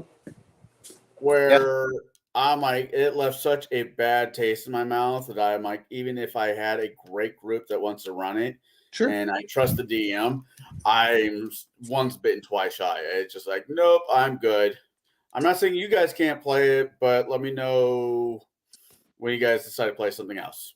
Yes, that's one of the things I think whenever they're talking about new GMs is, you know, I know how Shauna was talking about stuff of, which I thought was funny when he was up there, and I was just describing, like, I think I'm pretty decent describing scenes. I'm not so good at interpersonal reactions, to be fair.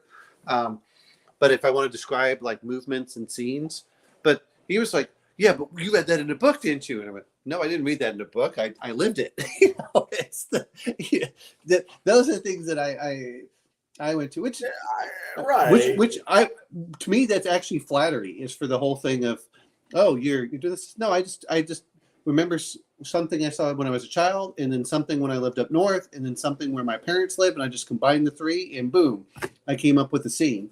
Right.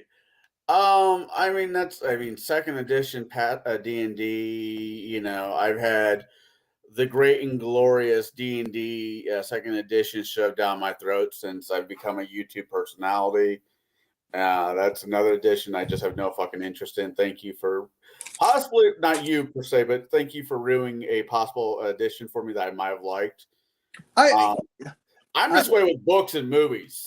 You know, I'm very much this way with books and movies. If I got somebody like, I can, you know, screaming to the hills how much, you know, better this book is than something else, and I'm a horrible person for not reading it, playing it, or watching it, my normal response is go fuck yourself.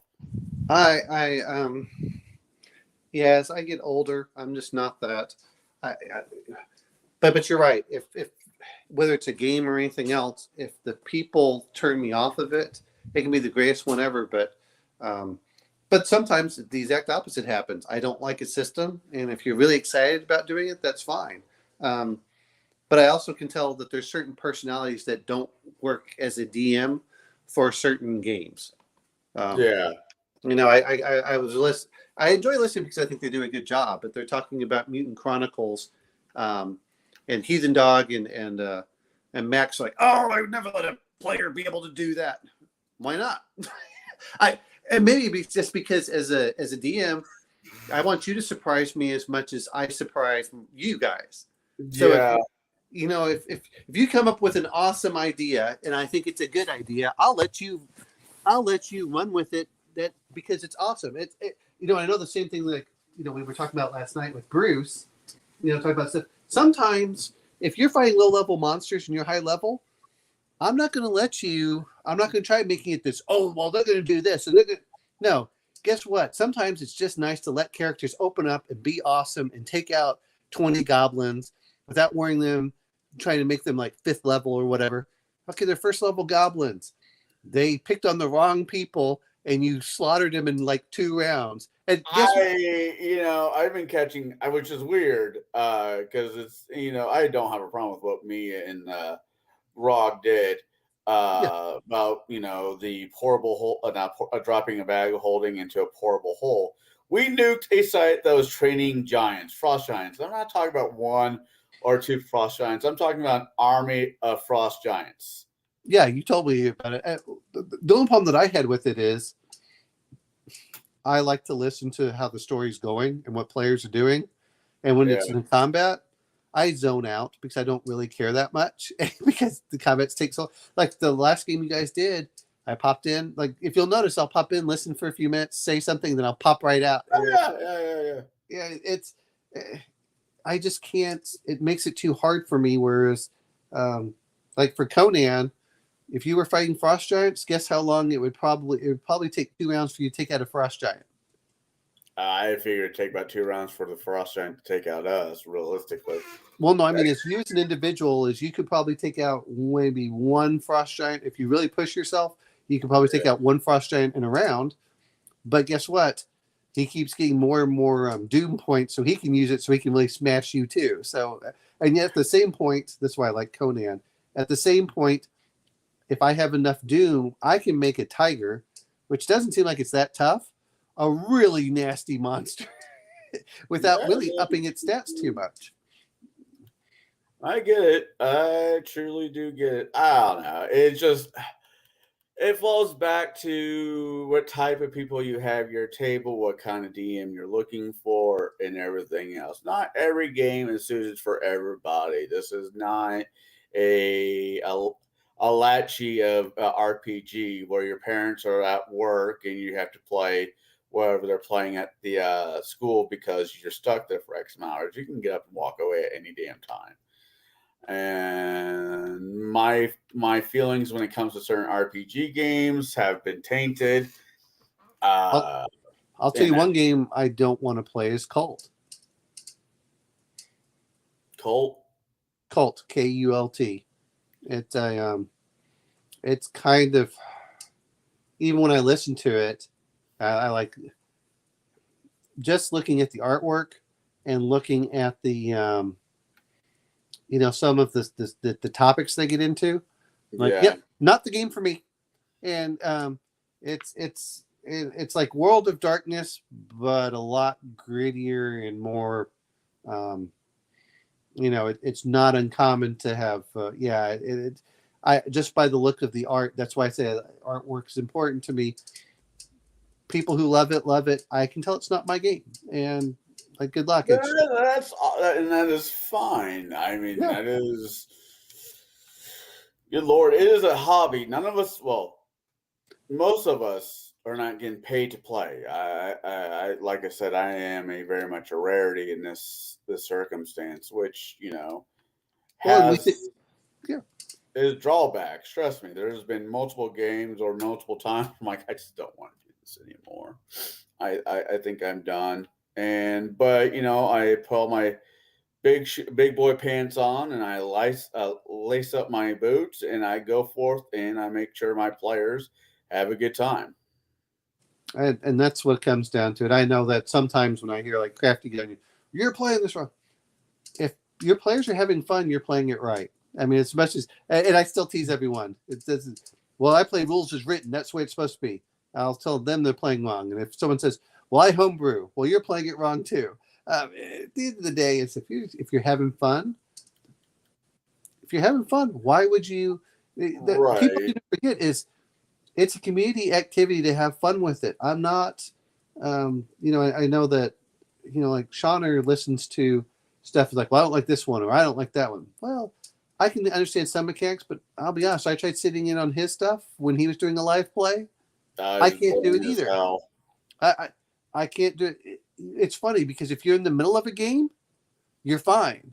But if you have to listen to it, it is not, because you're not an active participant. I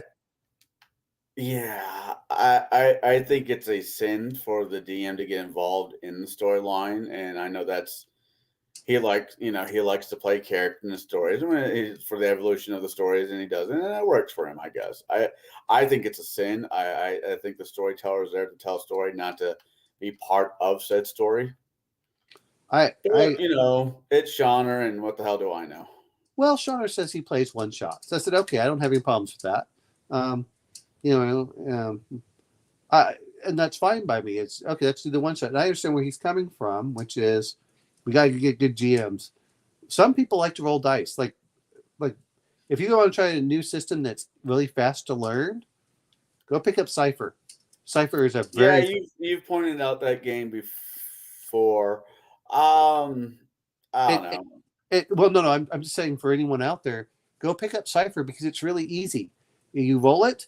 You as a DM can do stuff on the fly. Like it's really fast to make a monster if you want to. I mean, it would probably take you 3 to 5 minutes.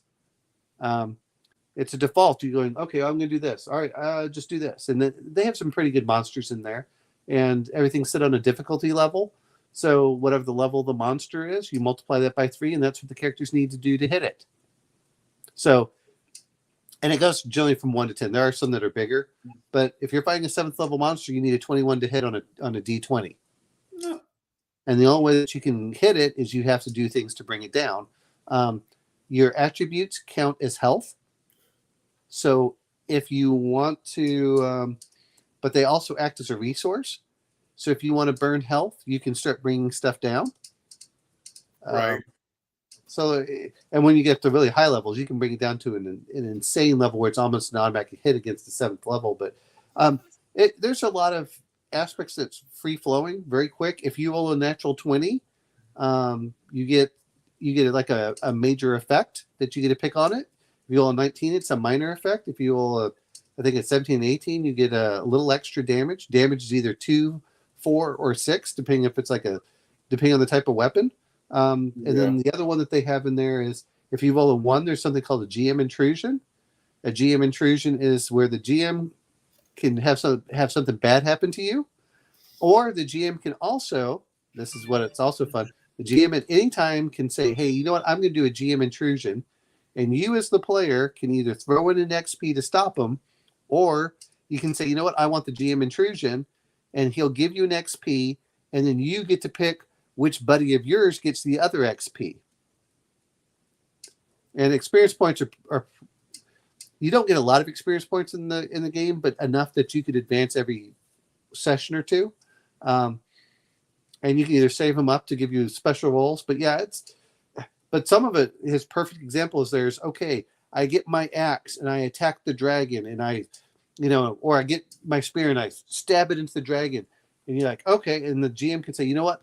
I'm going to do a GM intrusion. You're like, okay, go ahead and do that GM intrusion. I want that XP. And he says, the dragon rears up, pulling the spear from your hands and flies up into the air. And you're like, oh, crap. I just lost my spear. But you can get some really fun, imaginative aspects in there of what's going on. No, sounds like it could be a blast. I'll admit it because it's really fast for a GM to learn. Now there are special abilities. That's most of the actual Cypher system rules are probably about 40 pages until you get to the powers. Then when the powers take up a huge amount, but you as a GM can deal with it. You just ask, and they're like, well, this one allows me to do this, and this one allows me to do like 1 extra damage, and this one allows me to have like 1 extra armor. Like, oh, okay. So I think it's a pretty easy system to learn. I think it's a fast system to go through. It's not a system that I like that much because I don't like how swingy it is. Gotcha. That's the problem I have with D20s, but it's nothing bad about it. I think for a new GM just trying to learn, I think Monty Cook makes really good stuff. If you can get the PDFs with it, even better.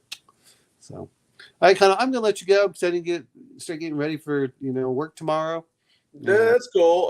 Thank you for joining. My daughter's been blowing up my phone as we're talking. Okay. Yeah, thank you. And I'm looking forward to watching Casablanca sometime this week. And I'll let you guys know the rating on whiskey glasses on this coming Sunday. It'll be a nice palate cleanser. Yeah, I think it might be a 1 or maybe 1 full whiskey glass review. Well, you have to be careful though. It's like, well, I drank a bottle of whiskey, but it wasn't because of the movie. It's just because I enjoyed the whiskey. Yeah. Actually, Casablanca looks more like a wine and cigar type film than a whiskey and whiskey and cigar film. Wow. I mean, it has a little bit of music in there, when they're doing stuff. Here's something I found out as far as dialogue. Yeah. Dialogue used to be an extra 20-25% longer for the same amount of time in the movie run. Oh, damn. So let's say like an average movie had 100 pages of script. Yeah. The old movies used to have about 120. That's why they speak faster. And things felt like they moved. It felt like there was more in the movie because there was more dialogue to move the story along. So maybe we should go back to that. I don't know. I wish they would. I hated Gladiator. Everyone talked about how great Gladiator was. So Russell Crowe Gladiator or yes, the Russell Crowe one. I said, you know what? You could have cut about 20 minutes of this, and it would have been a much better film to me. I didn't mind that one. I didn't mind Gladiator with Russell Crowe. I think my favorite Russell Crowe movie for it being a period piece is probably Robin Hood. What about Master and Commander? I haven't seen that one. I thought that. Thank you for pointing that one out. I thought that was a hell of a movie. I thought it was really well done. I've never watched it, but I hear everyone talk about how great it was. It The is top. It's top tier. It truly is top tier for that era. For that movie, for that era. Yeah, I recommend if you get a chance to watch it. Okay.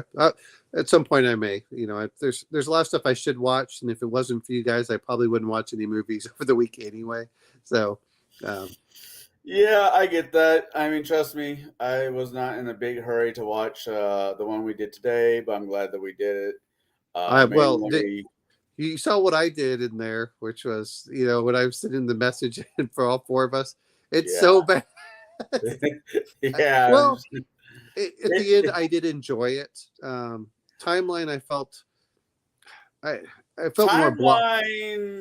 Timeline was more blah to me.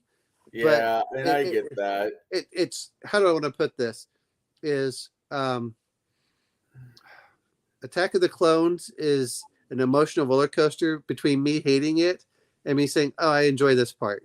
That's the problem. And when I hated it, I despised it, and when I liked it, I was like, okay, this is fun.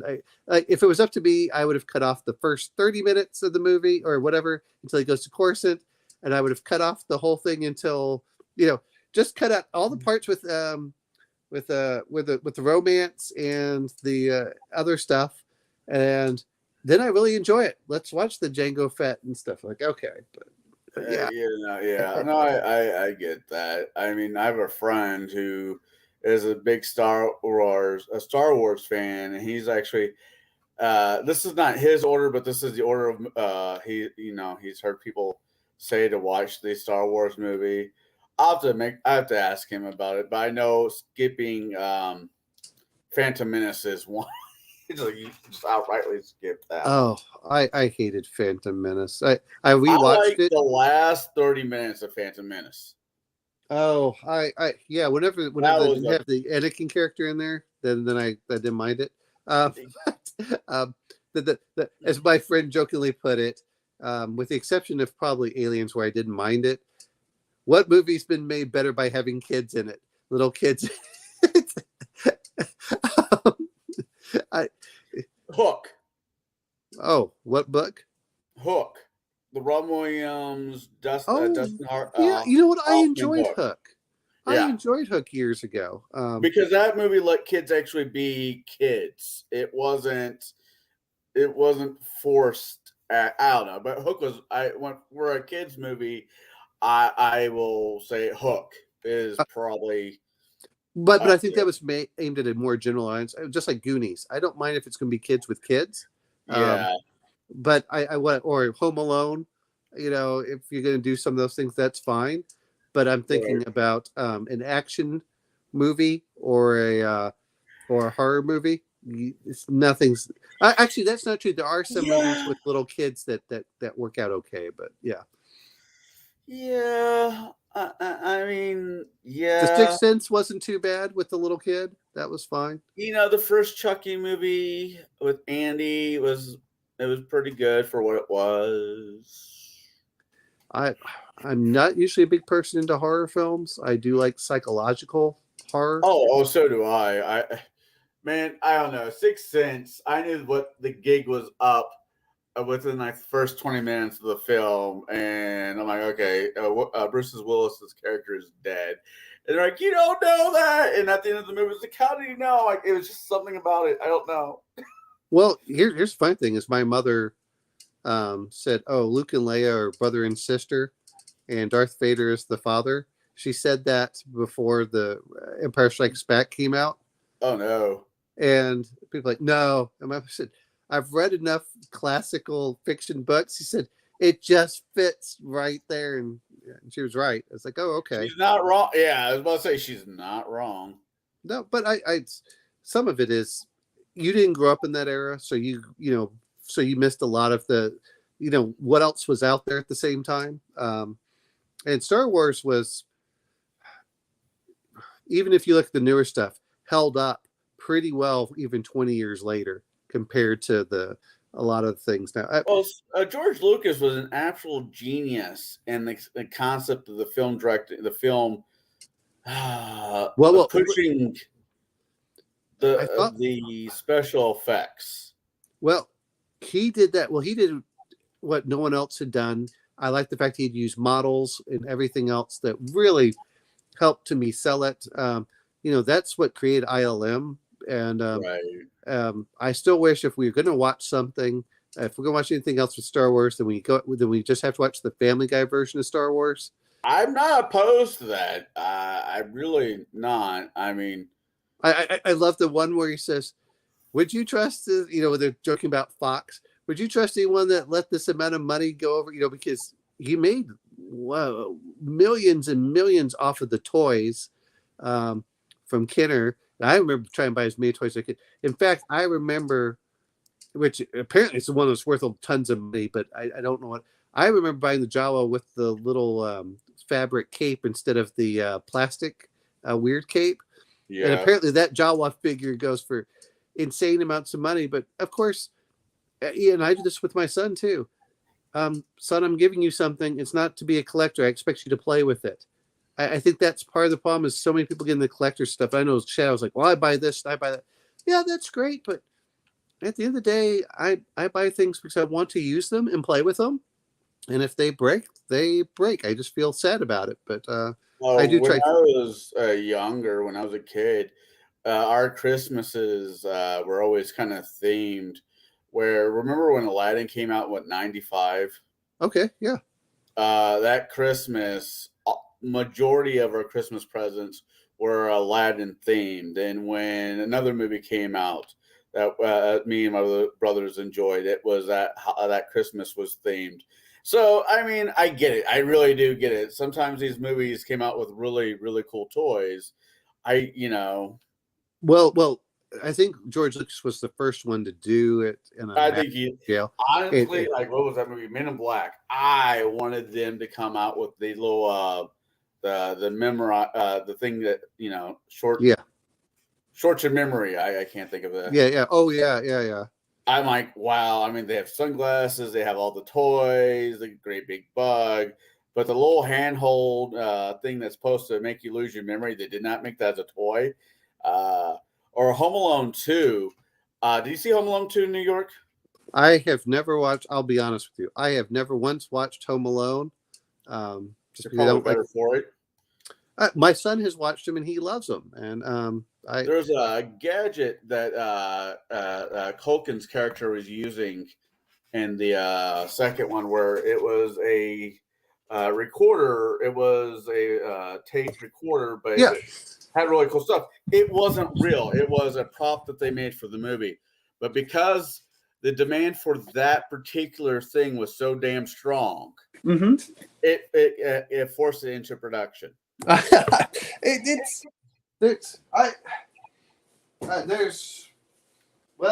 just like the big, one movie we should watch, Fanboys. Good Lord. Yeah, I guess they'll do that later on this year.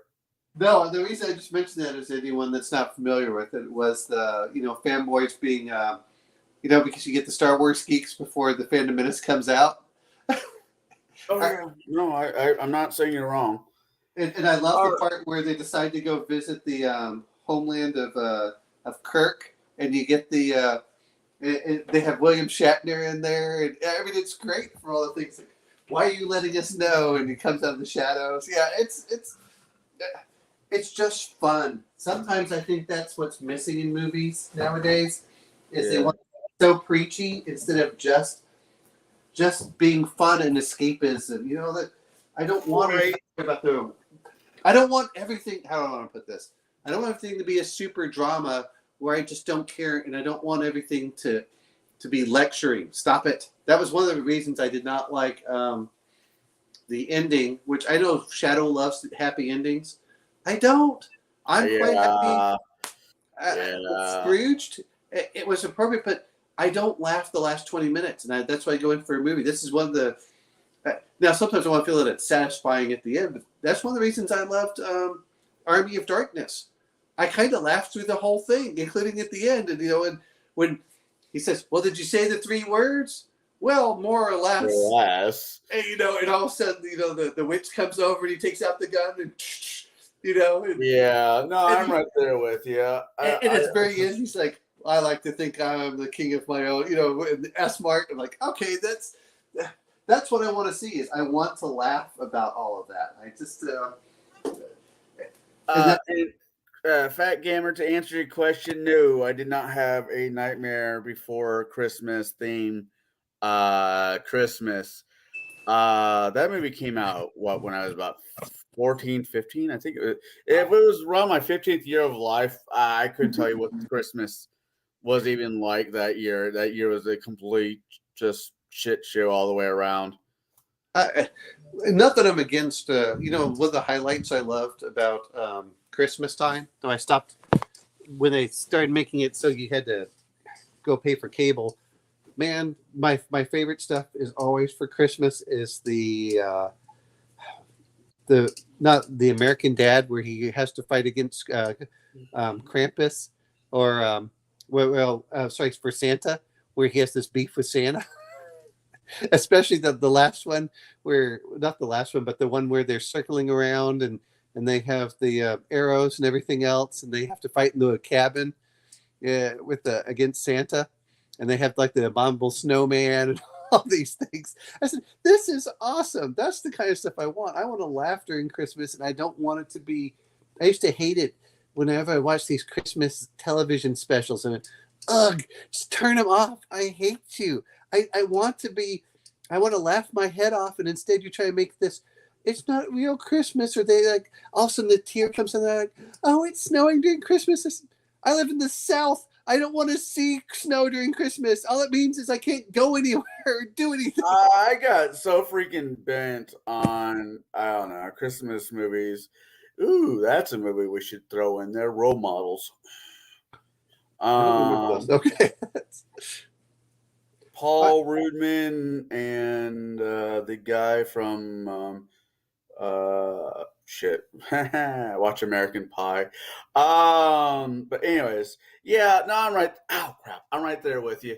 But yeah, we're gonna call it a wrap. I'm 4 hours into what should have been 2 hour show, but I enjoy conversating with you. Hey, And everybody Tom, yeah, I'm going to ask you a question. Have you guys watched The Last Starfighter? I've seen it years ago. Have we reviewed it? No. And then the other one is Battle Beyond the Stars, which is a bad B movie that takes off the Magnificent Seven. Anyway, Yeesh. Anyway, No, go ahead. we haven't watched that one as of yet. Last Starfighter, that one could be fun. We could do, I don't know. I would like to do more of these months more themed out.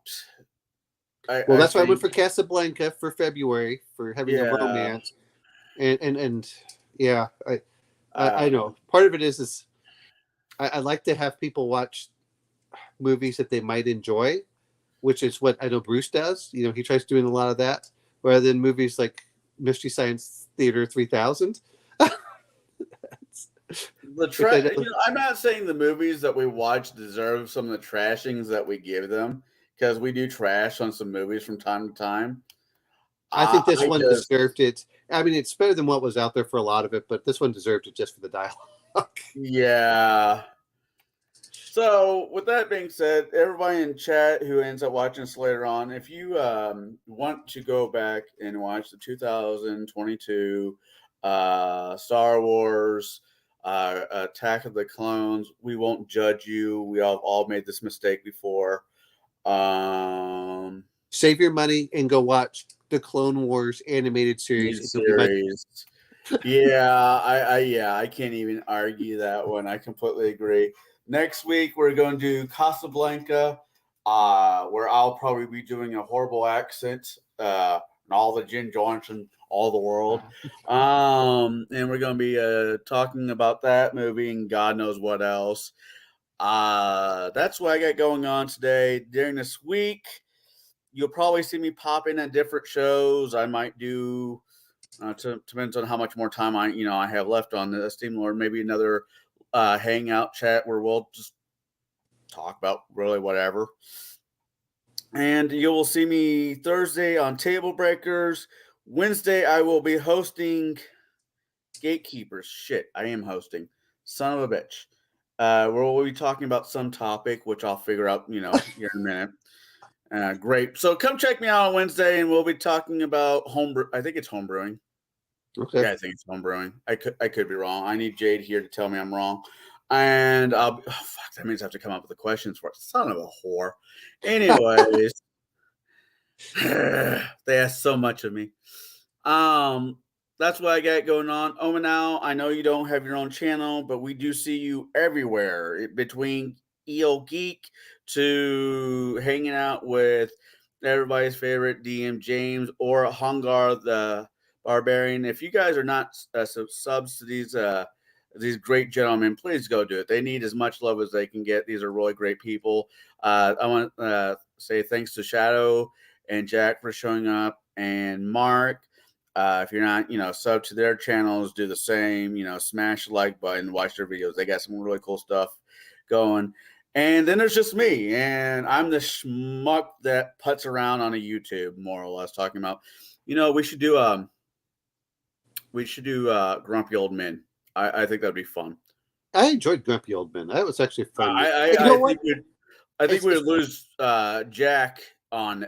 We might lose Shadow and Jack on it, but well, the funny thing, at the end of the day, part of me goes is I either want to watch comedies that are actually funny, classic comedies, or I'd like to watch classic movies that are actually where people can get inspired from, or just good movies overall to watch. I don't like doing all the B stuff, the B movie stuff. So anyway, go ahead. Yeah, no, I'm right there with you. When it comes to Grumpy Old Men, though, I think it's a future telling of me and Jade, unfortunately. Just neighbors and grumpy with each other. There for a while, I'm like, hey, schmuck, and he's like, hey, putz. It was a beautiful thing. I'm just rattling on now. All right. So, with that being said, everybody out there have a good night. Roll your dice in the dark. Create your character sheet with the Quran. And if you got glow in the dark dice, I swear to God, that's cheating. All right, everybody have a good night. You're just envious. I am not. I'm just broke. All right.